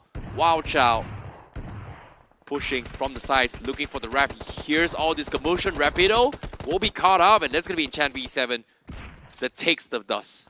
They certainly do. And Enchant V7 Esports, look at this. 6 finishes, already strong. And this is the comeback that we wanted from this team. They struggled yesterday, and seems like in Sanhok, they want to change their fortunes. But for now, Wildfangs, they find themselves in a little bit of a trouble. At this point, you've got 4HM, all those grenades pouring through, but Demon, he goes up close and personal and instantly gets hammered down as Stray Scott from the sidelines gets taken down. All rests on Scout. He does find that opener, but can he find more as he goes marching in? Gets another knock against Vampire. He's making mistakes as Scout and Sev completely mop the floor as Wildfangs, 8 finishes strong already. What a performance from Scout. What a performance from Sev. The duo combo completely saved the 5 from side of Wildfangs. 8 finishes. Stray Scott getting picked up. But at the same time, Circle is about to completely close in. Can they get the reset? 25 seconds left before it completes. It is stage 5. Everybody needs to get in the zone. And guess what? The teams who were stuck in the resort finally comes out, and 120 XTZ is the victors of that fight. They were able to gatekeep everyone from the side of Paradise, and everyone who was from there gets eliminated. And Wildfang seems like they're not done yet. Their hunger hasn't been satiated. But this knock, it's going to be quite crucial. Ayush, that's a big blow. At this point, Seth down and out. Scout needs to utilize all those resources, trying to get him back to life. As Ayush, look at him, slowly but surely slithering through the grass. Another grenade, this time pointed at Scout's direction. Will miss by a couple of inches, but then he follows up with the spray, which still does not connect. A couple pixels off. The pickup seems to be good, but Scout, he needs a reset, but the nade connection from Ayush will knock him out. That's going to be Wildfang, leaving only with Stray Scott, as MDE and Esports has done the damage. And they need to get out. Circle coming in. They have to push in, and it's only up to Stray Scott left from the side of Wildfangs. Can he make this play? He sees a pixel, and guess what? He's all by himself. It's good. Stray Scott sees a pixel, you're done. You're gone. You know, that's a freebie for him. A player of his caliber has always been in the flow state ever since the 2025 season has begun. And now, against his brothers, 120 TZ, they've got everything set up for them. But seems like they're not interested. They're passing by. They want to get inside the circle, which I think is the better call. But MDN, they make quick work there. As nearby, he brings down Stray Scott. And finally, Wildfangs, they are done. 6 teams left. Oh, wait, hold that thought. 5 teams left. And guess what? Welt, OMG, the first to leave the Paradise. Nick has no mets whatsoever from the entirety of the game. And guess what? He's going to pick a 1 versus 1 fight. Any stray bullet is going to take him out. And guess what? He could not find the opportunity. It's going to be PWM, legit esports, that takes him out. Welt, OMG, bows out on 5th place despite all the commotion, all the drama that happened in Paradise. Now, considering this situation we have in front of us, yes, heart goes out. But of course, for legit, a very important game. But 120 TZ, I see they've got the best spot. But look at Sikatu. Seems like his position still unchecked. 120 TZ have no idea on Earth that there is one creepy bugger inside that compound. And if they have their blinders on, they do not check for it, I think they might be in for a little bit of bashing. Final 4 teams, MD and Esports, in a lot of a scuffle. As Skept, using the UMP 4X, not exactly sure, but run and gun strategy seems to work if he goes for the hip fire strat. MDN Esports, they just need to get close a little bit. And 120 XTZ is just not giving them those pixels. And nearby is going to get knocked potentially. Oh, boy. Nice movements, nice timings, but he's all out of meds. Look at the circle. Everybody out in the open. Nobody inside of it. As now, MDN take another casualty. It is going to be PWM from Legit Esports who's done the deed. And slowly but surely, they're starting to bleed. And now PWM really running out of options. Goes out in the open, gets hunted down, which makes things better for MDN Esports, at least for now. As even 120 TZ, they have to get inside the circle. Jackson already down and out. Fanta just trying to peek through, maybe find a little bit of an opener, but RTX barely has any meds to do his bidding. Oh boy, Fanta now has to tank the zone, but he's tanking a little bit too much. He's going to bleed out to the zone as well. Down towards the final two teams. Legit Esports, only Sparks left. And the one is going to be reaping the rewards here. This is going to be MDN Esports. 1 versus 1. Ayush is there. It is going to be a battle between Sparsh and Ayush. Will Ayush get the reset? It seems to me he is going to get it as well. But Ayush says, you know what? I'm not going to go for the reset. I'm going to nade him out of smithereens. He knows exactly where it is. The nade looks good. It clips him, but the zone is going to force him out. A second nade connects, and he's going to be out and open. He misses the shot. Sparsh holding the angle. Ayush baiting it. He just needs to finish him. He just needs to connect one bullet, and he gets it. He gets the chicken dinner, finally. Oh, boy. That was such a close call. For a moment, it felt like if Ayush had messed that one up, I'm pretty sure the IGL of MDN Esports might would have wanted to say a thing or two about that, but all good in the hood for MDN Esports. And let's not forget a nice resurgence also coming in for the players of Legit, because at this point this was much needed. We were talking about those 2 vacant spots, and it seems like this chicken dinner might have given MDN Esports a good opportunity in order to secure that. See, that's the thing about the chicken dinner, right? I think the biggest concern comes down to just formations and farming those finishes. Wildfangs and World OMG, they're doing their things. Wildfangs obviously has been consistent. They can't seem to close out games, but they do have one of the highest volumes in terms of overall finishes. And think about it, I think it was more than 10 finishes in that game itself, and they have been consistently doing every single game. So technically, in terms of overall point standings, they are in the run to try and overtop the previous record holder. In this case, just now was in the hands of Insane, 100 over points in a single round, which is 6 matches in total. Technically, if they get 2 chicken dinners from this, they might be able to overshot them. To define Wildfangs, they're pretty much the glass cannon in the lobby. They don't care about position points. It might be in single digits. They do not care about the chicken dinner. But I'm telling you, I see sooner or later they would regret that, because in the upcoming rounds, you've got teams who are so well versed. You know, they are battle hardened. They know how to get the perfect balance between the two. So Sensei, this is the perfect time for him to really test out the waters. Get your chicken dinners, all right. But well to MG. And that one player, Nick, he survived till the very end, which could have been such an early departure from the lobby. I like how Fixus has pivoted from, you know, being a Wildfangs hater, pivots into Look, I'm not a hater. You cannot put that tag on me. All I want for them is to improve. Okay. And, you know, we already know that they are a cut above the rest. I think that is established fact.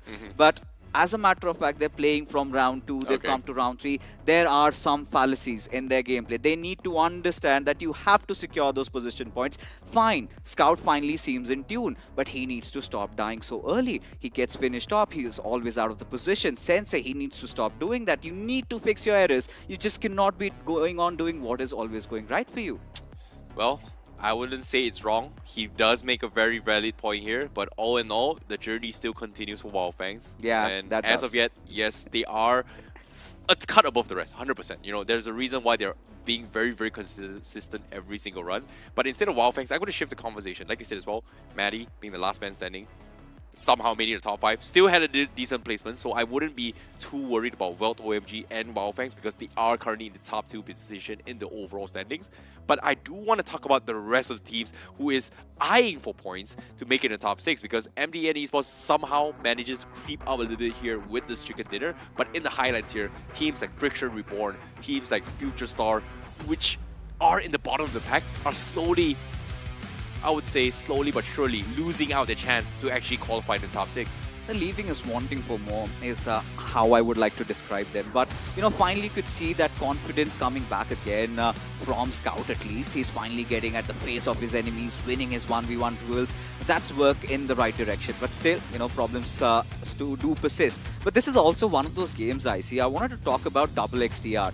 Surely this was one of those teams that was massively struggling, and for them to actually always engage in those fights, was it actually necessary? Because they could have really avoided that, played the circle, and could have secured more position points and maybe fight for their right in the next 2 games. Yeah, I think it comes down to just testing out the waters, right? XXDN just took a little bit too long. We talked about the rule of 30 to 60 seconds in terms of taking fights, but that fight took almost 3, maybe even 7 minutes between those 3 teams.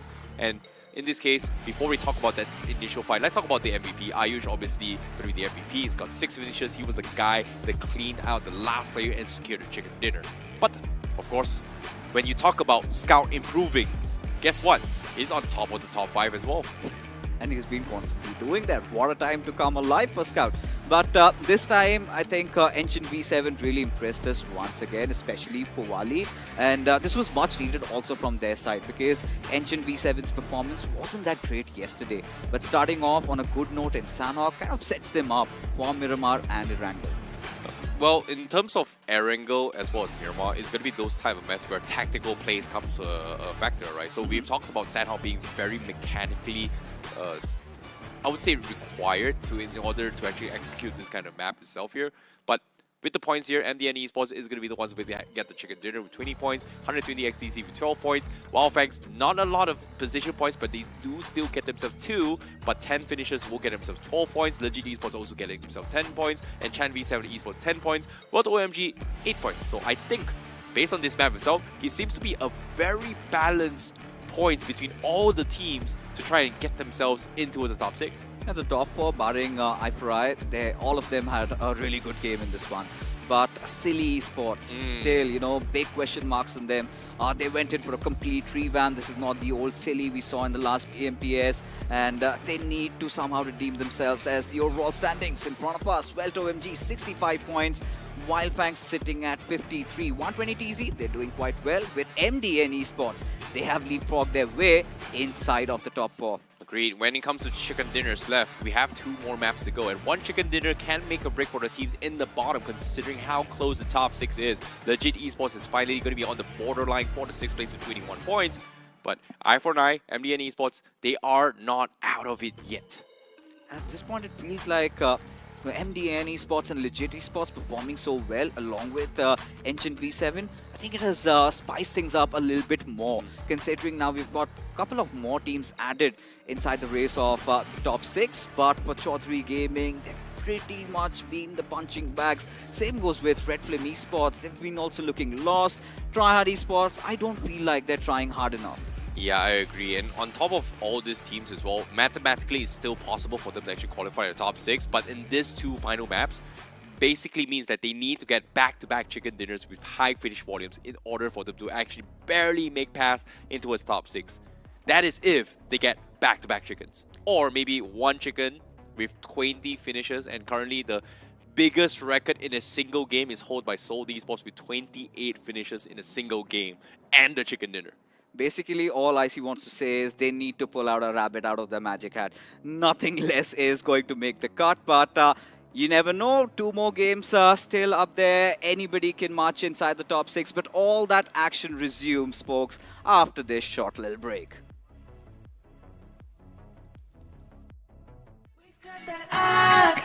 Temperatures hot, but it make way. Came here to slay, Came here to slay. Let's go.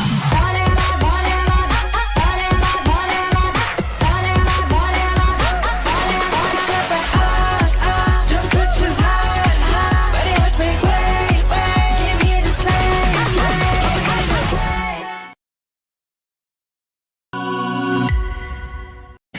Yes!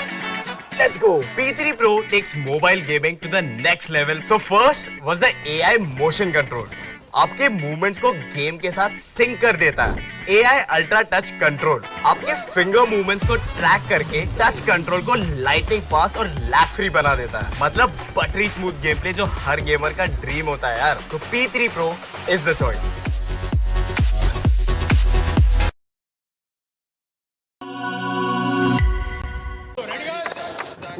Let's go.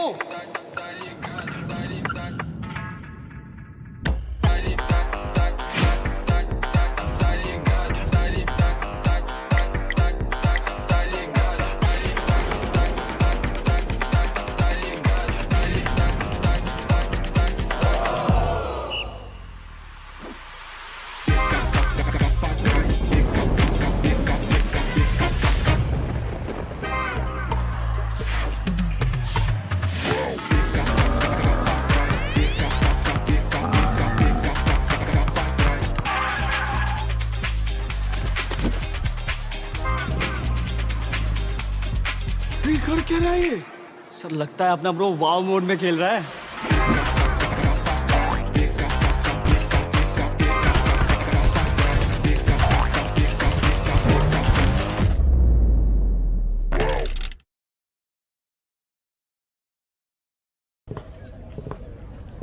So Neeraj, slide path देख के आपकी landing strategy क्या होगी? बस सही angle, right grip, focus, और फिर इसको फेंकना नहीं आता। ओके, फाइनल सर्कल, 20 बंदे बचे हैं, क्या करोगे? प्रेशर नहीं लेता मैं सर, जेवलिन में दिमाग को ठंडा रखना पड़ता है। और फिर इसको फेंकना नहीं आता यार। नहीं आता। क्लोज रेंज में आपका फेवरेट वेपन कौन सा है? सबसे स्ट्रेटेजी और टाइमिंग का खेल है सर, जेवलिन की तरह। अरे मेरा मतलब गन्स, M416 ग्रेनेड फेंक देंगे सर, सब फेंक देंगे। यार इसको सच में फेंकना नहीं आता। नहीं आता। अच्छा ये लो, नेट स्पैम करके दिखाओ।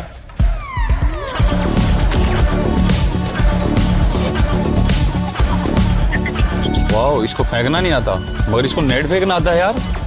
आता है। नीरज तो फेंकने में पास हो गया। आप भी BGMI खेलो और रश करो फॉर चिकन डिनर। यार तुम तो फेंकने में चैंपियन निकले। चैंपियन नहीं sir, conqueror. Oh yes. Well, things have pretty much spiced up in the realme BGIS 25 because now we're ongoing with the matches of Group 1 and seems like with MDN esports and legit esports having a really good opening game, it feels like the next two matches would be quite exciting, isn't it, Crips? Definitely. And even though MDN and Legit Esports have had an amazing performance so far, Legit is still somewhat in the danger zone. Like MDN are tied at 36 points along with CFS I4I. While those two teams are in the 4th and 5th position, the gap between them and Legit Esports is quite a lot. 21 points for Legit Esports. They are still very much in danger. The buffer between those two teams is now somewhere at around 14 points, and that's quite a lot to cover in just one game if you're not getting a chicken dinner. Seems like they've got their GT Turbo mode activated for MDN Esports. And when I'm talking about the GT Turbo mode, yes, do check out the realme P3 Pro 5G. And just forget about all of your gaming desires that have been left incomplete. You want to be a part of the next realme BGIS event, then might as well check this out, especially if you're on a budget. At 21,999, it is available on Flipkart. Don't forget to check it out. Exactly. And while the likes of MDN are generally known to be a very rotation heavy team, this time they went finish hungry. And if you also want to be a finish hungry team like them, if you want to rack up your finish points, do get your hands on the realme P3 Pro 5G because it boasts the best in the segment, 90 FPS gameplay and an instantaneous sampling rate of 2500 Hz. That's a lot.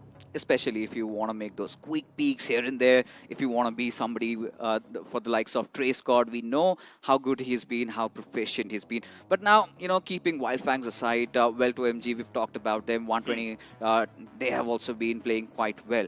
But which other team do you think can really stage that comeback and even stir a lot of drama in Miramar and Erangel?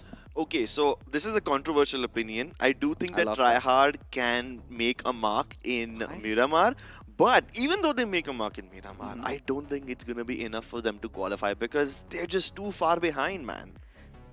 At this point, we do not have any references that we can draw from some epic comeback somebody has done, because VST pretty much did that in that first game. They ensured Yeah. qualification, but MDN could be one of which we could get inspired from. But I mean, for tryhards, go ahead, because at this point, I haven't seen that oomph coming out from them, to be honest. But when it comes down to Miramar, now we have seen a stark difference between how the circles were played in Group 2 in comparison to Group 1. Yeah, and those differences can be very easily identified because the last few fights of this Sanhok circle, they were relatively slower as compared to what we've seen before. Yes, they were quite chaotic because people were getting revived, knocked back down, revived, knocked back down. That perennial cycle, it's a very difficult cycle to break out of. But I do have hopes from MDN because if you remember MDN's performance from round 2, there were several maps in Miramar where they were in a very difficult spot, you know, trapped in between 4 to 5 teams, and even then they're able to skillfully maneuver out of that difficult spot. So if they are able to channel that same performance in this map of Miramar as well, I think they will be out of danger. I mean, yeah, sure, at 36 points you're somewhat out of danger. Legit Esports is not anywhere close to you, but why do you want to take that risk? You might as well get a lot of points cushioning and, you know, climb up. And let's not even go back to as far as round 2 yesterday also. If you remember RDX, almost 1v4'd Wildfags. That was such an intense moment, and that action happened in Miramar as well. And now this brings the conversation down to eye for eye. They got a chicken dinner in Miramar yesterday. Do you think they can replicate something similar to that? Is Miramar going to be the redemption game? I do think that they will end up getting the chicken dinner if they don't lose any of their members early on. Like CFS Eye for Eye, they are the kind of team that don't hesitate away from fights, you know, but that always comes at a price. They end up losing some of their teammates, and in an open map like Miramar, you need the numbers more than you need the positions. And that this time they have to be very well adept, especially Welto MG made pretty much their lives a living hell. So many other teams also joined in, but we do not know what will happen next, at least for Eye for Eye, because they still find themselves quite comfortable, but anything can happen in Miramar.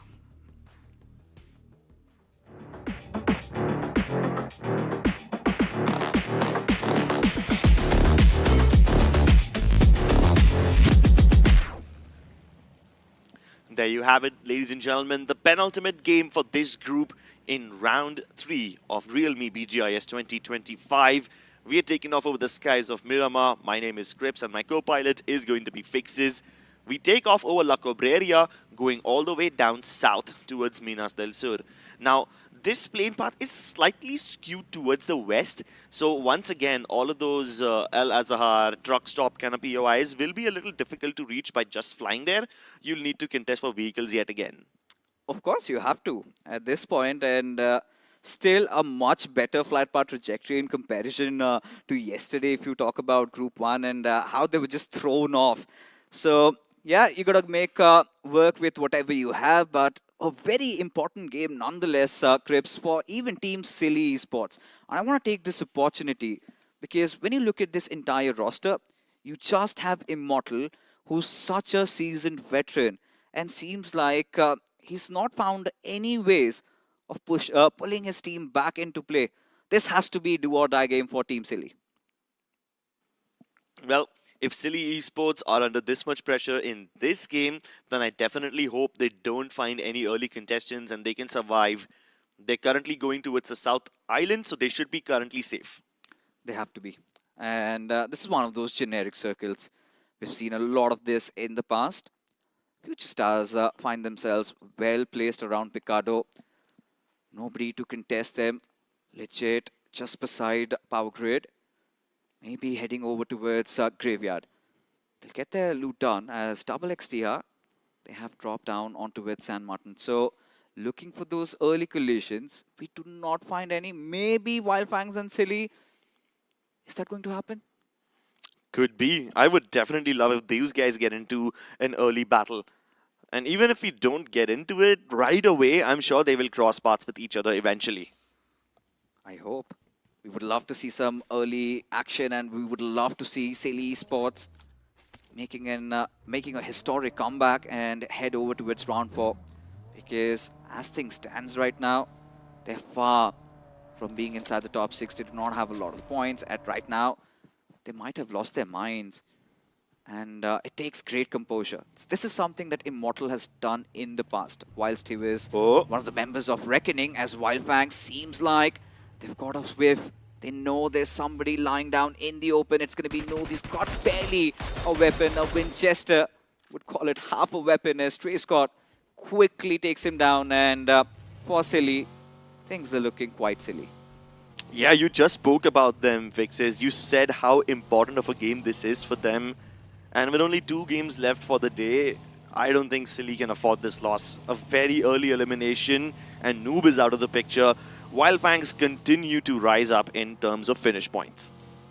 Again, going back to the old conversation that we were having around Silly Esports, Immortal, in his times during Reckoning, even during the previous BGIS LAN where Reckoning secured a podium, in that last day, when things were looking quite shaky, when Gravity was doubting himself, it was Immortal who became the hero for them. Final day entry, and he did so much for his team. But this time, in this roster of Silly, I feel like they're lacking that firepower in them. Even if Immortal gets those good rotations, there's nobody to follow up in terms of fights. As a result of which, Silly Esports is suffering quite a lot. And I'm glad you brought up the whole nobody to follow up, because this point really applies to the loss they just suffered. You know, Noob was so far away from his team, they can't even hope to avenge him or re-knock a person from Wildfangs in order to even out the numbers. So they just have to tank that loss, brush it under the carpet, and move on like nothing has happened.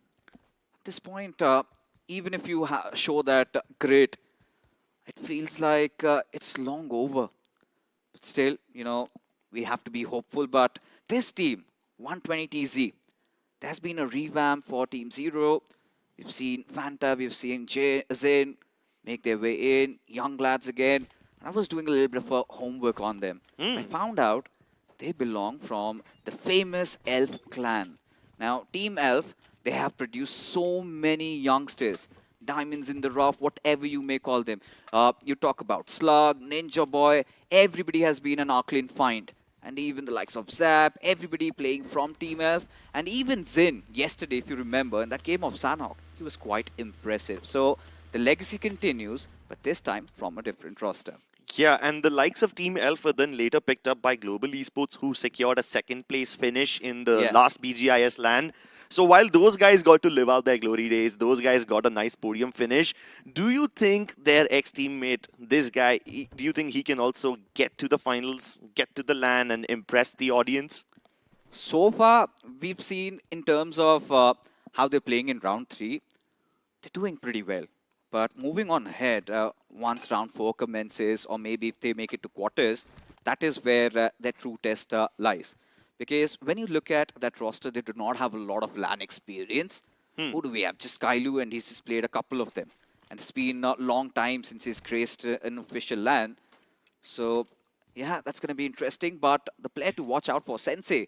Lately, he's been racking up a lot of finishes, out of which 8 was done in just 1 match yesterday.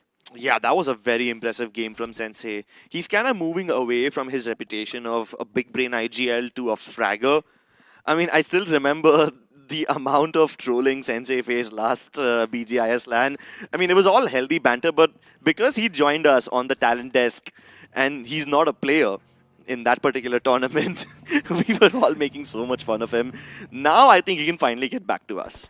You know, at this point, he's pretty much hardened, but seems like the players of Team Easy will also have to harden their shells as Phoenix is taking a lot of damage as Tryhard. They push on through as Phoenix just a bullet shy, still gonna try his luck, but a little too overwhelmed there. But look at that, there is some cavalry. Habibi gets a beautiful trade. Yep, that's a 1-for-1. Phoenix has been finished off, but Lucky still has the chance of being revived. Habibi provides some good cover fire, but there's still plenty of members of Team Tryhards who he needs to take down.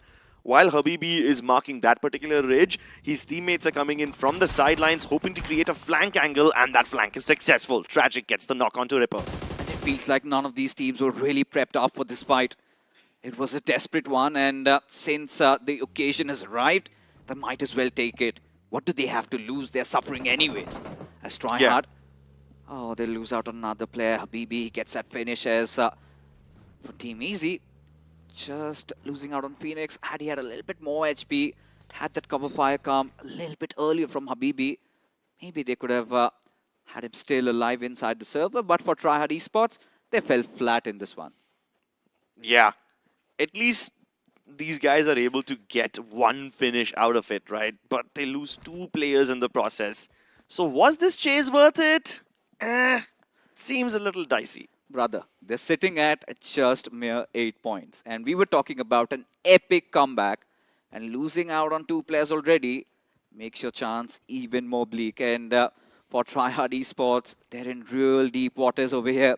And if you want to avoid that situation ever when you play the next officials, don't forget to check out the realme P3 Pro 5G. You've got that instantaneous sampling rate of 2500 hertz that Crips has been talking about. That is in order to make sure you have those responses very fast, especially in all these close quarter combat situations.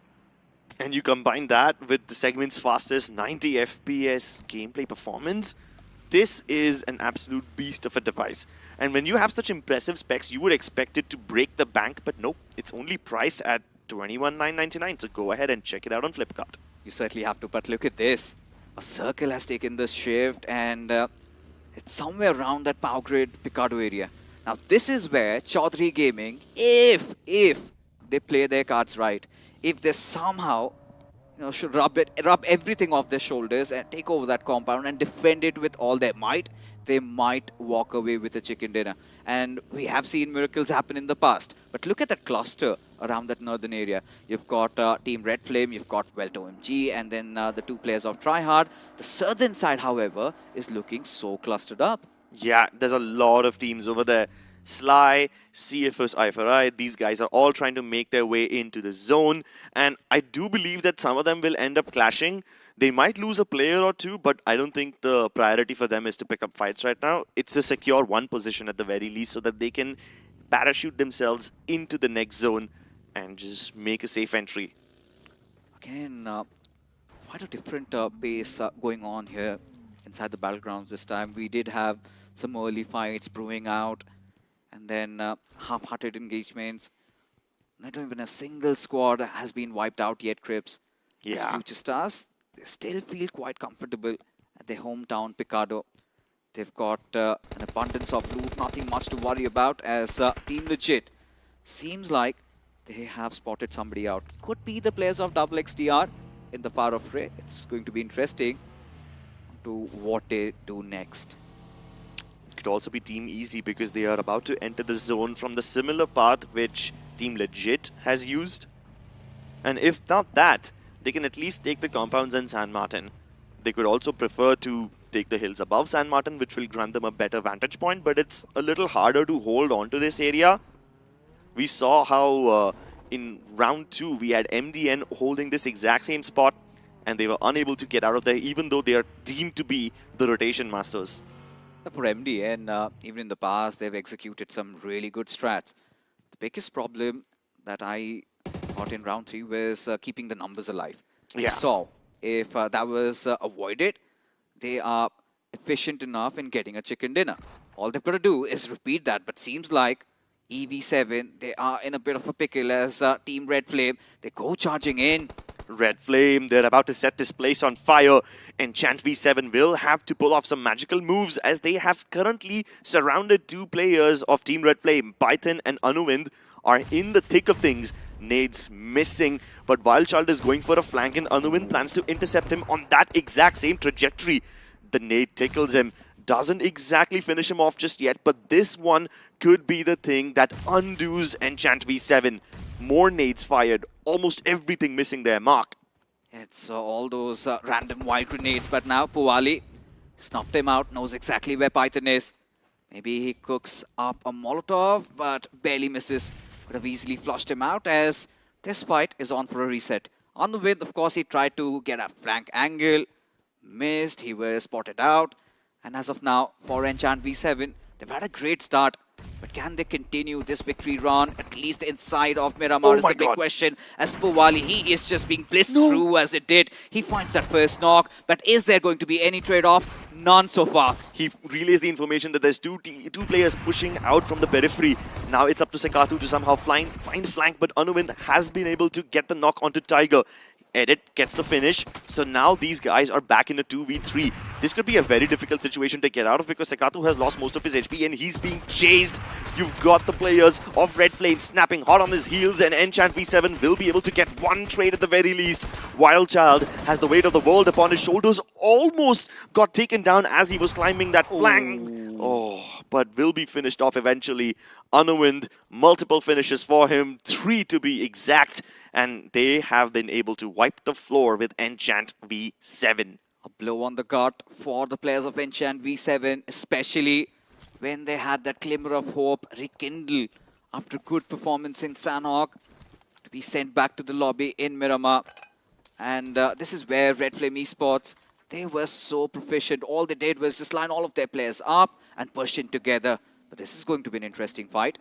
Looks like Wildfangs, they've set up a blockade as Demigod is just circling around, trying to scour out as much information as possible. But look at who's being the bravest amongst the pack. It's Sensei himself. Sensei and Scout, both of them leading the charge for Wildfangs. Just to give you a little more context, CFS I4I were able to finish off 2 members of MDN just before this, moments before this fight, off screen, and now they've attracted the attention of Wildfangs. Oh, Demigod, he's flirting with danger, so close to his enemies, and still doesn't want to get out of his vehicle. You know, Sensei has no interest in Demigod. He's just shooting at the backlines, maybe, in order to cut their heads off. And this is a good setup coming in for I4I, but they're also playing with fire.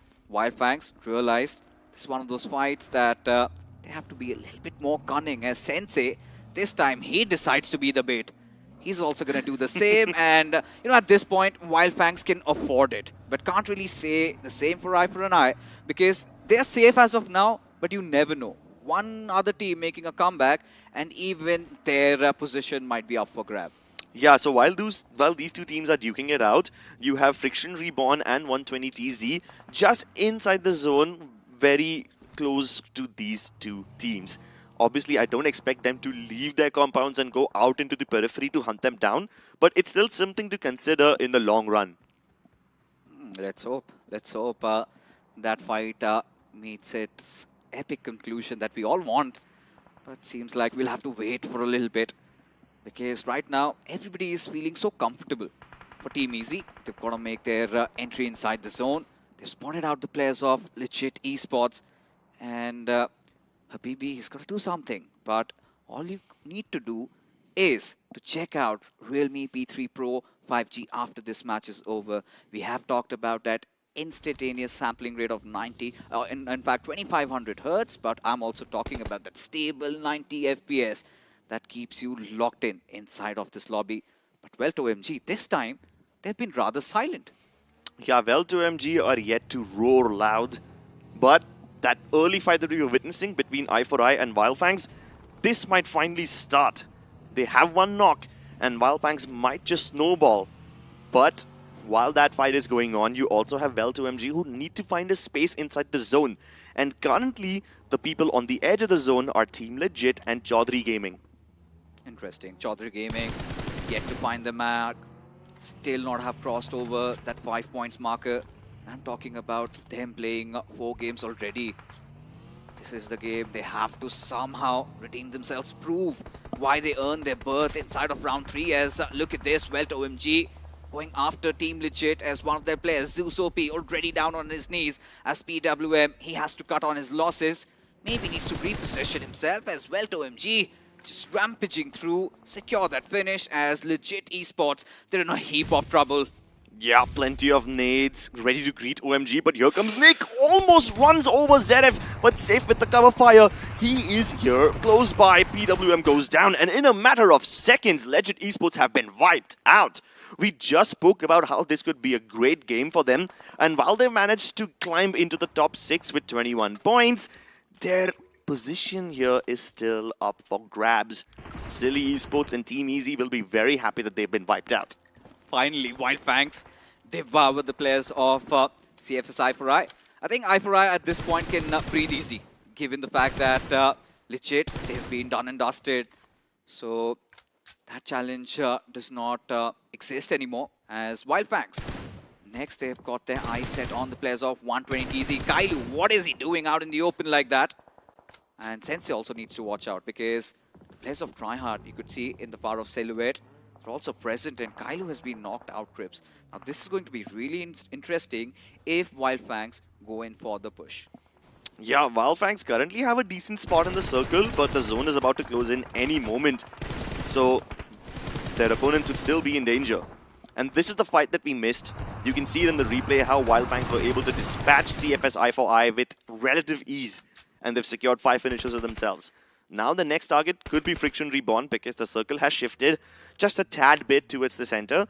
And the next target definitely will be Friction Reborn because, I mean, Wild Fangs need to get in the zone. Yeah, they need to. But a couple of moments earlier, we saw some mechanical prowess from Trey Scott, just changing his seat, going back, showing off. We love him for all those reasons. I hope he continues this in the next rounds as Chaudhary Gaming. At this point, at least the silver lining is they have all their players alive. But right now, in a world of trouble, they've got Red Flame right beside them, Python, trying to make his move inside the zone. Chaudhary Gaming, they seem a little worried. Which path do they take? Do they take the fight against Welto MG, or do they get inside the circle? And seems like they're still confused, Cribs. Yeah, and this indecision could cost them. Chaudhary Gaming don't really have the firepower. They are currently at the bottom of this entire lobby, and they're facing the literal top dogs. So, yeah, this is definitely a tough fight for them. Chaudhary himself is a little ahead of the rest of his teammates, still trying to find an angle. Elsewhere, we spoke about Wild Fangs trying to push in towards Friction Reborn, and the push is here. Sensei locked in a building with 2 of his opponents. You also have Scout trying to rush down, but X-Spec is alone in that building, so he's gonna bear the brunt of 3 Wild Fang players pushing him down. X-Spec tries to go for a jump shot, but he's been promptly shut down, and that is going to be a good finish. A very well executed play coming in from the players of Wild Fangs as Sensei a little bit out in the open gets taken down. As Scout, he wants to somehow get that revenge and spotted out 2 of the players of Friction Reborn as Seth tanking all of the damage. He's been brought down as well as Scout now shifts on his weapon, almost in that 1v1, and he pulls through as Wild Fangs have found a new savior in the form of this old guard of the game. Has to be none other than Scout OP. And there's plenty of time for Wild Fangs to reset. No other team trying to third party on them. Meanwhile, let's shift our attention back to Chaudhary Gaming. They are up against the strongest team in the lobby as of now, Welto MG, peppering them with nades. 2 of their players already down on their knees. And even though Nick had taken a lot of damage, he should be relatively safe, should be able to heal back up. Yet another nade goes soaring in, and if the nade doesn't finish them, then Johnny's M4 definitely will. Yet another nade. These guys are getting peppered with so much shrapnel, they have barely any room to breathe. Snack just manages to get the first aid kit off, but this is a tall order for him. A 1v3 required off of him to repel away Welto MG. Falling into the abyss once again, Chaudhary Gaming. They're so deep inside that rabbit hole. I do not know if they can ever come out of that.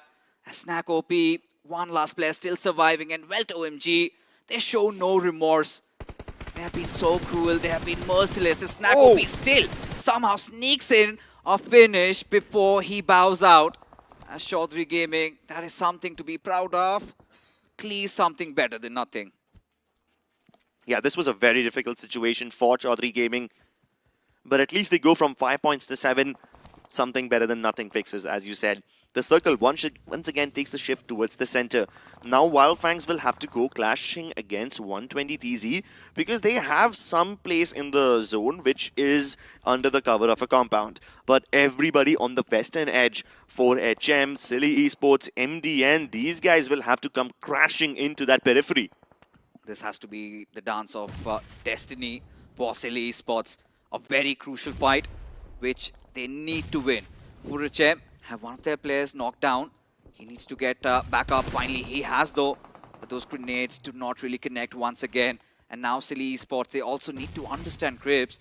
And in the next 8 seconds, the circle starts closing in. And for HM, they also need to get inside the zone. So Silly Esports, they have to somehow disengage from this fight and start marching inside the circle. Yep, Silly Esports disengage from the fight and prioritize the zone instead, letting their opponents get a fresh breath of air. MDN also go for a similar approach. You can already see RDX inside the zone. He's secured that space for his teammates and they can join him. The only thing that can probably stop them is if the convoy of 4HM come crashing into them, and RDX once again in a difficult situation. He was almost able to pull off a squad wipe against the likes of Wildfangs yesterday, but today, nothing. Vampire, wrong utility out at the wrong time, and he pays the price for them. But MDN still survive. Skep with the final few finishes wipes out 4HM. Still not out of the woods yet, Crips. Given the fact that he's been making a lot of these noise, you could see Wildfang starting to close in, whilst Welt OMG, look at them, already taking down the players of Silly Esports, making their lives hell. As Kalyog and Rapido, 2 surviving members. How do they survive inside the zone? It's just not about survival. They need a lot of finishes. And now, spotting out Trey Scott, they'd want to soften him up, but nothing seemed to have connected. Well, 2MG finally exit the game courtesy of Silly Esports. They enjoy a lovely vantage point right now. And even though they're down to just 2 members, they're still going strong. Meanwhile, 120TZ, their fight against Wildfangs has been going on for quite some time. But luckily, Wildfangs are a little busy. Wow, Scout. The moment I say they're busy, they wipe out 2 teams in a matter of 2 seconds. MDN and 120TZ both wiped out by Wildfangs. You don't see that quite often. Scout has started to feel himself at this point, and I think the caster's curse really sometimes comes into play, but still, I think Scout has redeemed himself, at least in round 3. He has been nothing short of stellar. 6 finishes for Scout, and he's in a relatively safe spot, so they can pick him back up. Yeah. Sensei, meanwhile, has his sights set ahead. He's so far ahead of his teammates, trying to scout what's going to happen. He's also trying to take pot shots at his opponents. 2 teams simultaneously. At this point, a bit of that silence. We've seen teams take those fights, none of them getting those finishes. Trey Scott has just been doing his things, but right now, double XDR certainly are in such a good position. But Trey Scott needs to watch out because Kalyuk might have an angle on him. He's got his eyes pinned on the players of double XDR. If he's not careful, could potentially lose his life. Right on his left, I think he's no clue that Kalyug is still alive. Yeah, so Kalyug will definitely live to see another day. But Wildfangs have a lovely 2-2 split. You've got Trey Scott and Sensei trying to take the fight against Silly Esports. And you've also got XXDR on top of that hill who could potentially third party in on this. The other 2 members of Wildfangs, Safe, will join them in the vehicles. And now the whole squad is together. Oh, Alien. Just whiffing that spray a little bit. Should have connected there. A very pivotal fight for double XDR. Still, nonetheless, they've got some nice switches to work things around. As for Team Easy, they have somehow made it inside the 7th circle. They've got Future Stars who were pretty much around Picardo, so do not have to move a lot. But now, this is where they finally get tested. Look at Bliss inching in ever so close to Smoker and Madhur. Already has got a grenade pinned out. All he needs to do is land it, but Habibi getting taken down by Madhur does not make it any easier. Yeah, now it's going to be up to Bliss. He has to be the tip of the spear, the pointy end piercing all the way through. Still trying to jiggle around this ridge, still trying to pre-fire the shotgun pellets. Will he be able to connect that nade? Nope, it's pulled out at the wrong time. Survives. He has another chance to re-engage, reset and reload. And at this point, Blaze, he's missed a couple of shots, and now Rex, he puts him down to a slumber that he's not going to wake up from anytime sooner. As Tragic, almost on the verge of meeting a tragic death there, as that grenade sails in through. Future Star still trying to take this window of opportunity, wanting to get Madhur back to life. Tragic, however, a tragic blow, takes his own teammate out, who's just limping there. As now, he has to be very poised. Poised, composed, currently safe from all the prying eyes because of the high ground. But you never know when FS decide to bombard him with a bunch of nades and finish him off. Speaking of finishes, you've got Trace God hitting 25 finishes all by himself. Just for comparison, Team Insane got all of this at 50 as a whole team, but Tragic still holding on. Smoker taken down, managed to finish them off as well, and finally will be put out of his misery courtesy of Madhur. Yeah, this is something that Future Stars should have avoided. That casualty could be that difference maker in them getting a chicken dinner, or maybe not. But Trace God, every single time we have the BGIS going on, he suddenly steps up. And this time, Trace God, he's got 2 foes right in front of him. Still not worried, still not panicking, getting that perfect cover fire from the backlines. But to throw a wrench into the spanner of the works of the players of Wild Fangs. Look at this. Both the teams of FS and Double XDR doubling up, taking down Wild Fangs for good. As now it is going to be a 4v3 situation. A joint effort to take down the Wild Fangs, and now the game is in wild territory. Brady, he's looking for some information.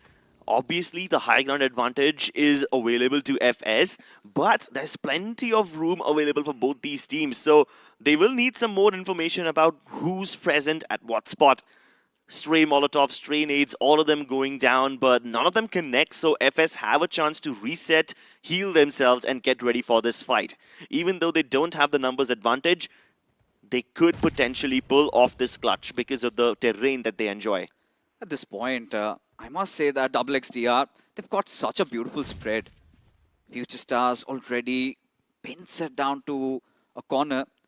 It's all about Future Stars having to move. And look at this, Brady. He's trying to claw them down. He's got one angle already set. And if Snorlax can somehow get around that rock, it is pretty much game over for FS.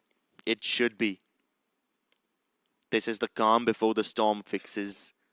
It's the lull before all hell breaks loose. Brady still trying to nade the ultimate high ground, but Rex isn't up there anymore. FS inching closer and closer. Brady will have the perfect off angle to catch Madhur and Pain off guard. But will he take the opportunity? Yes, he fires a couple of shots. He drives them straight into the waiting arms of Snorlax. Panic gets the first knock, and now it's up to Snorlax. He's facing 2 players at the same time. Gets 1 knock, but will be traded out instantly. And now it's down to a 1v2. FS, survived by just Madhur. First has to heal himself, but will not get the opportunity. XXDR take away the chicken dinner. And this was much needed, especially if you look at Double XDR and their journey and how they've managed to come back. This time they made all the right decisions. They were not getting restless. They let the others fight it out and get a nice one in the bag. And at this point, Crips, this has to be bought out.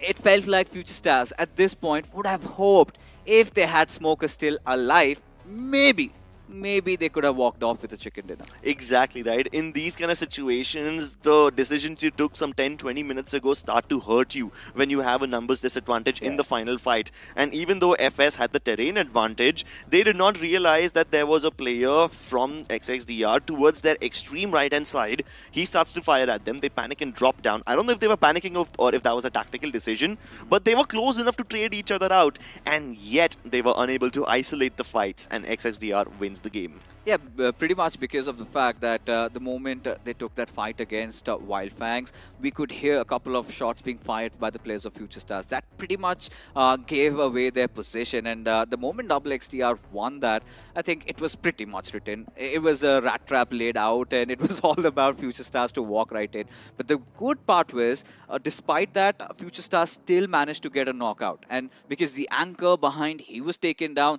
this could have gotten close had they had that one extra man, is what I believe. Yeah, and this is when all your decisions start to hurt you, right? Correct. You got to think about the long term, think about the long game, which is something that surprisingly Wild Fangs don't seem to do. They take things one at a time. You know, they were on the southern periphery of the zone. First, they take down one team, then they move on to 120 TZ, and gradually, slowly, they take their turns, picking out teams one by one and move up north slowly.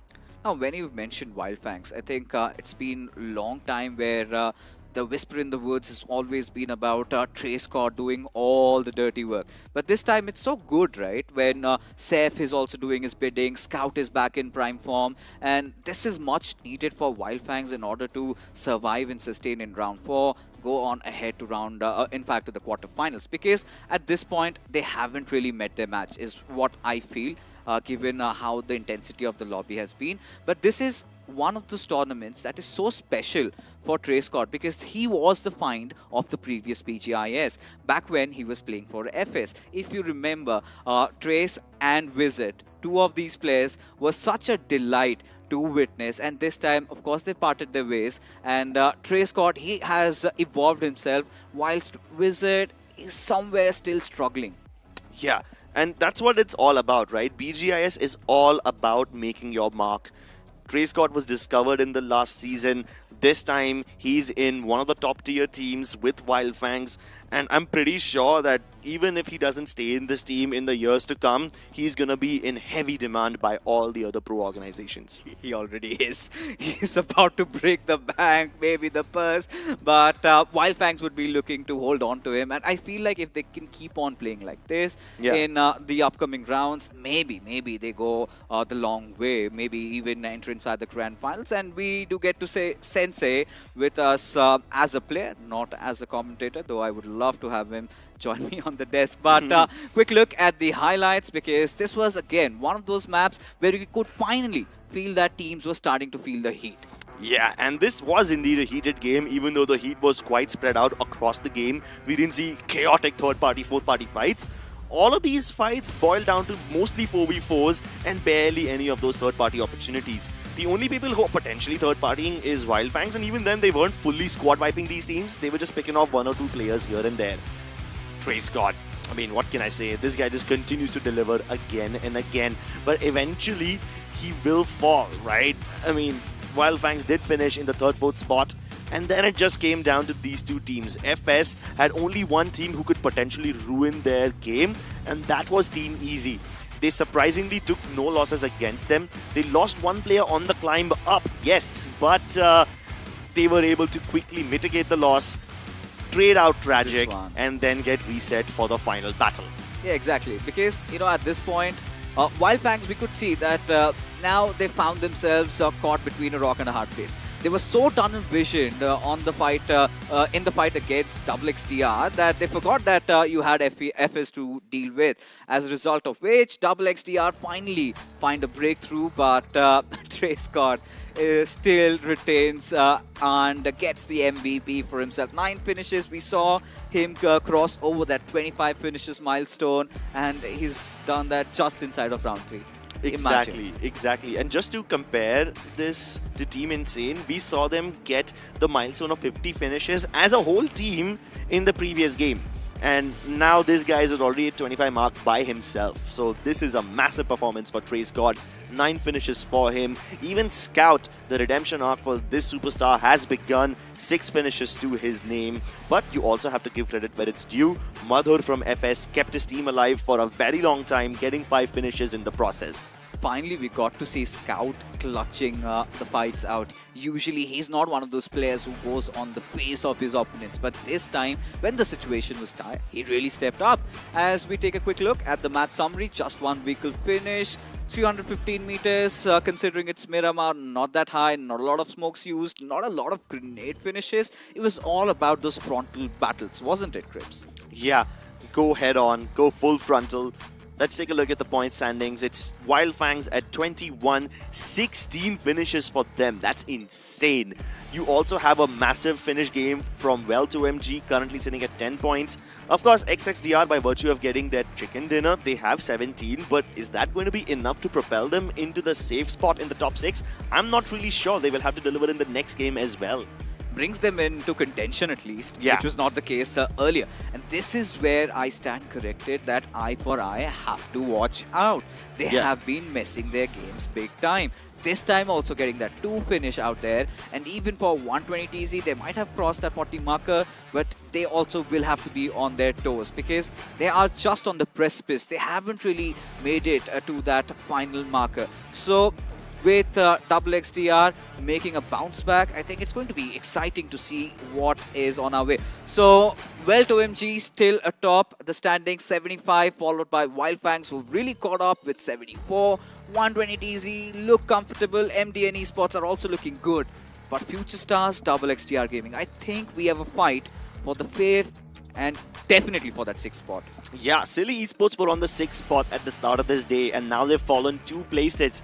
XXDR, by getting that chicken dinner, now have themselves in contention. They've thrown their hat into the ring. But teams like Legit Esports and Easy, do you think one last game of Erangel is going to be enough for them to bounce back? It's so difficult to say, really, because for that one last spot, we have 5 to 6 teams in contention. The difference is not that high. The ask is just that difference of 6 to 7 points. All they've got to do is eliminate teams in contention, and given the fact that Welt OMG and Wildfangs have pretty much secured qualification, they would just be galloping through the lobby, rampaging through the squads, and all these teams better hope that it's not them that they are up against. Yeah, with these 2 titans, with them having nothing to lose, they can just wreak havoc. And that's what everyone needs to watch out for. They need to actively keep an eye on the finish feed and make sure that they avoid these 2 titans while strategically eliminating teams who are just ahead of them to climb up. It's gonna be a cruel game of Erangel, and that's the last game for this group in round 3. Everything is at stake, ladies and gentlemen. We'll be back with the final game after a short break.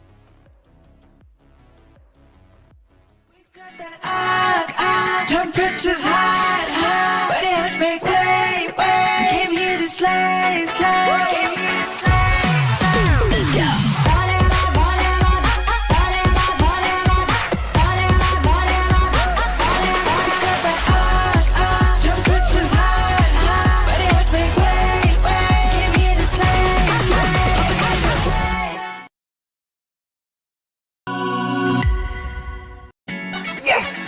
Let's go! P3 Pro takes mobile gaming to the next level. So first was the AI motion control. आपके movements को game के साथ sink कर देता है. AI ultra touch control आपके finger movements को track करके टच कंट्रोल को लाइटिंग फास्ट और लैग फ्री बना देता है. मतलब बटरी स्मूथ गेम प्ले जो हर गेमर का ड्रीम होता है यार. तो P3 Pro is the choice.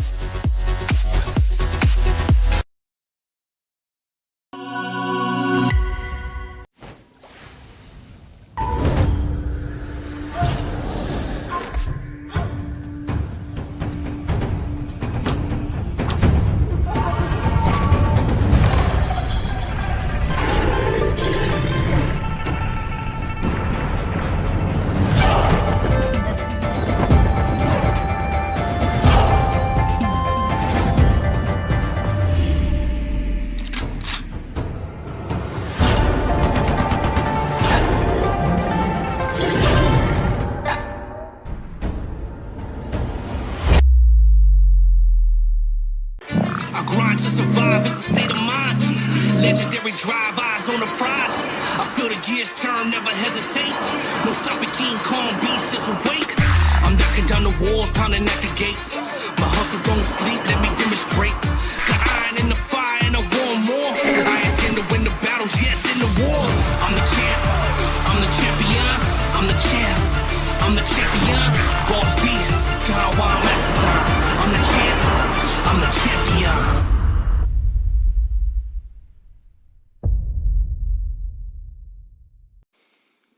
Welcome back to the final game of round 3 for this group. You guys are watching the realme BGIS 2025, and things are about to get very, very dicey for a lot of these teams. Plenty of points between them and the top 3. It's going to be a very difficult game for them. Well, it is going to be spicy, and it is going to be drama all the way through, because one of these teams, or in this case, maybe a couple of teams, may pull a potential upset to topple the top 6. However, all things considered, they're not all going to be eliminated yet, even if they don't make it to the top 6. So that's going to be a little bit of plus points, but they do have to leave on towards the face of the rest of the groups to compete for that 16th place of the highest amount of points overall out of all the groups. Yeah, so even though if they end up at the 7th spot, there's a tiny chance they make it through, but why would you want to take that chance? You would much rather secure that top 6 finish and guarantee your entry into round 4. Agreed. And of course, for these guys watching at home here, guess what? We have a special team announcement for you guys, and that is going to be Team realme P3 Pro 5G for supporting the entire tournament itself. And of course, this is, after all, the segment's smoothest 90 FPS gameplay, currently priced at 21,999, which you can search it up on Flipkart. And of course, that phone itself, you can see all the stripes on this side. It does glow exactly like that in the dark. Exactly. I mean, just because this set is well lit, you can't exactly see how beautiful it is, but once the lights go out, this phone starts to glow, and it's just so beautiful. It also has a massive 6000 mAh Titan battery, so you will never run out of juice while you're playing. Agreed. And one charge equals to 2 days worth of battery life, and especially for a hardcore gamer like me that doesn't like to play games with the cable charging port on the phone itself, which is very, very annoying. Sometimes the phone gets overheating as well. You can play from morning all the way to night and then still worry about charging it about later. So that's something that I'm very, very happy about it. Yeah, and after this, a lot of these teams will progress into the round 4. But before we go into round 4, I would like to inform you about a little change in dates.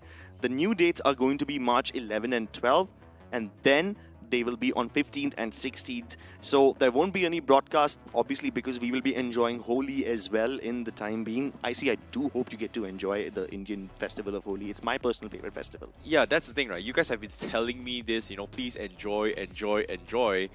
But somewhere deep down in my heart, I feel like I should be afraid for my life, because I know you guys are very, very nice friends, but you're too nice at times. Okay. And it scares me. Okay. There's some surprises in store for IC, definitely.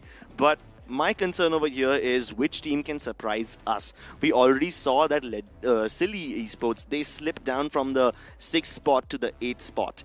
And I was kind of rooting for them, so now I'm a little scared for my own prediction. See, when it comes to predictions, right, I feel like it comes down towards a do or die situation. So far, even based on round 1 as well, Group 2, which is we concluded early on, every single grind team has pulled a big upset or maybe a comeback since round 2 all the way to round 3 in the final day itself. In this case, I feel like Silly Esports have to live up to their name.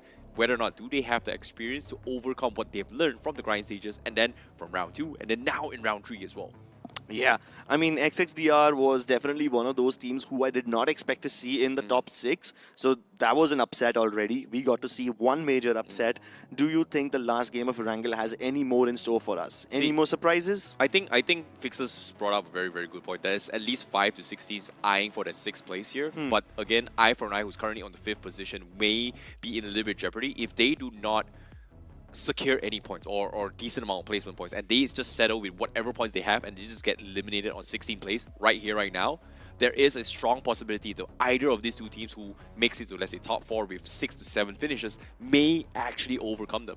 Yeah, so CFS I4I will definitely have to play a very safe game where they don't lose any of their members very early on.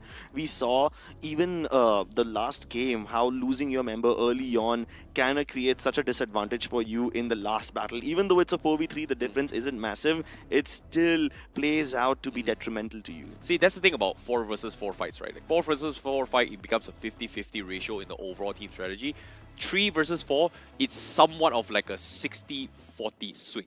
But the moment it goes to 2v4, that 60% immediately shifts into like 75 to 80% margin, where the chances for the 2 to actually win is nearly impossible. And even that previous fight as well, we saw a clutch moment coming from Sketch, who was able to get a 1 versus 3. So I would say that was a very impressive run coming from him. Yeah, plenty of clutches and a lot of these breakout performances. So I can expect all of them. But it seems to me that these were kind of hero moments, like these clutches, you can't always rely on them. They just sort of happen, and yes, sure, you're extended a lifeline, but I don't think it's possible to rely on these. Well, of course, when it comes to relying as well, it comes down to this one final match, and this final match will decide whether or not who makes it to round 3 and who doesn't make it to round 3, because this is where all the teams are going to be duking it out, except for Wildfangs and OMG, of course. Yeah, those guys are an exception. For everyone else, qualification hangs in the balance. Let's go into Erangel.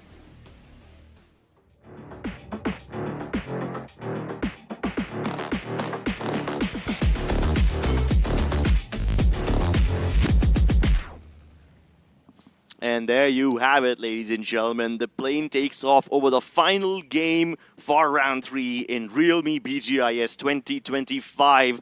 Qualification for several teams hangs in the balance, while you have the likes of Vel2MG and Wildfangs currently safe and enjoying their top 2 positions. The other 4 slots are yet to be filled, and everybody's got their eyes set on them.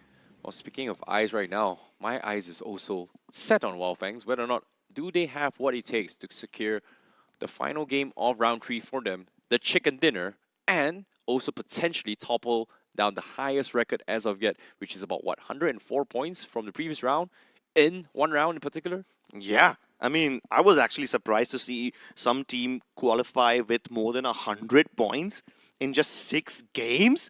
That's insanity. And I don't think I've ever seen such a massive performance by anyone. I think that record is going to be there for a very long time until we get another super team in the next round potentially. Well, for now, the plane takes off. We start at Primorsk, go all the way towards Milta Power, a very southern skewed flight path I see. So that means anything north of Rozhok will be slightly inaccessible unless you have the vehicles. Speaking of vehicles here, I'm surprised, again, in Group 1 in particular, seems to be a repeat from yesterday's Erangel map where nobody is opting to go for military base. And because of this, it's so congested in main island, and the circle obviously shifting towards the north means that nobody's going to be going to military base. So that's going to be a little bit unfortunate. But guess what? We do see a stat check, or in this case, a little bit of a drop clash here in Milta. Vel2MG going on the hunt against Wildfangs. They do find Sensei right from the get-go. Yeah, so in the long run, it's inconsequential because both these teams have already qualified, but that nade from Justy will get the knock onto safe. Justy jumps down, tries to reset. Nick will be able to get the first finish, and Johnny, once again, tearing through the opposition. Trace God, the top fragger of this game, is down, and Wildfangs have suffered 3 losses, survived by just 1 player. Will they be able to keep their hopes alive? Scout, he was hoping for a chicken dinner in the final game, but I guess those dreams will go unfinished. This is gotta be the first official stat check since round 2, where a team is gonna be drop clashing against a specific team. In this case, Vel2MG jumping on Wildfangs has proven their point that they can take on a top contender like Wildfangs. Yeah, but now let's jump over to Future Stars, who managed to get the knock onto Phoenix. They should be able to run him over as well. FS currently stands at the 7th spot, and they need to be able to jump all the way into the top 6. It's a little dicey for them, but they need to continue getting all these finishes. Speaking of finishes, base of yet, Team Future Stars, they started their journey in towards round 2 into round 3 as one of the top contenders to maybe made it in the top 6. But so far in match 6, they haven't been able to do too much. And currently, they're still in the running, but they do need this chicken dinner and also high finish volumes to actually qualify. And like you said as well, getting this first finish is going to help them out a little bit here for Team Future Stars. Future Stars running rampant. Even Silly Esports for that matter.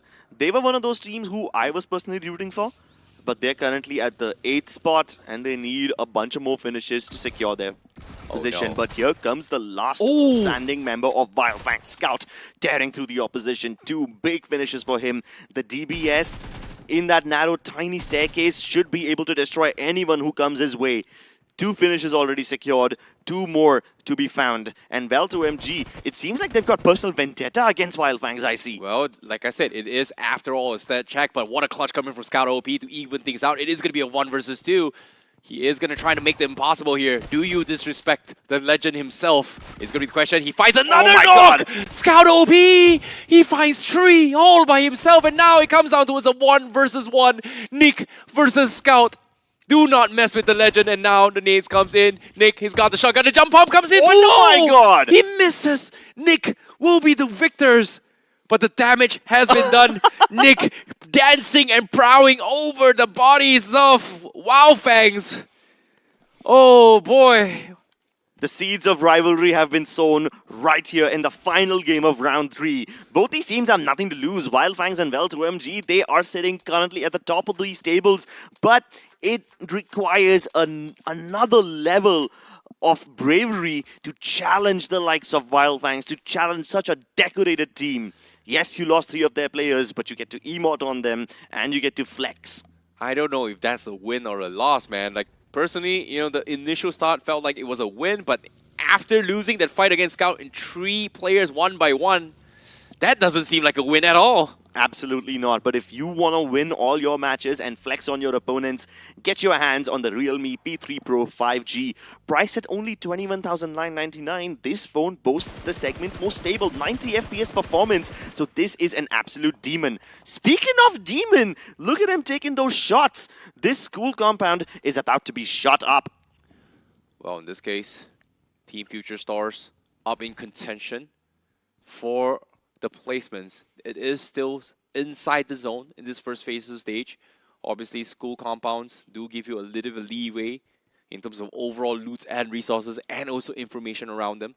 But the problem is, does anyone want to commit to this fight? Because once they commit, they can't really get out.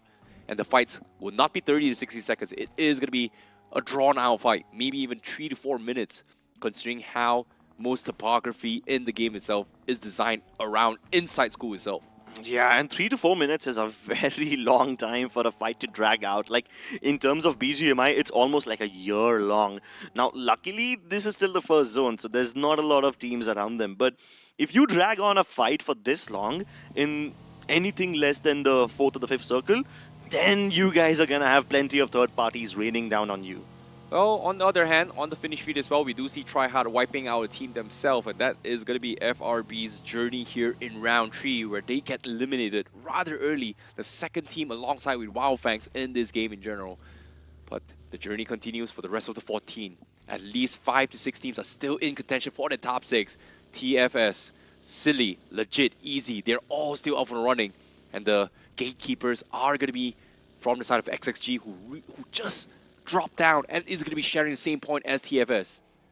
Well, TFS currently at 6th spot have to defend themselves against XXRD, who, by a miraculous chicken dinner in the last game, find themselves tied up with Team Future Stars.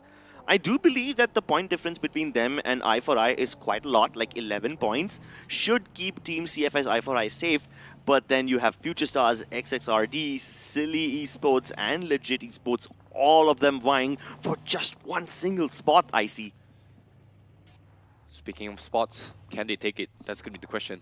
Like you said as well, as long as I4I holds down, gets a decent amount of points, it's going to be good. But again, the gap between 38 and 27 is 9 points. Well, in this case, sorry, 11 points. Math a little bit off. I don't do math, I cast. But 11 points is still a tall order, right? 1 chicken dinner and 1 finish points in total in order to overtake that. Uh-oh. Well to MG. They are also out. So, yeah, the top 2 teams of the lobby are out of this game. And we were just speaking about this, right? These 2 Titans are going to go on a rampage and get as many finishes as possible, potentially ruining the game for a lot of these teams. Now that these 2 Titans are out, a lot of these teams have much more breathing room. They will be failing much more safer. Yeah, and hopefully with that being said, they are going to be able to push back even further. In this case, let's see how the circle closes in as well. It is going to shift in towards the north side of Rozok, a pretty open field. Yasnaya gates are going to be flooded in as well, especially in the gas station vicinity. One of the best spots to actually hold in, but it's also one of the worst spots to actually push out from once you get into this gas station, because everyone will be shooting at your vehicles.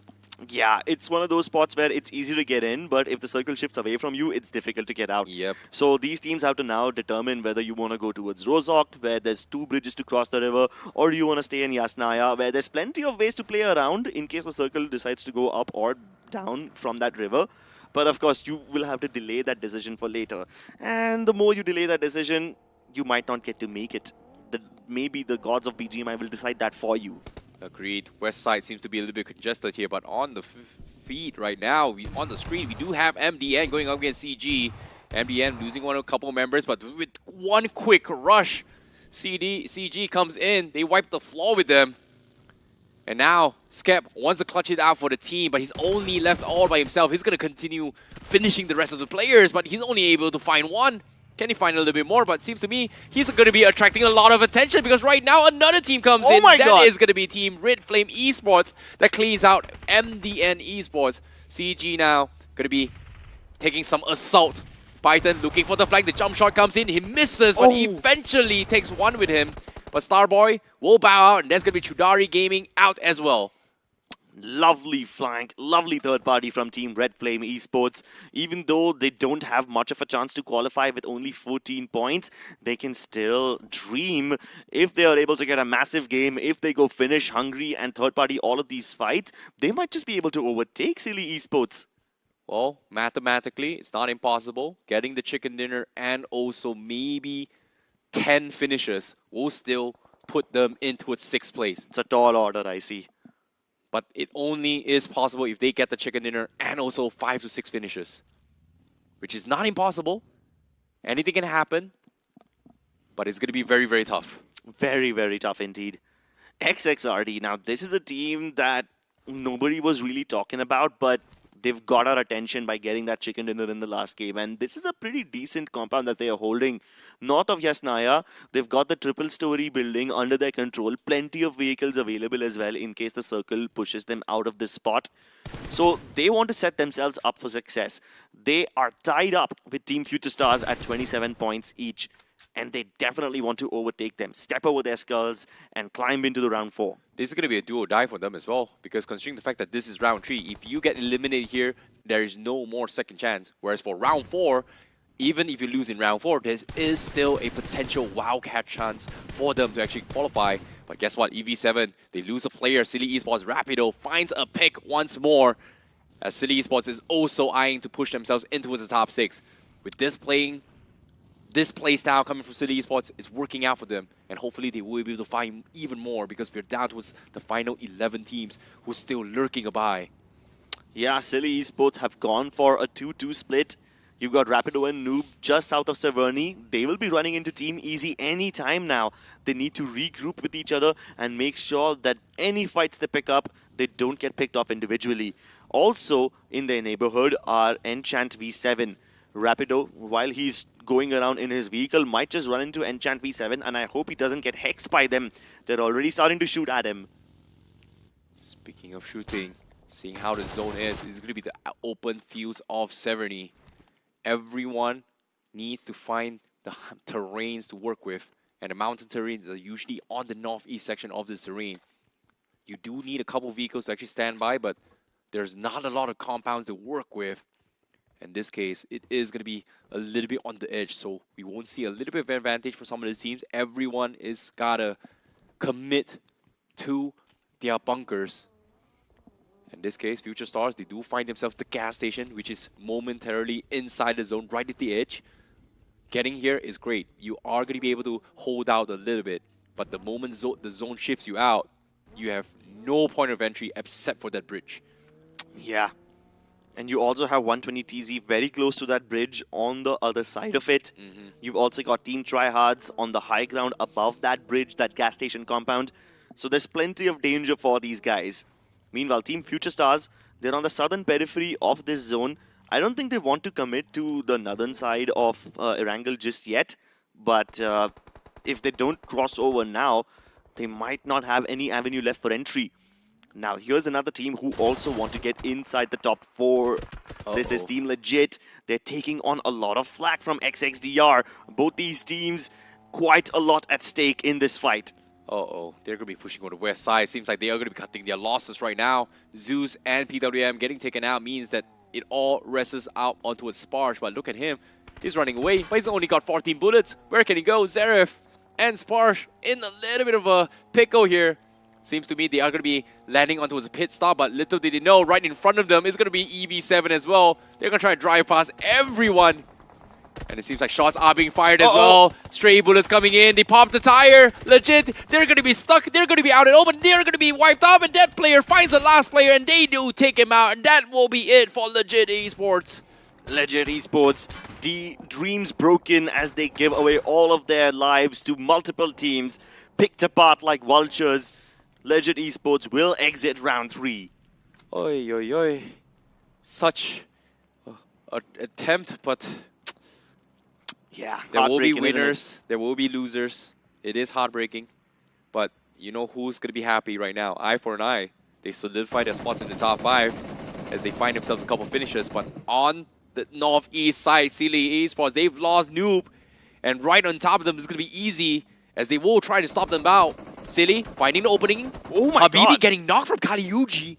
with the flank. And now Bliss, all he is remains of Team Easy as he tries to go for the last-ditch effort, but he will be eliminated as well as Silly Esports successfully gets the rush. They get 4 finishes, but can they pick Noob up? Yeah, I don't think anybody else is close to them to third party, so they should be able to get Noob back up on his feet. And this was such a crucial fight for Silly Esports, I see. With this fight, they propel themselves up at 26 points, within touching distance of the likes of XXDR and Team Future Stars. Just 1 point away from them. It's going to be anyone's games at this point. Team Future Star, XXG, and Silly needs to take this game. And Future Stars, right now, this is going to be on the southern approach here. Going to be the gatekeepers in a little bit of scuffle. But the knock from the Mador will get themselves even more finishes as the fight continues. Will they get even more? Mador fights another one again. Team Future Stars. They are indeed behaving like stars, aren't they? Shining bright on the plains of Erangel, trying to take down the likes of Team Red Flame, but XXDR have heard them, and they even see the names on the finish feed. They smell an opportunity.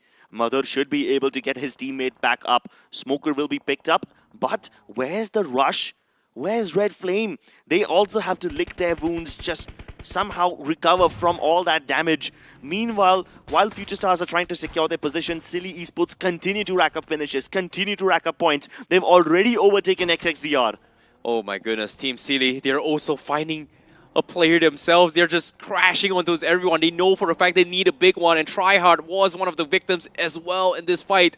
They've lost 2, and Silly now losing 1 vehicles. They are still going to continue with this push.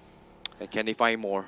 It's a very close affair for Silly Esports as well as XXDR. If you want to not be stuck in such a close situation and secure the spot for yourself, get yourself the strongest phone in the segment, the realme P3 Pro 5G. It's got the segment's most stable 90 FPS performance, which should help you propel yourself all the way to the top. Agreed, and now Silly, they've set their sights on Tryhard Esports. They want to go in for the finish. Lucky OP going for the jump shot. He gets the knock on Kaliuji, but he somehow survives and gets another knock once more. Tryhard Esports, they're holding their on, but Silly Esports, they've lost 2. They are in a lot of trouble. They're attracting a lot of attention as well. Silly Esports on the edge as well. Can they go for more? It's going to be a 2 versus 2. Kylo going to be taking shots on Rapido. No. And guess what? Silly Esports only Immortal left. 1 good nade, it's all he needs, but he's all outside the zone. There's only so much he can do. 1v2 for Silly Esports. Immortal trapped against 2 players of Tryhard, where you also have 120 TZ peering down like hawks upon them from the top of that hill. This is a devastating fight for both of these teams, and Immortal gets yet another knock onto Ripper. If he is able to secure the finish onto Lucky OP, he might just have done enough for his team. But 120 TZ want to play spoiled sports, I see. This might be over for Silly, and Silly will bow out on 8 plays. Exactly on 8 plays with only 1 point in terms of position points. That means XXG will be in the running as well. But all things considered, it's only Team Future Star and XXG left, and Tryhard Esports now going to be having their backs open. It all comes down to whether or not they survive this onslaught from the north side. And like you said as well, 120 XTZ, spoil sports for everyone in the middle. Yeah. And with the elimination of Silly Esports, Future Stars and XXDR will be so happy. They only have to worry about each other right now. 120 TZ, they're going to go back into the zone. They don't want to get one mere finish point onto some stragglers over there. They want the meat. They want the thick of things. EV7 still barely hanging on. They are on the western side of this circle. They do find themselves a decent amount of compound. But XXDR, they're going to be lurking by from the south side. They're 4 points away from TFS, who's currently on 32 points. Can XXDR make the dream work? They have 4 men. They are going to be checking every single compound. Unfortunately for them, they do find some sort of salvation to actually reset this fight. Alien holding back here to get some sort of placement points. But from that early fight, look at this, Tryhard. They're going to be pinned by 120 XDZ. And Lucky OP gets found out as well. And that's going to be 120 XDZ, as well as 4 high men that picks them apart. 6 teams still in the running, 21 players alive, and we are about to see stage 5. 120 TZ getting shot, dodging, ducking, bobbing and weaving as they make their way to the next tower in cover. 120TZ have gone for a 2-2 split. They currently control the entire northeastern sector of this circle. Meanwhile, the northwestern circle belongs to CFS Eye for Eye. And right in the middle of everyone is going to be 4 Hyman Esports, who's currently in the 15th position. And with the chicken dinner and also potentially 18 finishes, maybe enough to get themselves to top 6, but they only have have one. It's a very long way to go for 4 high men. Maybe they can be the spoiled sports. They definitely are ruining the game for CFS Eye for Eye as Dead Player is down on his knees. He might just be dead anytime soon unless Visual OP and Mohan manage to pick him back up, but that's a tall order. Meanwhile, XXDR, they have currently set their sights on Future Stars. These two teams are the only ones who were in contention of top 6 and they are facing each other. While that's going on, Eye for Eye pinned down here. 6 teams remaining and only 2 left to fight for the final slot to make it into his round 3. It's going to be TFS and also XXG. And like you said, 120 XTZ maybe the ones to play spoil sports. And guess what? They find Rex. And there's going to be another player from the side of Future Stars that goes down. And only one remains for TFS. Future Stars, their future hangs in the balance. Lot of responsibility for just one player. Maybe too much at all. XXDR now. They see all these gunshots, they hear all these fights, and they want a piece of the pie. They start firing upon 120TZ, but as the zone currently shifts more towards the western side, 4 high men still enjoy a very good compound. XXDR have the entire southern corridor under their control, and with these many angles, they can rack up a lot of finishes. Top 6 for XXDR. They've got 4 men, like you said as well. Can they reap the rewards of getting themselves some finishes? They're still debating if they want to crash on this EV7. Like you said, the circle is going to be shifting right in the middle. And Future Stars, only Mador remains, and he's all by himself on the northeast side. And he finally goes down to 120 XTZ. This is the opportunity for XXDR. They are still 3 points away from Team Future Stars. If XXDR manage to get a bunch of finishes, they should be able to overtake Team Future Stars, who cannot do anything right now. Their journey in round 3 is over for now. They can only hope that XXDR also don't survive for much longer. Can they do it? They're all split off. Harsh going to be leading the pack from the south side. No one seems to see him. And the 2 teams who has the strongest compound right now is 4 high men and EV7 remaining. And as you can see, every single team doesn't want to commit this. They want to get those chicken dinners. They want to get those finishes. And the only one that is so confident in this game is going to be 120 XTZ. Look at the split from them as well. And here he goes, Kylo. He finds I49. Oh my god, Mohan survives by the skin of his teeth. Kylo definitely has to relinquish this position. He's been marked. He doesn't want to get traded, so he will change his angle. But can CFS Eye for Eye actually survive this encounter? Their lives have been spared for now, but they're kind of pinned over there on the low ground. The calm before the storm. Dead player creeping out in the open. He's going to snake his way in to try and close things out. But guess what? His teammate is going to be bombarded by 4 high men. And guess what? They found another one as well. This is not good for Eye for an Eye. 4 HM playing spoil sports. And in this case, Eye for an Eye is going to lose another player. And the only player remains from Eye for an Eye is going to be Dead player. And he's out in the open. He's just prone in the grass, hoping nobody spots him. But if a single nade connects towards him, a single bullet registers the hit mark, his position will be revealed, and 120TZ will be able to spray him down mercilessly. What a pincer attack from both 120 XTZ. 4 HM still holding down that angles. He's got visuals on every single one. That player has no other options but to prone his way through and snake his way into the next phase of zone, while 120 XTZ look to clean up. Look at this, they've got 7 finishes. Yeah, but look at the smoke that Dead player deployed. It's a decoy. He threw it a little towards his right-hand side, hoping to distract his enemies, hoping to sell the fake that he's present inside the smoke and not openly in the grass. I hope it works out for him. Hopefully. But with the zone closing in, EV7 has to get out of the compound. But guess what? Circle still favors them. XXDR, they eventually need to clash into them. But will they? They've heard all the gunshots. And the play comes in. Final 4 teams. XXDR 4HM, 120 XTZ, and EV7 remains 4 versus 4 versus 4 versus 3. And guess what? Alien scouts out the members coming for 4HM but cannot get the knock. Oh, that was a close call. XXDR definitely are greedy. They need 3 more points to secure their spot in the top 6. And their neighbors, they are not good neighbors. They're Enchant V7, who for the time being have been relatively silent. While 4HM continue to enjoy this compound, this gas station, a lot of these teams will have their eyes set on them. So they just need to bunker down and keep their heads low. Exactly, but the zone still favors both EV7 and 4HM. Eventually, they will need to crash into each other, and 120 XDZ still deciding whether or not they should do so. But it seems to me, every single team but them has found some footing in the next phase of the zone. Unless TZZ finds one, but seems like it's right at the edge of the zone as well. A very, very small pixel, but it seems like Double XDR is going to be able to pick at their hits as well from on top of the mountain. Not really a good spot here for 120 XDZ. Yeah, they're in a bit of trouble. Luckily, this trouble doesn't extend to their overall standings, so they should be able to tank this loss. But XXDR have a lot on stake. They don't just need these finish points, they also need to make it into the top 3 to get just enough placements and qualify. They currently control the southern edge and they've been here for a while. They're only focusing on 4 high men and 120 TZ. They don't even know that Enchant V7 is present right next to them. That could be a nasty surprise when they finally reveal themselves. Exactly, and in this next phase of the zone, they're still inside of it as well. Puwali and also Sakatu, they are going to be right at the edge. And guess what? All they need to do is just keep quiet.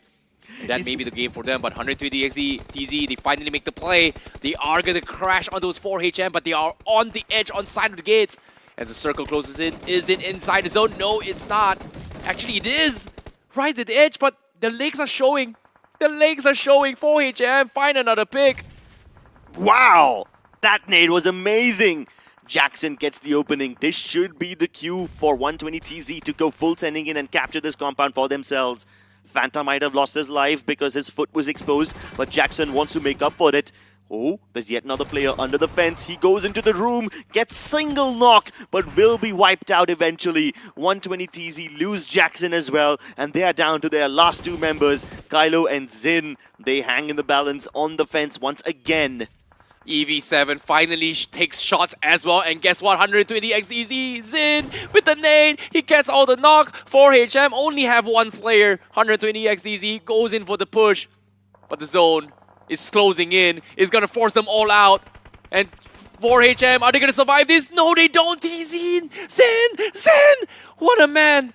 He's got 6 finishes, 11 in total for 120 XDZ. And XXDR, they managed to get 2 finishes as well. Plenty of frags stolen onto 4HM. This should be enough to propel them into the top 6. Now it's down to a 2v3. XXDR versus EV7. They've already done enough to get inside the top 6. But can they put the cherry on top of the cake? Can they get the chicken dinner for themselves? They were able to get a miraculous chicken dinner in Miramar. Can they prove that it wasn't a fluke by doing it back to back? They get yet another knock. Tiger down on his knees. It's all up to Sekatu. He gets 1 more, down to a 1v2. He's already lost most of his HP and he's being pressured by 2 different angles. The buggy comes towards him and this should be it, ladies and gentlemen. A miraculous comeback from XXDR. 2 back-to-back chicken dinners and they shoot up in terms of the overall standings. Solidify their spot in round 4. Expect the unexpected. The day of comebacks is here. XXDR Gaming has done it.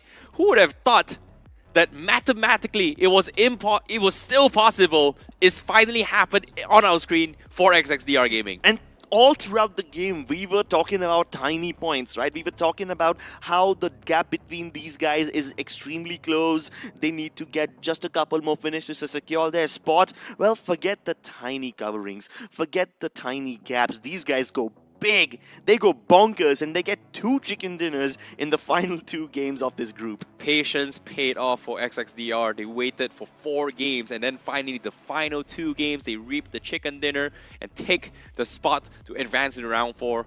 I would say this has got to be the biggest comeback in in the entire realme BGIS 2025 as of yet. Yes, this entire day has been a banger, right? We got to see the biggest comeback by XXDR, and just before this, in the first 3 games of the day, in the previous group, we got to see the biggest point lead, 104 points in just 6 games. This entire day has been full of such wonderful performances. This entire round 3 has been a lot of surprises thus far, and for XXDR to barely make it, I would say it's a win, but officially, even though we say they're in, we have to wait for the official scores and also the official announcement, of course, when it comes to checking the legitimacy,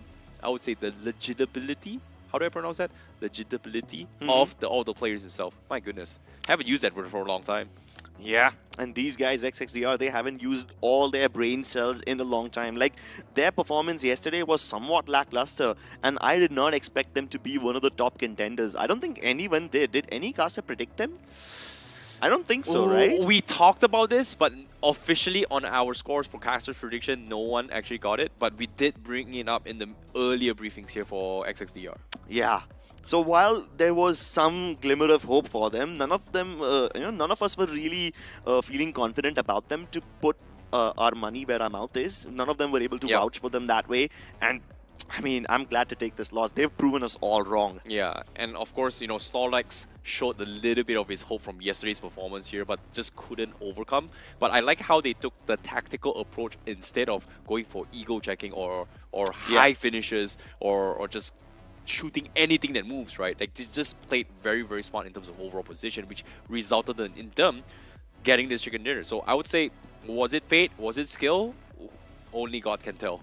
Yeah, and for now, the gods of BGMI have blessed them with the ticket into round 4. Most likely, we'll still wait for the official standings, but I think all the numbers indicate that they are safe.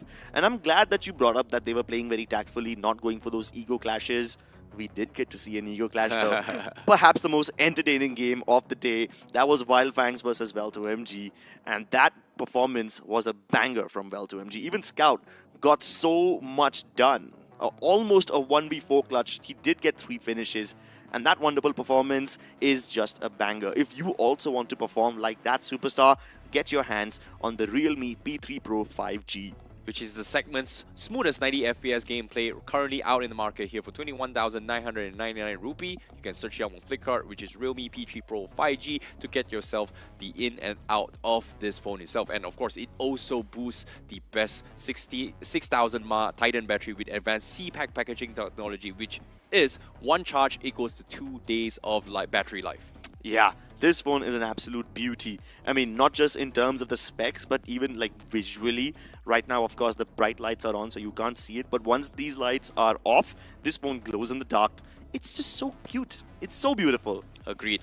And now, with all things being said here, let's take a look at the highlights on how things went down for Group 1 in this final match here for some of these teams in their journey. The final highlights for some of these teams is about to happen, and on the screen we do see 120 XTZ playing spoil spots for some of these teams in the earlier rounds here. The 2-2 split coming from them just completely made things so difficult for every single team to actually going through, and for HME Esports, they were able to shoot through the feet on the ground because of this pick. Because of that, 120 XTC just could not push into this gas station. Yeah, they lost Fanta very early on because of that prone shot. Of course, Zin tries to cover up. He tries to go in full send, and just one bump of his S12K is enough to wipe out 4 high men. But shortly after that, Tiger pounces upon him and finishes him off as well. Yep, and XXDR, all they need to do is just wait for the right moment. And guess what? They didn't even need to do much. They just waited for everyone to push through it. EV7 thought they were going to be A-okay. They went in for the rush, they got the finish, they got top 2, but eventually gave it on towards XXDR. Yeah, XXDR, they get the chicken dinner, but Zin gets the title of the MVP with 6 finishes to his name and 546 damage. This guy was an absolute monster in this entire round 3. I really hope to seeing him in the next round as well. But let's take a look at everyone else who also followed suit. Tryhard Lucky OP finally in the top 5. I think this might just be Tryhard's first appearance in the top 5 leaders. Yeah, it is indeed one of the first as well, but Tryhard unfortunately will be eliminated here. But joining on top as well, we have Alien, we have Kylo from 120 XTZ, and Scout OP with that one-man 3 finish combo against Well2MG also makes it in the top 5. But again, like you said as well, 120 XTZ. I think this is the better performance coming from Sin in particular in round 3, especially for both days. He has stood out so much in terms of just clutching out a lot of difficult situations for the team. He is going to be the playmaker for the team. Hopefully in round 4, they are going to be able to do even better. Yeah, let's take a look at the points of this particular group. You obviously have 120 XTZ on top, courtesy of 11 finish points and a top 3 finish, which nets them 16 points. But XXDR, man, that chicken was very impressive. 15 points for them, followed closely by Enchant V7 Esports. We were talking about how they needed like some 18-something points, but they only managed to get half of it, so their journey might end over here early. And then you have Bell2MG and Wildfangs with 4 points and 3 points respectively. They only finished each other off. They didn't care about the rest of the lobby. Well, even finishing each other in this situation still puts them in 10th, 11th position. But let's take a look at the overall standings. Welt OMG going to be on the top here with 2 chicken dinners in total with 79 points. Wildfangs on second place with 77 points. 120 XTZ with no chicken dinners as well on third place with 60 points. Eye for an Eye on fourth place with 43 points. MDN Esports on fifth place, 42 points. But XXDR Gaming with that chicken dinner, 2 back-to-backs as well, gets themselves 41 points on the 6th position. And I feel so bad for Team Future Stars because there was a point when they were tied with XXDR, both of them at 27 points each. Now look at the difference between them. It's huge. Even Silly Esports, they started off in the top 6 at the start of this day, but then they slipped down to 8th spot. You have Enchant V7 at 26, followed closely by Legit Esports. A lot of people were pinning their hopes on this team, but they only managed to get 22 points. And then you have Team Easy. Some glimpses of hope in the last game. They managed to get a couple of good fights, but only finish at 20 points overall. Agreed, and all things considered, that may be the end of the journey of some of this team down and bottom as well. All they have is to wait for the official results for all the groups respectively, whether or not are they part of that 16 to actually qualify in towards round number 4. But let's take a look at the caster's prediction for Group 1. Did any of us make it into a top 4? Insane Arena, Wildfangs, well, that's pretty clear cut. Raider with Welt OMG, pretty clear cut. Silly, unfortunately, does not make it. Legit, not making it. Team Future Star, not making it. MDN makes it. 120 XTZ makes it. Yeah, I mean, Maisie definitely went for a risky pick. Legit Esports was a very risky team to pick, so I mean, he picked his poison, but I do feel bad for you, man. I mean, right? Team Future Stars was a good bet. They definitely were in the contention for top 6, and I wouldn't blame you for, pinning your hopes on them. Unfortunately, in the last game, they fall just a bit short, and then their journey comes to an end. Oh, perhaps they could still make it, We still are waiting for the final results of the rest of the groups as well. Top 16 teams from all the other groups as well will be tallied together, and based on their overall performance, some teams will make it through. Well, we only have 2 more days to wait for that results, of course. So it is going to be a little bit of time for them. And for now, that pretty much concludes the journey for both Group 1 and Group 2 for today and yesterday. But for tomorrow, we will have a different set of groups competing later on. Yes, ladies and gentlemen, we will have groups 3 and 4 as well on stream, and there's plenty of groups who are going to be playing off stream, so do keep an eye on this stream. We're going to be having a lot more high-octane BGMI action, and I'm not just saying that for the sake of saying it. I mean, today was one of the most high-octane days, man. What a banger day.